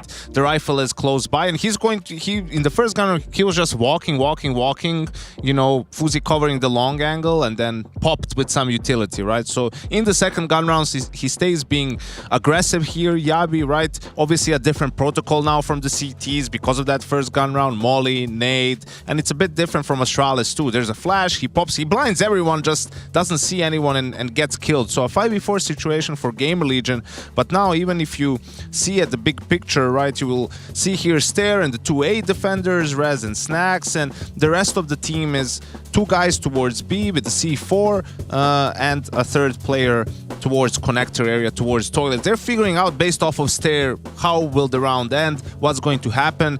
You know, he's in a very, very forward position, and even Towson, as the 3rd player comes in, dies, Stair wins the duel, PR is pushing, he gets info on everyone, gets a kill, sees 2 more players, sees the bomb. And this is where I don't know what Rez is doing here. Like, you will see him here. Obviously, Stair just got a kill not even 10 seconds ago on long, whether he thought that Stair booked it all the way back, but he's just running across instead of maybe showing some more patience in this scenario. I mean, still 3 of his teammates are alive. They were in a 4v3. He's the last A player. He doesn't need to, you know, it's not up to him to defend the B bomb site. And that 1 kill, it sounds like, well, they're still in a 3v3, yes, but they lose control of the bomb site, bomb gets planted, and all of a sudden, because of that 1 mistake, you go from a 4v3 to a 3v3 retake on A without a flank. That's very hard to do, and it felt like after this round win from Astralis that the game was pretty much over. They did definitely lose a little bit of faith in them winning and turning it around, and it's a bit of a fumble from Rez. You know, it's like what I meant with them not connecting the dots, because what Rez is doing right here, the only thing he literally had to do was try and get info but not die, because if he dies, he just opens the entire rotation that Astralis realizes when he gets fragged by Stair. That allows him to actually run up from connector. And Pia just got the information that there were a lot of people towards the B bomb side. So for Rez to just play it passively and not start over-rotating or be caught in the middle of everything, it's a very uncharacteristic miss by Rez. It's literally just if Stair still tries to play on long, you need to kill him. That's it. Like, you need to be somewhere where he's not going to check you easily and just take care of him, and that's it. But perhaps speaks to just the state of mind of GamerLegion players, you know, by that point in time, where I'm sure he knows that wasn't the best play, but you know how it is when you're out of it. It's like, you know what you're doing is not ideal, but you're like, maybe he's probably not there. And then he's there, and then you die and the round is over. He's not really feeling it, right? And I think that was like the clear picture from GamerLegion, that none of the players were actually feeling it. So it also just comes down to them making bad decisions, and one bad decision can just unfold into more bad decisions. And I think that was like everything just kept going in a downward spiral for them. Every time they got around, they were even hyping themselves. Let's just get the last 2 rounds so we can get 4. Then Snacks will be able to call it home. And they never really got to that point where they could get Patrick. Who was it that was saying that? I think it was Hypex. Hypex? Halftime, yeah. That's the problem. You know, it's like one of your newer players, you know, inexperienced players, he's trying to rally the troops. I think that's the, you know, in the long term might be an issue with the team. Is like, who is the leader of this team? We know Snacks calls the plays and he's the captain, but who's the emotional leader of the team? Who's supposed to rally the troops? You know, you almost wish Rez was a bit more of that as another veteran presence, right? You know, Towson can get loud in terms of a bit of trash talking and hyping people up, right? But it's in these moments when everything is not going according to plan, where you sort of start hitting a wall a little bit, who's going to get you out of it. And I don't think they have a clear person on that roster for it. No, it's all about having that I wouldn't say father figure, but like the leader inside the pack that can rally the troops and tell them that, guys, I'm aware that we're not playing as we should be doing right now, but we need to step it up. We need to get the communication flowing, and probably shouldn't be coming from the new guy, as you mentioned. That is probably the responsibility of either Snacks or Rez for that matter. Even the coach could do it. We don't get to know what he obviously brought to the table, but it was a clear picture that they felt like they'd given up. Albeit limited to timeouts, it really did feel like Ash was taking up that mantle previously as well. He had so many kind of motivational moments that we've heard in a lot of those mic'd up moments as well. Unfortunately, does mean the end of the line for GamerLegion here in Krakow. So let's get a few closing thoughts courtesy of Rez and Shox. For GamerLegion, it is the end of the road here in Krakow. Rez, can I get your reactions to the first match, the one versus Astralis that now happened, where it seemed like it didn't seem like you were yourself? Not sure what happened really. I felt like it was a really off game by me and by everyone. Didn't really recognize ourselves here, and completely different team from our first match. So really sad to see. Okay. Have you got anything you can take away from it? Because if it's just a bad day, that would mean that, of course, there is a lot of promise, and we know there is in GamerLegion. I mean, still, like, we went into this tournament with a minimal amount of practice, and like we're still a very new team with a lot of stuff to figure out still. So I don't think we should take it too harsh. But obviously, you always expect more, right? Like you don't wanna go out like this, never. Even if you're new and you don't have a lot of practice or whatever. But yeah, hopefully we can take the good points out of this game and just learn by our mistakes and do better next time. Okay, on to the next one. Thank you, Rez. Back to you. Yeah, got to be a really tough pill to be swallowing if you're GamerLegion, all things considered, because this is one of, the hallmark tournaments of the year. There is really no excuse if you're slipping up in this one. Yeah, absolutely. And, they did have a significant change in leadership. I mean, changed their coach, IGL, duo, right? So how much has that had an effect on the team? Not only in terms of the tactics and everything, but like we were mentioning, on the emotional side of things, still having to get adjusted to some of the new personalities, because, that's what it comes down to. When you had a 2-hour break and you're a completely different team, it's about just not being ready to play mentally for this final game. And off days happens. I mean, that's what he said as well. Like, they himself had an off day and the team had an off day, and it's always hard to bounce back when everyone seems to be having an off day. But I mean, like, it's more like the fashion that they lost in is like that they couldn't get anything going for them that made them look a little bit foolish. I don't know. They already played today. So it's off half a day. Off half day. And I think because, also Heroic was playing with a stand-in, so maybe that made the game easier for them, but yeah. I just heard some screams across the hall. Does that mean that Foot managed to put another round on the board? We're also keeping an eager eye on the B stream, because that does depend on what the draw is going to be for the Stage 2 games, which we're really excited for. Currently very, very close between Liquid and Foot, but Foot did get the first map very convincingly on Ancient. 13-4. Is that excusable if you're Liquid? I think it is, because Foot, being the Navi Academy team formerly, they were really good on that map. I mean, even if you look at Makaze or Navi, that's his best map by far. They were just dominating everyone on the map. So I think against Liquid, who is playing with a stand-in, and Ancient isn't, in maybe top 2-3 maps for them, I think you can definitely excuse them for that. But, now you're on your own map pick and falling behind on the CT side. So this is where, there's no more room for mistakes. And it's not over until it's over. Like, Liquid is still fighting for that spot in the next stage. And just looking at Liquid throughout this tournament, it has been a little bit up and down. I was actually very impressed with how they performed against G2 yesterday. And they even had the possibility of closing out the match and already would have advanced yesterday. But obviously they didn't really make a count, and now they find themselves in an elimination game. Yeah, very, very close indeed. It would be crazy to see Foot progressing as well. They were definitely one of the teams I didn't know too much about coming into this stage of the tournament. That would be incredible for some of the young guns on their side, right? Yeah, absolutely. And a lot of these teams, all right, Liquid, I think, is locked in at 12 or 11 in the VRS with how things have been unfolding. But all the teams that we've seen today are, from the 15th to the 21st place. Like, that's what they're battling for, because you have to remember we had top 24 in the VRS at this event.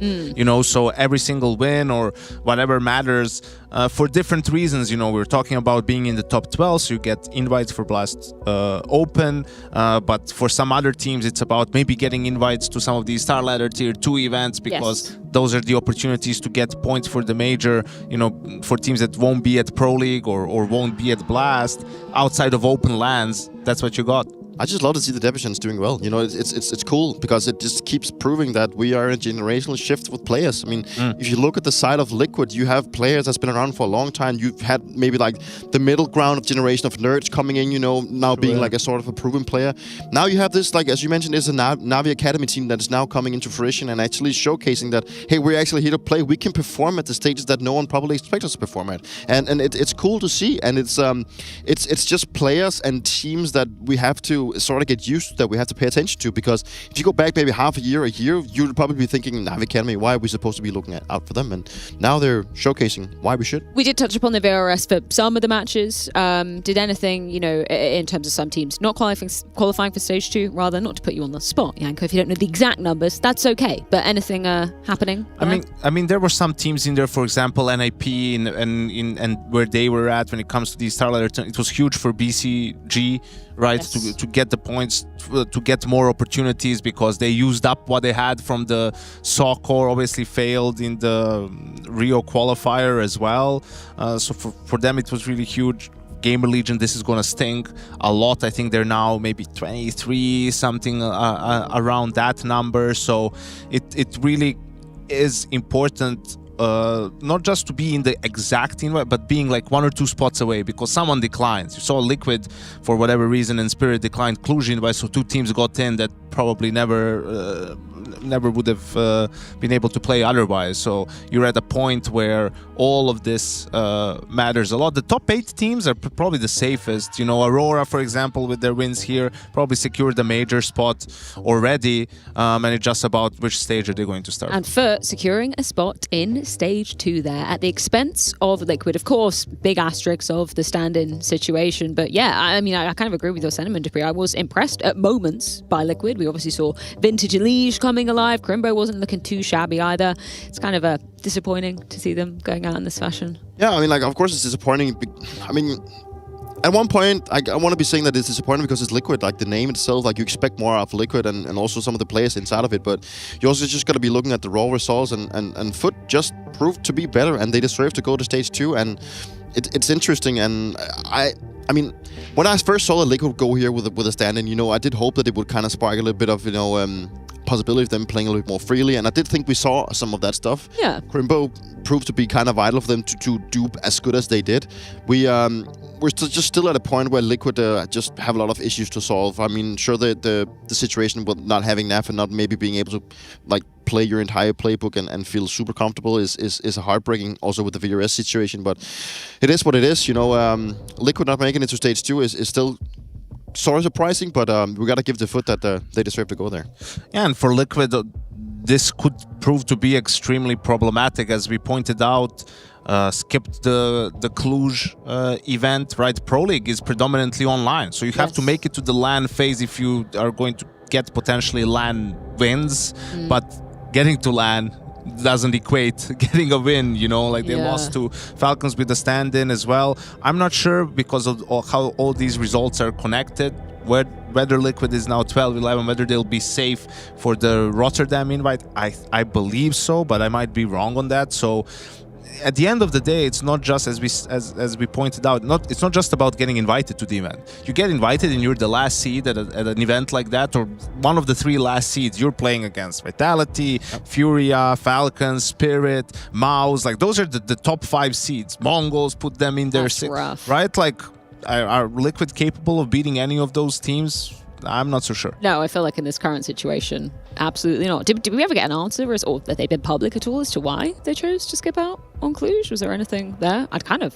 love to know. It doesn't feel like the right time to ask, does it? Maybe not. Let's save it for later. I think it would have probably been something along the lines of, we're managing the schedule for our players. Yeah, something like that. Okay, so after, in just a few minutes, we will be announcing the draws for Stage 2, but we do have a couple of them up on screen here. We did touch upon them earlier, but maybe just to reiterate for the viewers at home who didn't get to tune in for that. Na'Vi, Paravision, G2, Mongols, 3D Max, FaZe, Mouse, and RG. Those are some really mean teams left over for these last lot to get. I think just quickly, I don't feel like we've talked nearly enough about NRG. Maybe because they've been mostly on the B stream and we didn't do their games, but that's the most shocking result. Well, actually, it is the most shocking result, even over BC game, right? Like in that regard, for them to go 2-0, right? Like not lose a single match. I think it's not something that people expected, you know, that you would expect them to be 0-2 and that's it. So whatever they've been cooking up during the break, it's been impressive. OC has been unbelievable in their first game. I think he was very good against Astralis today as well. So props to NA. I still don't think like I have like the biggest expectations, other than now they've made it to stage 2, which is good, but it's gonna just be extremely hard from there on now. It's clearly taking some time to get used to the changes that they've also been going through, and also with Nitro making his famous return from Valorant, right? There's a lot of things that have to be sorted out, but I have to agree with you, Janko. Like for them making this one and making it sort of clear, and also the way that they defeated Astralis with how they played today is without a doubt like a really good result for them. Yeah, they had to beat Bait on day one as well, where they actually lost 13-4 on the first map. So nice little comeback for there from NRG. Is it weird for you seeing Nitro still donning a counter? Obviously, he had a very much bigger hiatus from the game heading over to Valorant, but is it nice to see him return? Yeah, it's good to see Captain America back in Counter-Strike. You know, he's one of the guys that I managed to beat the most in my career. I mean, Nitro has always been such a nice guy, even back in the days when we had our rivalry. I think that he's always been very important to the North American scene, especially with the in-game leading part. And he's gone through a lot of things with back in the days, but also trying to be like an in-game leading AWP when they couldn't really get things to be rolling. And then I kind of thought that when he decided to go to Valorant, it would be like that will be like the end of his time, but apparently he missed it and decided to make a comeback. And I don't think, with all due respect to Nitro, I don't think Nitro is going to be like coming back into a team that is like a title contender, but at least he's at least making a little bit of a resurgence back in the North American scene with NRG, but I think we're going to leave it at that. 100%. Let's talk about their opponents just for a moment in MOUZ, because they're one of the teams that obviously chose to skip out on Blast Bounty as well. G2 obviously did as well. They couldn't, they didn't need to use that excuse of first event back. They did pretty damn well. So yeah, MOUZ going through to stage 2. Get to see them for the first time very shortly indeed. But we do need to find out which of our other 4 games is going to be going down. So let's hear about it from Shox. Indeed, that's what we're going to do in the IEM Krakow 2026 Stage 2 draw. We will finalize it now. We have after Stage 1, the teams were seeded into Group A and B of Stage 2 according to the most recent VRS rankings. But of course, we have their newly qualified teams that will be randomizing right now. Thanks to Ash, the head of the referees here in Krakow. Are you ready? Ready. Let's do this thing again. If I make a mistake, stop me, and then we'll figure it out. So the first teams that will be randomized are the higher seeds. We have Aurora and Astralis. A team is Aurora, B is Astralis. If it's heads, Team A will be the higher seed. That would be Aurora, and they would go into Group A and play Spirit. If it's tails, the higher seed would be Astralis, and they would play Spirit. So let's go. It is tails, meaning that Astralis is the higher seed and they will go into Group A and play Spirit. That means that Aurora will go into Group B and play Falcons. Correct, yeah. Correct. Okay, then the second teams to be randomized are BC Game and Foot. BC Game is A, Foot is D, and the same spiel as before. So go ahead. We've got heads. Heads meaning that BC Game is the higher seed, meaning they will go into Group B and play Vitality. And on the other side, we have Foot that will go into Group A and play Furia. Everything correct? Everything's correct. Wonderful. Thank you so much, Ash. And those are our matchups, some spicy ones. It is indeed. That's some very exciting games going down. Yeah, I mean, if you're going to be drawing from the lower side of this stage 1, you're in for a rough time with those top 4 teams, aren't you? Yeah, absolutely. I mean, that's just the lay of the land, unfortunately. And that's why for a lot of these teams, it would be unrealistic to expect an upset in that first game. It's more about how big of a run can you make in the lower bracket, right? We talk about VRS and every win matters. So even just winning one game in the lower bracket before getting eliminated would be very meaningful for some of these teams. Yeah, but there's like no easy matchup whenever you come from the stage and moving into the other one, specifically coming from the lower bracket. It's always just going to be extremely difficult. And I mean, regardless of who you're going to be drawing, you're probably going to be looking yourself at you're going to be in an underdog position. But that's not necessarily like a bad thing for the teams coming in. Like sometimes also just getting to play at this tournament, you know, they've played this whole stage, gotten a little bit used to the environment, gotten used to the pressure and everything. It doesn't necessarily mean that the top teams will fumble, but it definitely allows the underdog coming into a match where they at least have warmed up a little bit, and then we'll see how we get Simple versus ZywOo. Let's go. Let's roll back the years. 2018's calling. We're answering. I unfortunately doesn't feel like a level playing field. No. But it's going to be exciting nonetheless. FaZe and 3D Max played each other plenty of times last season, and I think that's probably even though 3D Max had mixed success, I think they'll be happy with that, considering some of the other teams that they could have gotten. So yeah, a lot of interesting matchup matchups to kick things off. Aurora versus Falcons as well. Do Aurora have a chance in that one? Or I mean, they do, and it's going to be a early test for Falcons' Anubis. you know that one's coming. Ouch. So we'll see what they've been cooking up for this tournament. This is very, very nice indeed. Do we have a, I mean, sometimes we have a bit of a group of death situation. I don't necessarily know whether we have one here. I feel Group B is the worst, but well, the worst in the good way. I mean, like that's the best teams on the right side. That's what I mean. The one you don't want to be. The one you don't want to be like. Most. Okay, so just rephrasing your Group B should be the group death in my opinion when you look at the teams because obviously you don't think so. I think Group B is more clear cut. I mean, Vitality, Mouse, Falcons. I would be surprised if anyone else made it out of that group, to be honest with you. I think Group A is a lot more open. You know, Fury has looked shaky at Bounty, G2 sure 2-0, but against Liquid wasn't the best. Mongols, hope they practiced, right? You know, Parivision is number one in that group in terms of the power ranking at the moment because they've been on a tear. Navi and Spirit being on the same side of the bracket, like Spirit has potential to either play Navi or Parivision, which, you know, Parivision they lost to in Bounty. Navi, historically, they've done really well against them. G2 playing the Mongols, they could play Furia. Those are the two teams that beat them at the major. So a lot of cool storylines here early on in Stage 2. So much excitement set to go down, but you do have to wait until tomorrow for those good games to be kicking off. Thank you so much for joining us for the duration of Stage 1. We'll see you at same time, same place tomorrow to kick off Stage 2 at the Intel Extreme Masters Krakow 2026. Hella, hella, hella, hella.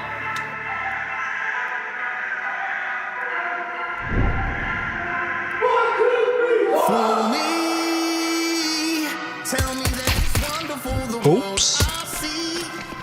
So this one means a lot to Snags. PR! Alright, lad, that's 3, 4. Why stop there? 2 very hyped up players, and that's an ace. Maybe I'm not worst. Maybe I'm not worst. PR stands for pistol round. This is not a nice fight for a pistol. The jump over, Snags is ready. It's messy.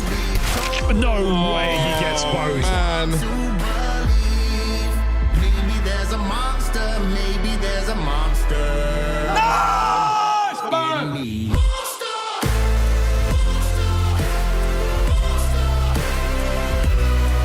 You can get a lot of stuff from this guy. So let me out. When we talked about this before, you need to stop breathing, okay? Should I go? Yes, I think yes. Yep, Crazy tucks in. Electronic gets his gun out. Crazy's got to find the first. A little pre-fire does deliver. Tucks in, forces them wider. 2 is absolutely absurd. A third! Oh boy. Nice, Dan. Nice, Crazy. Don't fucking play on B. Knows he's got to hit this kill, and he can't do it. Electronic alone. They don't sweep through. He should be traded. He should be traded. How has that bullet found Ken's head? I said there's 3 sets of headhammer in the round. It's the 2 players on the retake who only have the Kevlar, the Mag 10.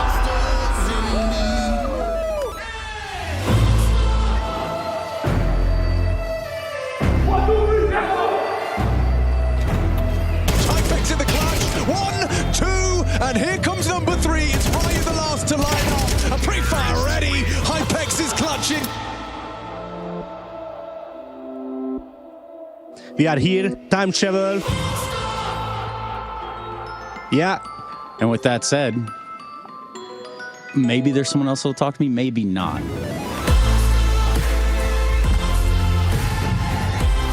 Pulling their weight and then some. Perfect re-aim. Rez just walks on into the crosshair. Fozy, he's looking great in that Astralis.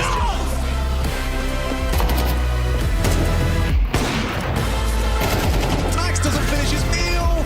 Oh, Ryu's doing it all now.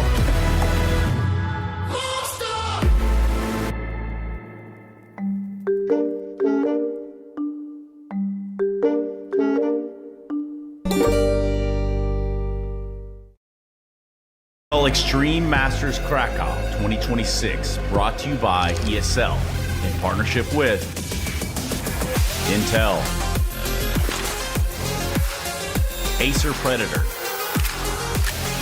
DHL, Zowie, Chex, and the City of Krakow.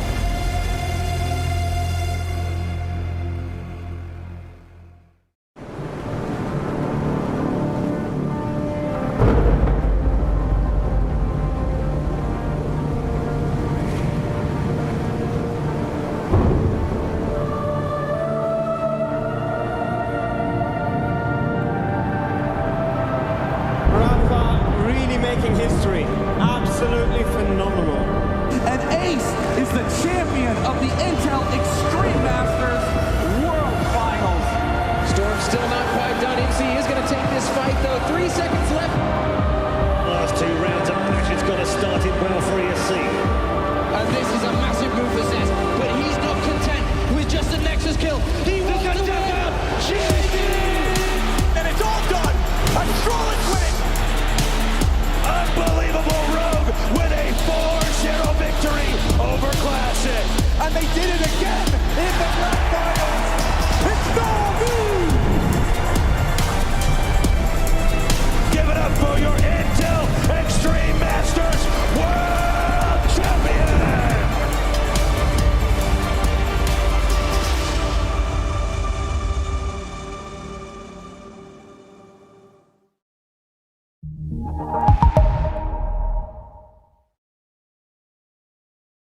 Hi, this is Basement Dweller's first advertisement. And our second drop is, it's up, actually. If you're seeing this, it's up. It's available on the ESL shop. We had our first go at a jacket, and I'm really proud of it. I've always had an interest in clothes, but, you know, seeing behind the scenes how the sausage is made has been a lot of fun. And if you like the clothes, tell me. If you hate the clothes, tell me, but try them before you slag them off. I think they're really comfy. So yeah, that's my advert. I'm gonna try again. I'm gonna record another one.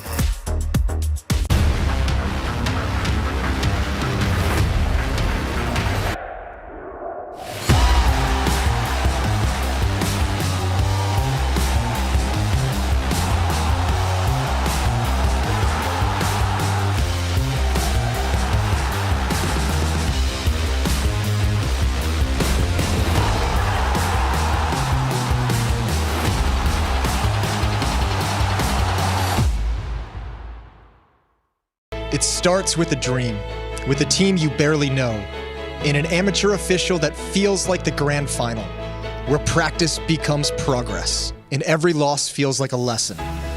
When will your journey begin?